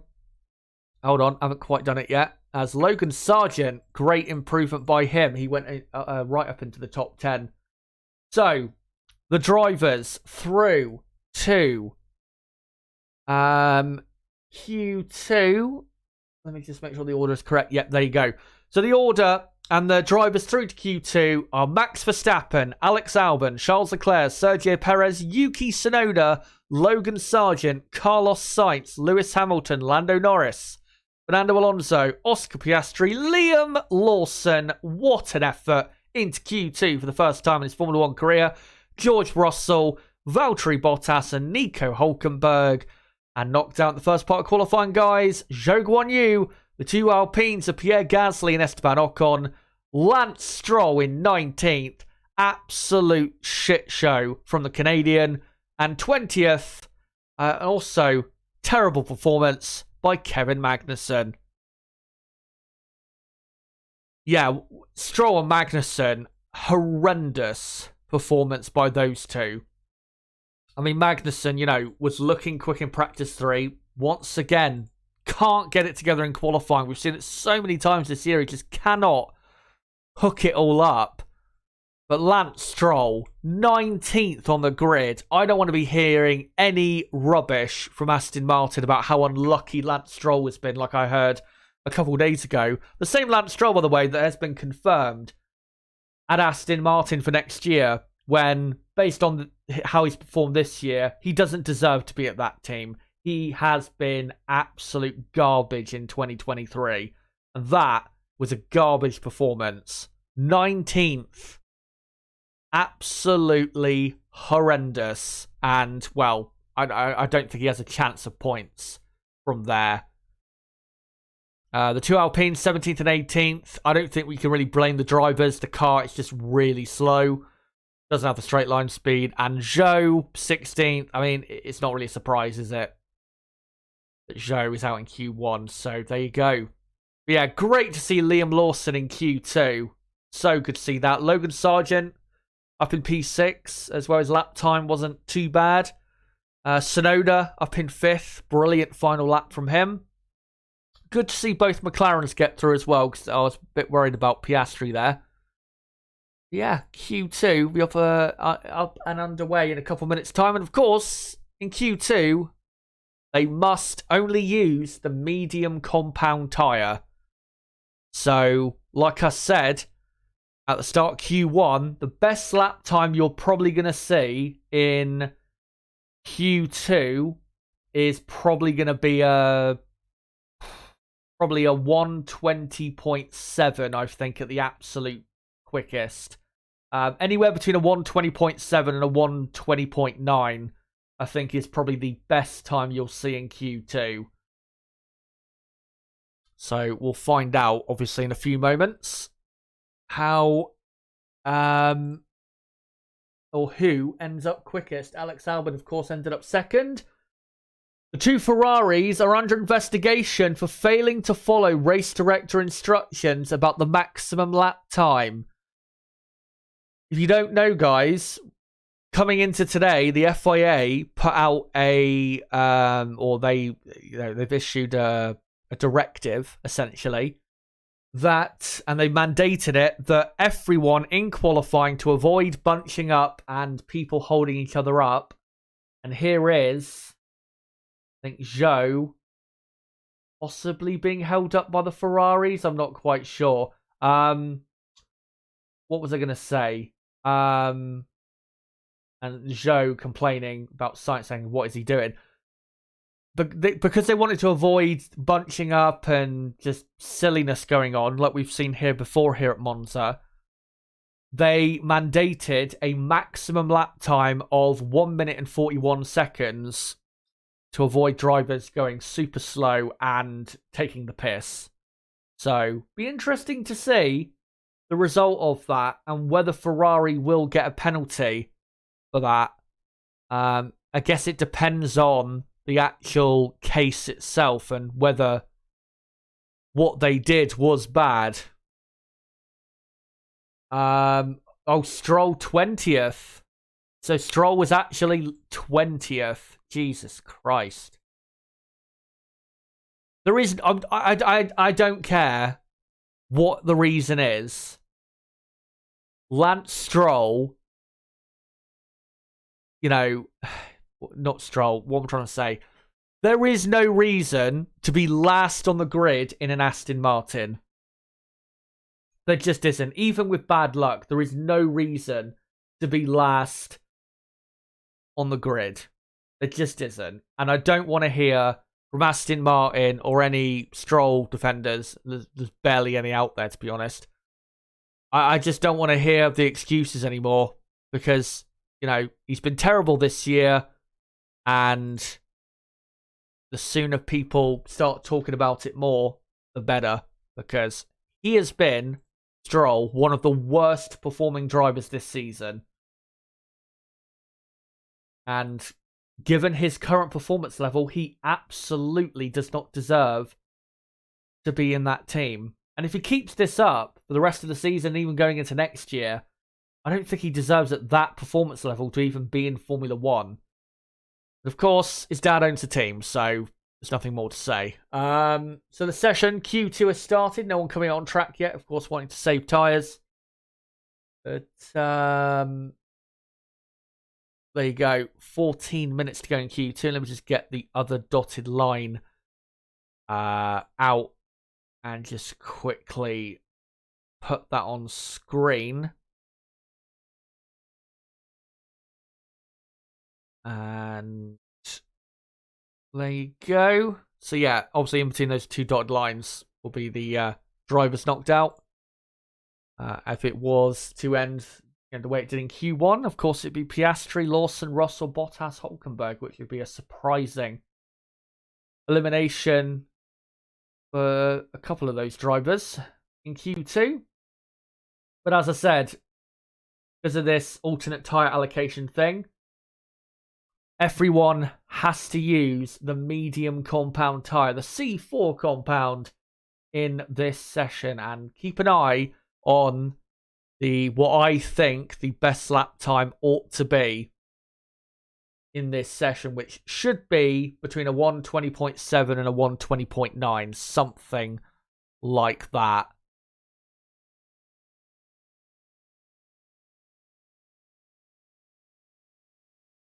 As the two Ferraris just filtering out onto track, and everyone pretty much filtering out onto the circuit. As the Ferrari there of Leclerc just slowly coming out. And they won't want to break that rule again, possibly, of, what do you call it, of going too slow. Because if they do it repeatedly in this session, that's not going to help their case, is it? But, right. Let's now get into this Q2 session. The first lap times to be set will probably come in a couple minutes' time. As the drivers, of course, they don't want to be, you know, ideally speaking, they want to pick up a slipstream from a car ahead, so they don't want to be, you know, having zero slipstream. Because even though with these cars, the slipstream effect doesn't help as much as it did, like, pre-2022, it does still help, factually, with any racing car. As Max Verstappen starts his first lap in Q2, and if he can get straight into the 1 minute 20s, then that's probably going to be good enough to see him into Q3 without too much hassle. As very good first chicane from the Red Bull team. As Verstappen coming up to the first sector time, and it's a 26.9, which is not great. Perez slightly quicker by, I think, 0.03 of a second compared to Verstappen, who now flies through Lesmo 1. Now Lesmo 2, where if the Red Bull's going to show its real difference this weekend in qualifying, it's going to be through those corners and really through the middle sector. As Alex Albon does the purple first sector, a 10th quicker than the Red Bulls, and a 10.5 quicker than Max Verstappen. So very good first sector for Williams. As here comes Max Verstappen. It's the two Mercedes, by the way, still in the pits, interestingly. Here comes Verstappen. Round the final corner, the Parabolica, to the line. What lap time is it? It is a 1:21.0, so it's a good first time as Sergio Perez does a 1:21.4. Lando Norris a 1:21.5. Alex Albon comes to the line, and it's a 1:21.2, and it puts him second ahead of the Red Bull of Sergio Perez as Fernando Alonso goes fourth, with Lando Norris in fifth, Oscar Piastri in sixth, Yuki Tsunoda seventh, as Leclerc now goes second for Ferrari. Carlos Sainz now dips into the 1:20 and goes half a tenth quicker than Max Verstappen, and showing that the Ferrari does have the pace to fight with Red Bull for pole today. So Sainz quickest on a 1:20.9, pretty much, just a few hundredths of a second slower than he went on the soft compound tyre in practice 3. Yeah, good time there from Sainz. Verstappen second, Leclerc third, Albon fourth, Perez fifth, Alonso sixth, Norris seventh, Piastri eighth, Tsunoda ninth. Hülkenberg then in P10 as the two Mercedes are now on an out lap.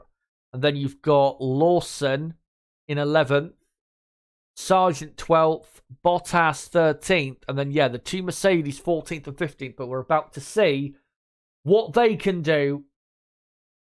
And it better be good, because they don't want to put themselves under too much pressure going into the final run of Q2. We've had a few eliminations in Q2 this season, Mercedes. So, they don't want to be putting themselves under too much pressure as George Russell goes to the first sector, all okay. And we'll see what his first sector is like. It's not good. 27.1, that is quite slow. That's a third of a second slower than Carlos Sainz. Hamilton, even slower, 4.5 tenths slower than Sainz in the first sector alone. That is a shocking first sector from both Mercedes cars. And the middle sector, better be good, as Russell, his middle sector's okay, but it's nothing that I'd say is good. Lewis Hamilton's middle sector, definitely not good. He's nearly a tenth of a second slower than Hülkenberg on this lap. Hamilton not doing enough to even get in the top 10. We've got 7 minutes to go in Q2. Here comes George Russell to the line. What lap time is it? It's a 1:21.4. Good end to the lap for Russell. Lewis Hamilton only 12th place. That is quite baffling how he's only gone 12th, and he's gone in between Hülkenberg and Lawson. Russell a lot quicker than Hamilton on that lap. Not sure exactly what Lewis Hamilton's lap time was, because unfortunately they're not showing the gap. There you go. George Russell was 4.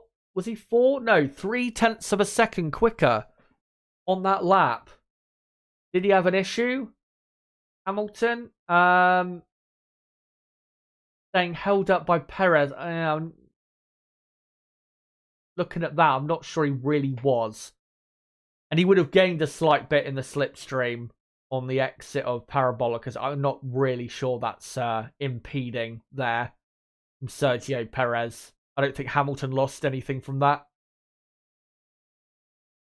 And I don't think that's why he ended up 0.3 of a second slower than his teammate.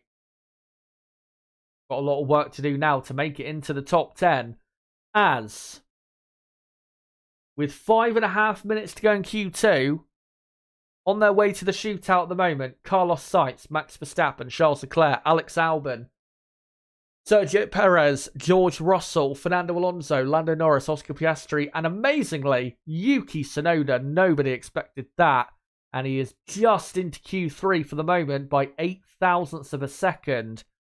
Ahead of Nico Hülkenberg 11th, Hamilton 12th, Liam Lawson 13th, Sargent 14th, Bottas in 15th. Sargent, I'm definitely hoping and expecting an improvement, because his lap time of a 121.9 is what?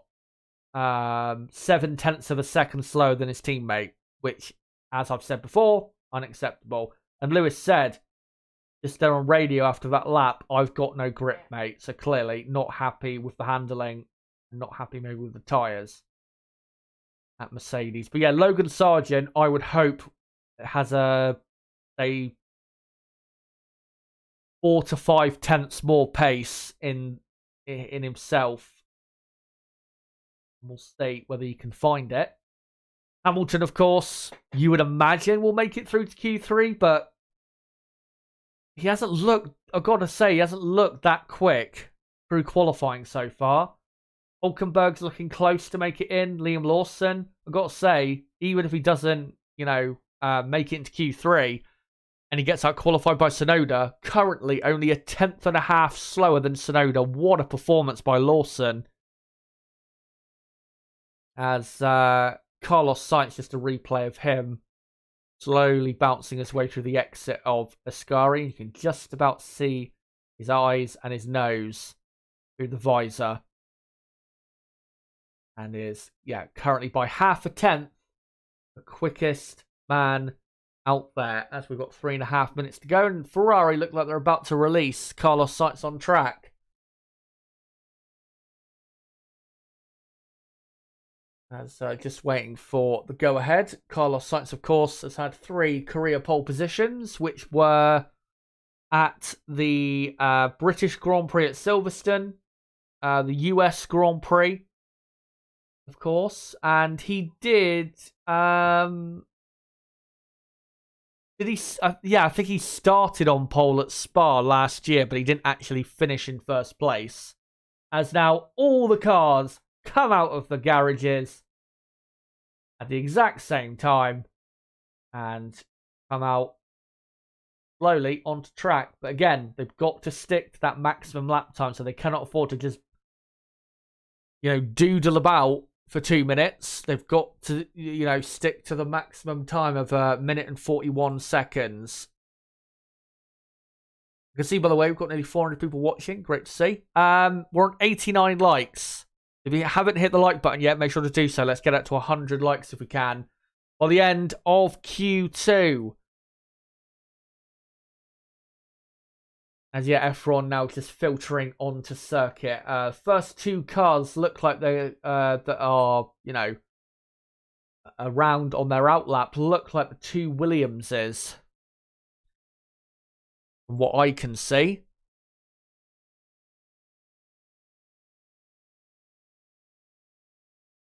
As here is the Alfa Romeo Valtteri Bottas, currently in 15th place. Very nice looking Alfa Romeo. And yeah, it is. The 2 Williamses, the first 2 cars that will set their laps. Albon will not have the tow. He doesn't necessarily need it though, does Albon, because he's in 4th place and he probably will make it into Q3. His teammate though, more in need. As the 2 Williamses now start their final attempt at securing a double Q3 appearance, just like they had last week in Holland. as they now start their laps. Logan Sargent now heading down into turn 1. And looking all good so far. No issues I can see. And the next car behind him is Yuki Tsunoda in the AlphaTauri. Can he amazingly make it into Q3? As Sargent, not a personal best first sector, but it is still good. It's a tenth of a second quicker than Tsunoda. Tsunoda, though, has just done a personal best in the first sector, so Sargent is going to have to do something quite good in this middle and final sector. And might have just slightly extended the track limits there at turn 7. Be interested to see if he keeps this lap. But Lewis Hamilton is just coming up to the first sector, and it's a good first sector, tenth of a second up on Tsunoda. And Sargent has not improved his middle sector. And unfortunately, I don't think Logan is delivering what he should be. And what is quite clearly a quick Williams car. As Logan Sargent comes to the line. Alex Albon finishes his lap in 4th, does not improve. Logan Sargent doesn't improve either, and he is out. As the checkered flag now falls. Yuki Tsunoda up to 9th. Lewis Hamilton now on the straight, heading to Parabolica. Alonso has backed off, so clearly a mistake has been made, or possibly traffic has been encountered. Liam Lawson has improved his middle sector. George Russell goes 5th. Here comes Lewis Hamilton. Does he get through to Q3? He most likely does. He goes up to 5th place. That should be good enough, as Leclerc now goes quickest for Ferrari by 0.014 of a second. Liam Lawson only 12th. Hulkenberg stays 13th. Piastri in the drop zone. Not anymore. He goes up to 8th. Lando Norris now the driver at risk as Max Verstappen goes quickest. Bottas, though, only 14th. So there you go. That is Sergio Perez, the last one to come across the line, finishing up in 4th place. Max Verstappen did just go quickest by half a tenth over Leclerc. But guys, that is Q2 over and done with, and on their way to the top 10 shootout on, thankfully, soft compound tyres. Max Verstappen, Charles Leclerc, Carlos Sainz, Sergio Perez, Alexander Albon, Lewis Hamilton, George Russell, Oscar Piastri, Fernando Alonso and Lando Norris. And knocked out in Q2, Yuki Tsunoda, Liam Lawson, Nico Hulkenberg, Valtteri Bottas and Logan Sargent. And yeah, Q3 will be underway in, 3 to 4 minutes from now. Logan Sargent, not good enough, I'm afraid. Poor final lap. And yeah, that's just not good enough when Albon, comfortably made it in to Q3. And Albon didn't even improve on his final run. So yeah, that is a poor effort from Logan. Really poor. Bottas, I don't think you could have asked any more. Alfa Romeo just aren't quick. AlphaTauri, though, what a session. 11th and 12th. And again, massive credit to Liam Lawson being as close to his teammate as he was. Hulkenberg will be a bit disappointed with 13th, but I don't think ultimately Haas had the car to make Q3. But yeah, AlphaTauri, great performance. And the 10 drivers into the top 10 is the 10 drivers that I predicted to make it there. So I'm at least correct with that. We'll see how correct I am with the positions in the end. But yeah, Q3 underway in a couple minutes time, and it will be a 12-minute long session, and they will be using soft compound tyres. So pole position should be, a very low 1 minute 20. Again, between a 120.0 and a 120.2. Somewhere between there. I'd be very surprised if we got into the 119s. That'd be a real mega lap if that was to happen. But before we go any further, make sure to, if you are new to the channel, to subscribe for more content like this, because we do qualifying and race watch-alongs for every Grand Prix. Tomorrow, I'll be live 2 hours before the race starts at 12 PM UK time for the race preview, then the watch-along. And then on Monday night, I'll be doing a weekend review at 8 p.m. UK time. So make sure to subscribe, hit the notifications bell, come along for that content. And if you haven't already, make sure to smash the like button. I can see we're at over 100 likes. Thank you guys a lot for that. But let me now end the poll in the chat. By the way, Mickey, we haven't heard anything about the possible Ferrari penalties. I'd imagine they're going to investigate it after the session. So, yeah, we're not going to hear anything on that until probably a couple hours after qualifying. But I set up a poll earlier asking you guys, will Ferrari take pole position today at the 2023 Italian Grand Prix? 448 votes. And in the end, you guys, with 59% of the vote, voted no. Of course, I disagree. I think they will take pole, but it will be close, and we will find out not too long. Yeah, get ready, guys. Buckle in for another classic qualifying 3 and classic fight for pole at Monza.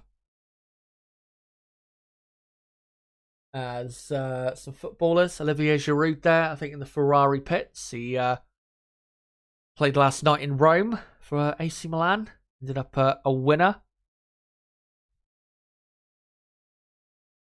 As, yeah, just currently looking at the McLaren of Lando Norris. Sat in the garage. And, well, Piastri ended up, quicker than Lando in Q2. Lando actually quite lucky to make it through because, Lando,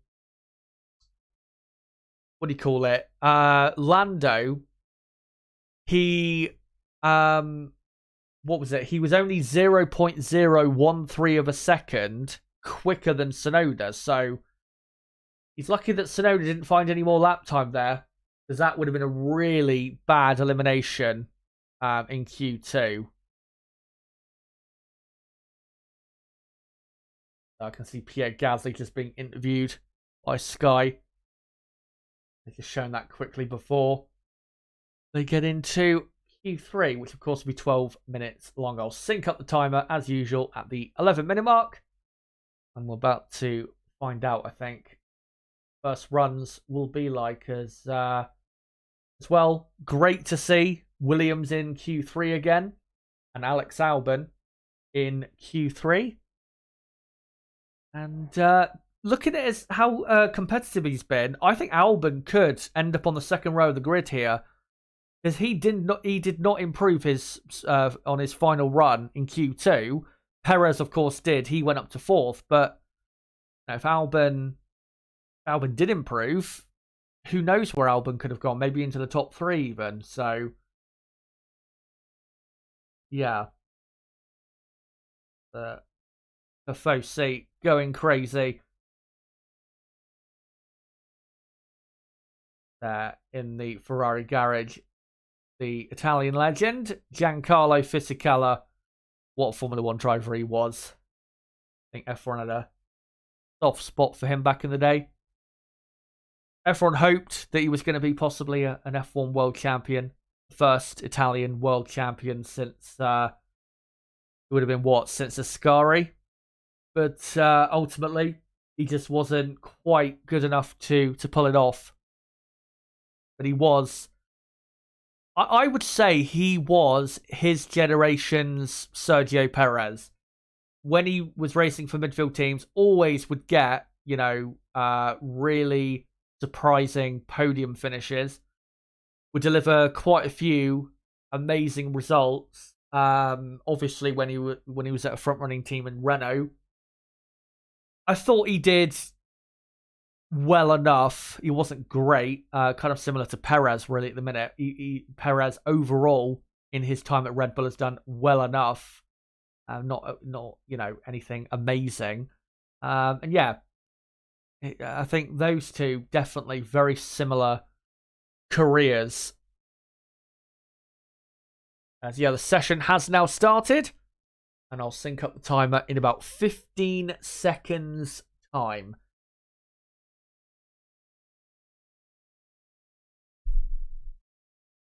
As out come the two Red Bulls of Max Verstappen and Sergio Perez.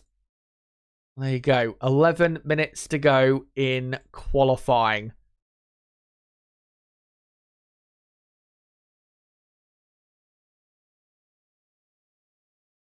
And now the McLarens, I think, are joining the track. Alonso, obviously the sole Aston Martin. Now come the two Ferraris. And will Mercedes do what they did again and run a bit later? Which I'm not necessarily... I'm not so sure actually worked that well for them doing that.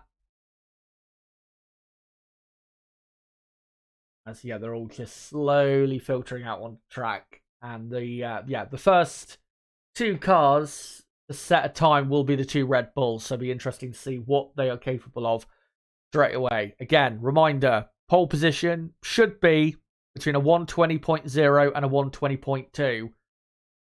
That'll be what to look out for with these first runs. Because if Red Bull, they can only do a 20.3, 20.4, then it means that they are beatable. As Max Verstappen is the one in front of Perez. So Max will be the one providing the tow. Maybe they'll change it around for the second run. You'd imagine they would if Max is not on provisional pole position. As, yeah, everyone on track now. So Mercedes are not going to do what they did in Q2. Clearly, they don't feel that confident in doing that.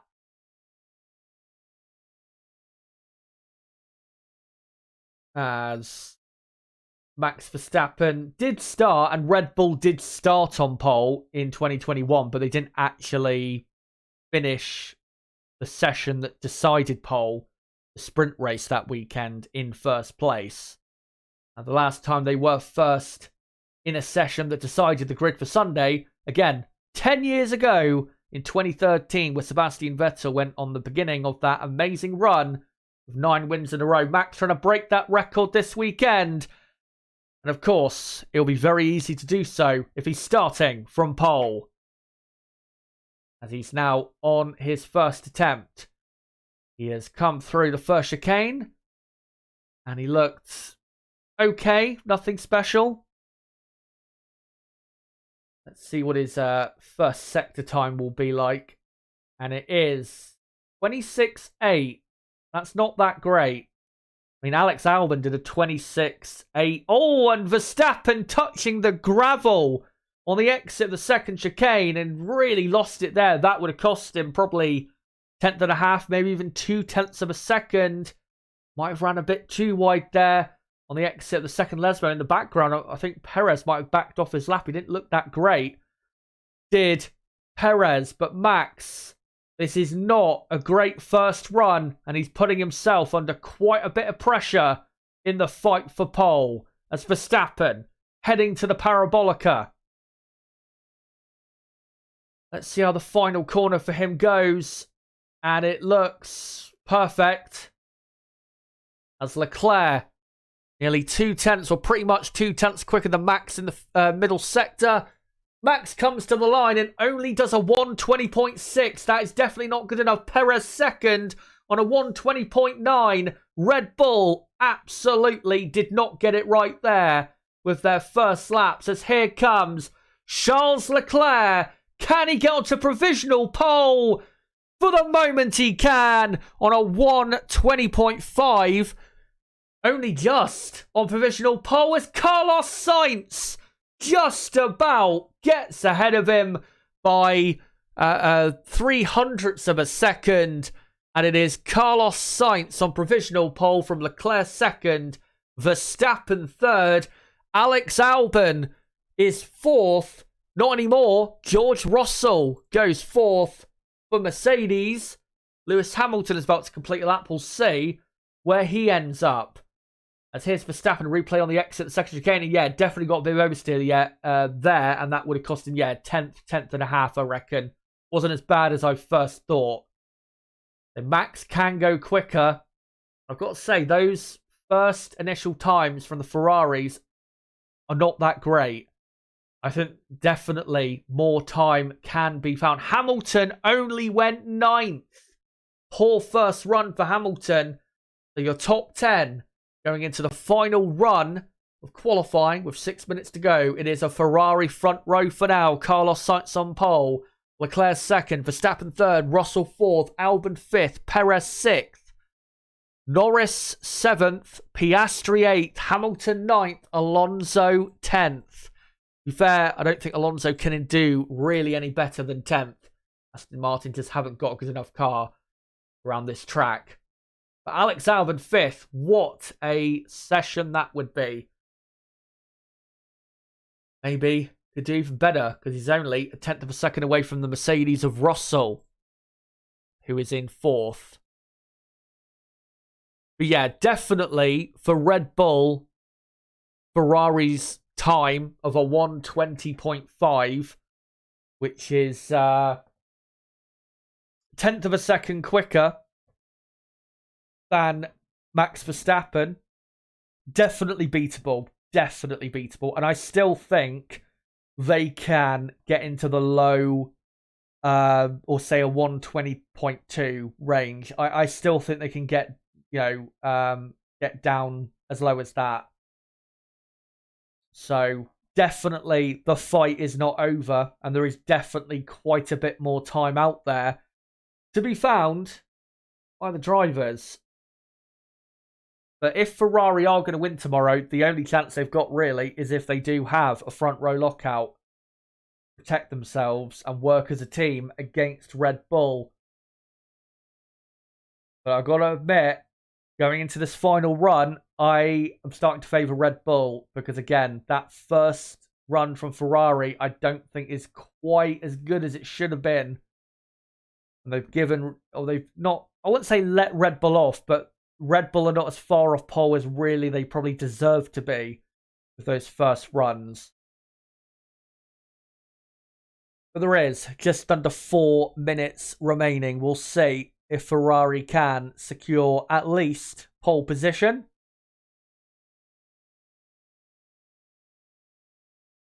As the Mexican wave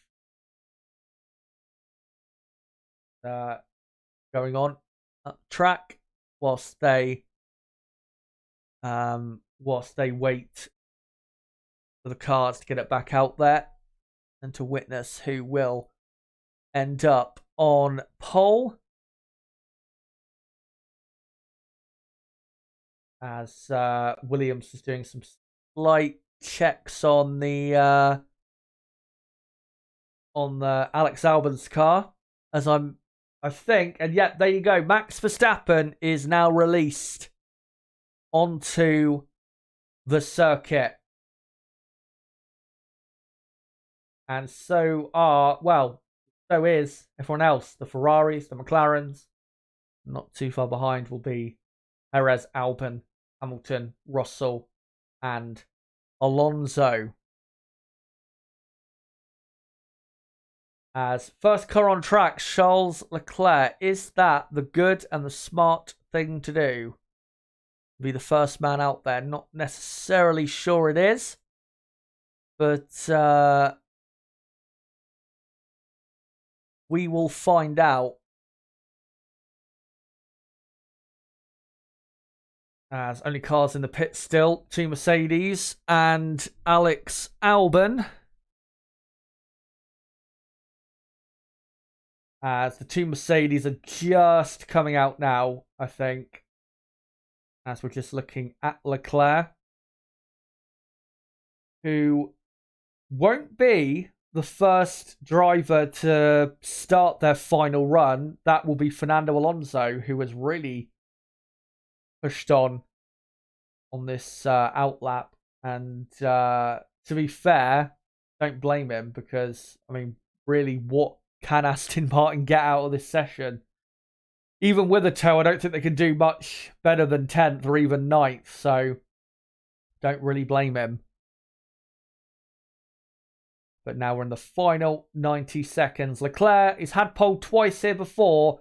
He would love it once again. Of course, the fans in pure adoration of the Monegasque there superstar, their hero for all Ferrari fans, as Leclerc starts his final attempt at his third pole position at Monza into turn 1 and turn 2, and that was a good run through the first chicane. No issues there. And let's see what his first sector is like. Can he start the lap on a positive? And yes, he does. Purple first sector. And it's a very good first sector. 26.6. What does Max do for the first sector as he's just coming to it now? 26.7. Ferrari have got the advantage for now. What does Carlos Sainz do? It's not as good as Leclerc's.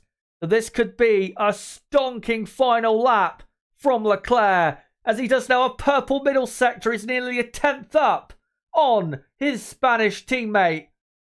And he is really on it now, showing what he's truly got, as the checkered flag now falls as Max Verstappen does the purple middle sector, half a 10th up on Sainz. Sainz does an amazing middle sector, 10th and a half quicker than his own best. And here comes Charles Leclerc, who goes onto provisional pole on a 120.3. I don't think that's going to be good enough, as here comes Max Verstappen to the line. And he takes pole for now by half a 10th. Can Carlos Sainz prevent a Red Bull pole? Yes, he can. 120.2. Ferrari victorious on Saturday, and Sainz on pole by 0.013 of a second. What a pole by Carlos Sainz. Verstappen second, Leclerc third, Perez is up to 4th. Albon has gone 5th and has gone ahead of Russell for now. Here comes George Russell, who goes 4th. Good lap for Russell. That is a brilliant lap, actually, from Russell. What am I talking about? Here comes Lewis Hamilton. Only 8th. Poor final lap and poor qualifying, really, from Lewis Hamilton. But there you go. That is qualifying over and done with. And Carlos Sainz has proven us all wrong and taken pole. What a lap.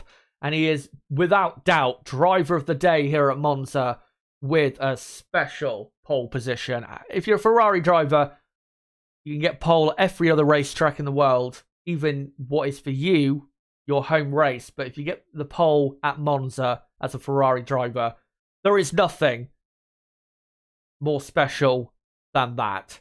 That is just superb. And by such a small margin as well. Brilliant. Absolutely brilliant. Very happy for him as well. That is by far his best performance of the season. Max Verstappen will be on the front row. Still the favourite, clear favourite to win, but was outdone today. So let's go through the final order in qualifying and what should be as Leclerc and Sainz. It has been decided no further action in that investigation about the maximum lap time. So Leclerc and Sainz will not have a grid penalty. They will start in those positions. So for tomorrow's race, Carlos Sainz will start on pole. Max Verstappen will be second. Leclerc third. Russell fourth for Mercedes. Brilliant lap by Russell. Sergio Perez fifth. Alex Albon sixth. Great qualifying for Williams and Albon. Oscar Piastri seventh. He's out-qualified Lando Norris for the first time since Spa. And he's not out-qualified many times, of course, in 2023. Lewis Hamilton 8th. Very poor day. Lando Norris 9th. Definitely, he will be disappointed with that. Fernando Alonso in 10th. Couldn't do any better, really, than that. And then knocked out in Q2. Tsunoda, Lawson, Hulkenberg, Bottas, and Sargent. And then knocked out in Q1. Zhou, Gasly, Ocon, Magnussen, and Stroll. What a qualifying at Monza. And let's hope for a cracker tomorrow. But guys, make sure to stick around, because I will be sticking around myself for a reaction to what we've just seen here in qualifying. And let me just quickly set up the poll in the chat of what I want to know from you guys is who is driver of the day today for qualifying. So who is your driver of the day for qualifying at the Italian GP? And the options will be driver of the day, Sainz, Russell, Albon, and I'll put Tsunoda in there. So there you go. Let me know who is driver of the day. I think it's Carlos Sainz. Let me know whether you agree or disagree with that. Dayton Cooper, how are we feeling about Checo? Let me just check how far off Max he was in the end. That really is what we need to pay most attention to with Perez. Not necessarily about the position, it's about the the lap time. Let me just adjust my microphone position a sec. There you go. That's a bit better. So Perez was nearly 4/10 slower. Yeah, definitely not quick enough. Not good enough. Perez should have been in 4th place. Absolutely. Because, I mean, you got the top 3 all separated by 0.07 of a second, and then there's a clear 0.3 of a second gap to Russell. Perez should be slotting in that gap pretty comfortably. And yeah, Perez really should have been, what, 10th and a half closer? But yeah, should be in 4th place, so not a good enough performance there. But yeah, Lando Norris, 0.2 slower than Piastri. Again, he'll be disappointed with that. I'm not necessarily sure that's a poor performance from Lando, but yeah, an off day, let's say.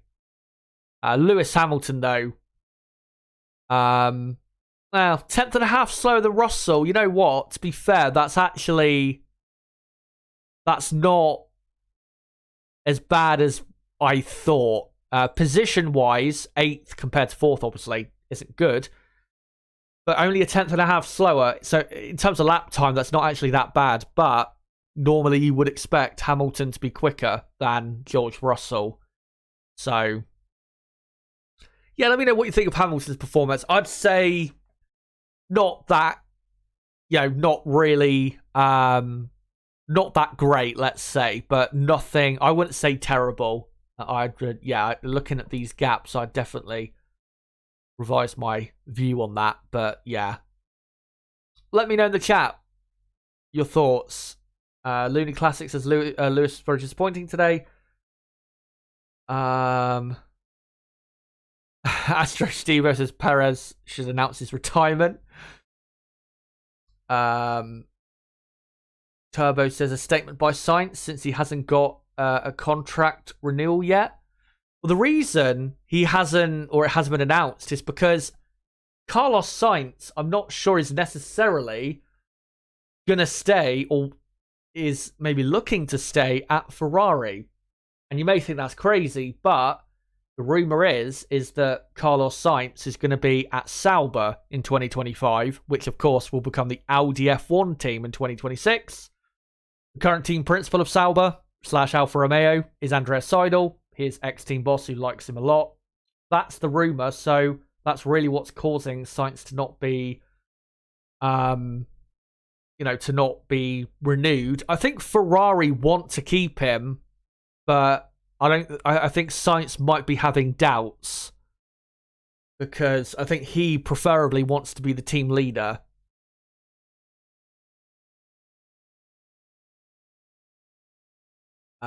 Take courage. It says we pray Max retires tomorrow. No chance he loses the pace. Well, I personally won't be praying because I don't really care who wins, but I do agree that. Not that there is no chance, but the chances are very small that he loses on pure pace. Very, very small chance. Will F1 Gamer says Williams look faster than both Aston and McLaren this weekend. Yeah, they are. Absolutely. And I think, I honestly, I think if Russell and Hamilton were driving the Williams, I think they probably would have ended up higher on the grid. No disrespect to Alex Albon, but I don't think his performance is as spectacular or as impressive as what we saw last week in Holland, because Williams have been consistently quick at this track the whole weekend, and they were expected to be quick here, so it's not like a surprise that they're in the top 10. Still, good, very good performance by Albon, but you see what I mean. So I think you could arguably say Williams, in reality, are quicker, if not at the same pace as Mercedes over a single lap. It's just Russell has produced a really, really good final lap. Credit to Russell. That's 2 brilliant qualifying laps in a row. Of course, was 3rd in Holland. Obviously, didn't get to deliver on it in the race, which wasn't really his fault. And now 4th here. And if he can maintain at least 4th place, that would be a great result for Mercedes. And if Ferrari, if they do have race pace troubles, you never know, a podium might not be impossible. Looney Classics, why do people keep expecting more from Perez when he is not that guy? He never has been, never will be that guy. Sainz is delusional if he wants the same treatment as Charles. I maybe wouldn't go as extreme with saying Sainz is delusional, but I can understand his point of view, because, you know, for him, he believes in himself a lot.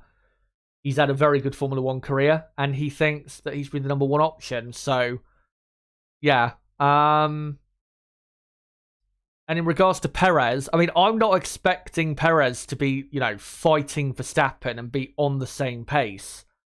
I've always said with Perez, he needs to be no more than 2.5, 3 tenths off most times.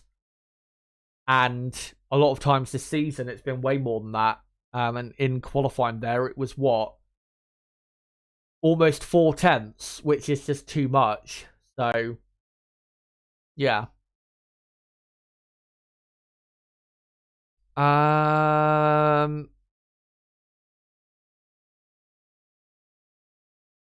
Joao Paolo says, Hamilton is my man, but I'm Italian too. Congratulations for all Italy.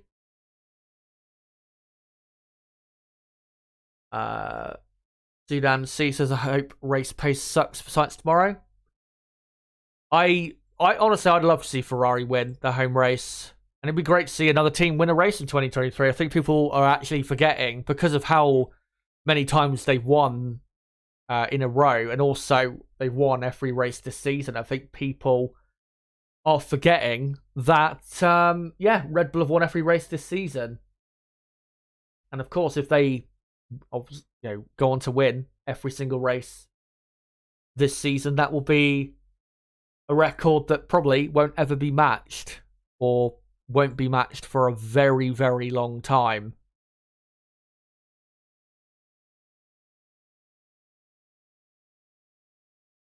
Right. Let me have a look at the chat. Rooksfoot says Ferrari disaster class tomorrow, but Max makes his move on Carlos Leclerc will try to go past 2. Both cars collide. Ferrari out the Italian Grand Prix. Hope not, but I got a feeling that would be typical. It would be typical Ferrari, so let's not put it past them. Thoughts on Piastri today, Chaz? Says, or asks Astro Stevo. Yeah, great performance. McLaren in the end sadly did not have the pace I was expecting, but Piastri did absolutely everything that you could ask. So yeah, great performance. Out qualifying Lando, 2nd time in the last 3 races he's done so. And I think, yeah, has a relatively good chance of beating him in the race. So yeah, looking great, but not necessarily for McLaren. They're looking great, but at least for Piastri, he's doing, doing the job, let's say.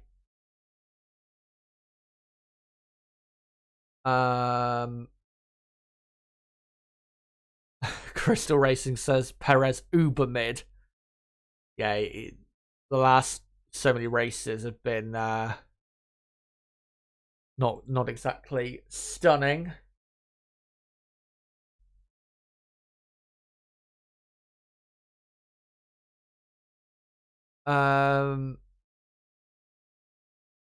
Just don't want a Max win tomorrow. I'm over it. It would be nice to have a different winner, but it would be at least something to witness history. And even though that history is to do with dominance, and yeah, dominance can be boring, of course, at least, we're witnessing history. I mean, people like to, look back at Sebastian Vettel's 9 wins in a row, I think it was, as a, brilliant achievement. And it is a brilliant achievement. But at the time, you couldn't appreciate it because we preferably did not want Vettel to win 9 races in a row because we wanted, entertaining racing and a bit more variety, which of course you always want in Formula One. Same with right now. So I don't think we'll truly appreciate this run by Red Bull, most importantly, but also Max Verstappen. I don't think we'll really appreciate it until probably in a few years when they are not dominating Formula One anymore. And that day will come. Vinster says Max will be in the lead by lap 5. That would be quite soon. Lap 5. I do remember when Sainz started on pole at Silverstone, when he eventually, for all the chaos, got his first win. You remember there, he was leading for a few laps and then he made a mistake under the pressure from Verstappen and then Max overtook him. And then obviously Max had his broken floor problem. And I think as well had a puncture because of it. So, yeah, I wouldn't necessarily be surprised if Sainz does crack under that pressure. But, I mean, I said that coming into qualifying that, I wouldn't be, or I am a bit worried that Sainz might crack under the pressure of going for pole for Ferrari at their home race against Max Verstappen. And he delivered. So maybe he will deliver again.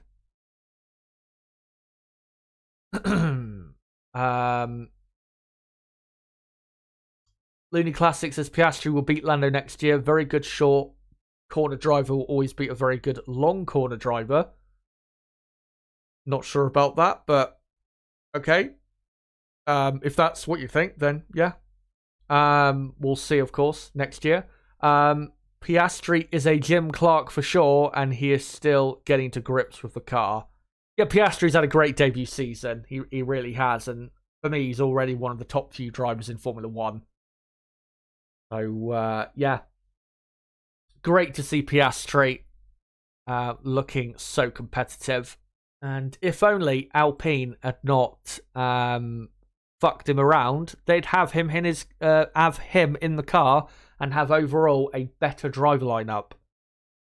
Of course, they did what they did. And Alpine, of course, 17th and 18th on the grid. How embarrassing is that?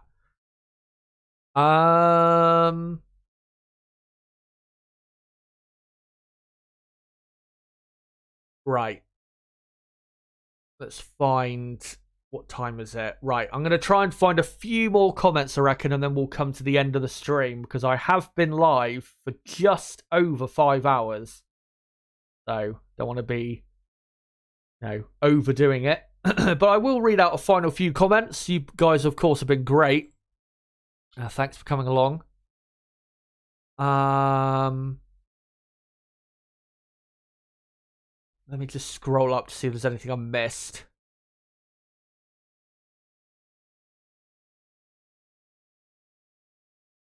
John Garthwaite earlier said, thanks, Chaz. Time to crank up the barbecue. Have a good day, all. Yes, definitely in the UK. Weather is looking very nice. And a last burst of summer before the depression of winter.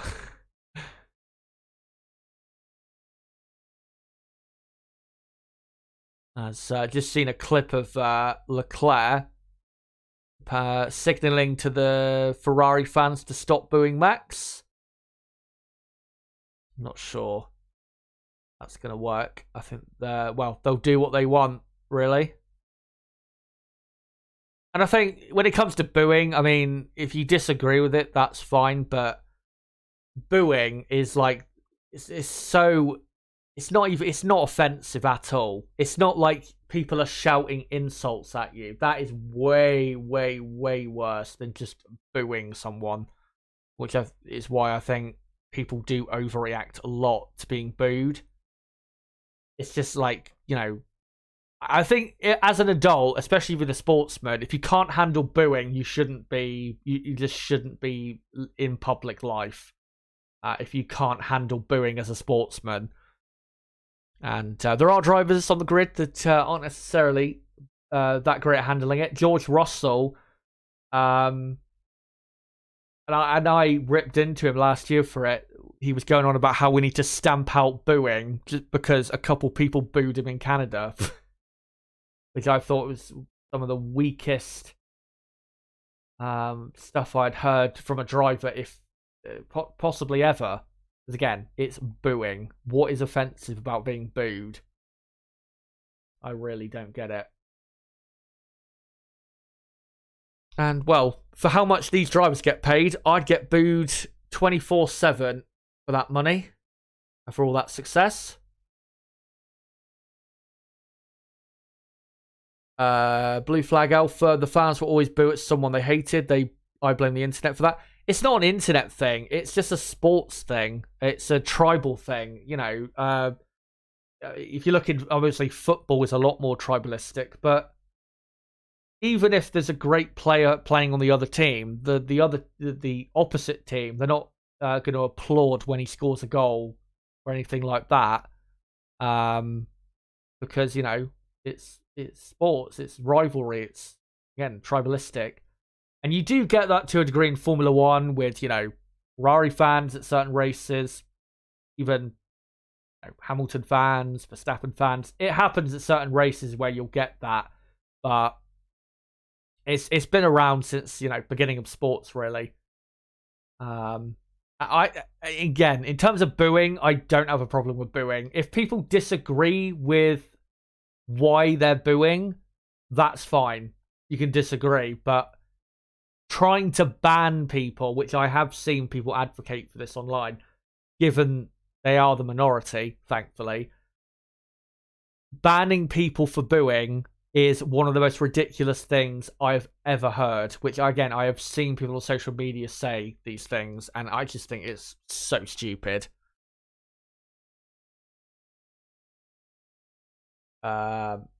Crystal Racing saying Alfa Romeo just there in it. Yeah, unfortunately, they're just existing in the void.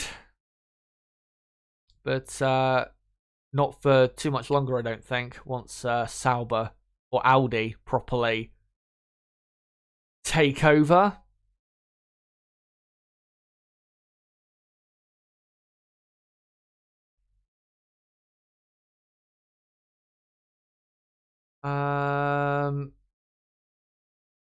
Let me see if I can find a couple more comments.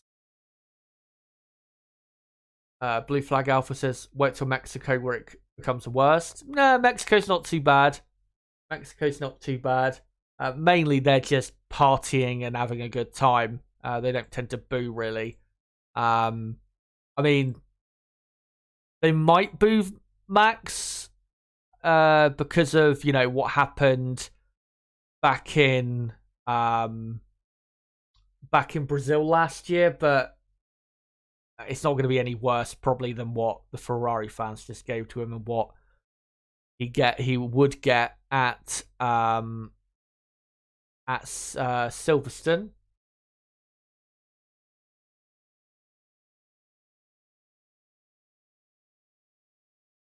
Max and his mechanics were laughing at boos in Miami. Yeah, they did those silly driver intros, and yeah, he was getting booed for that again.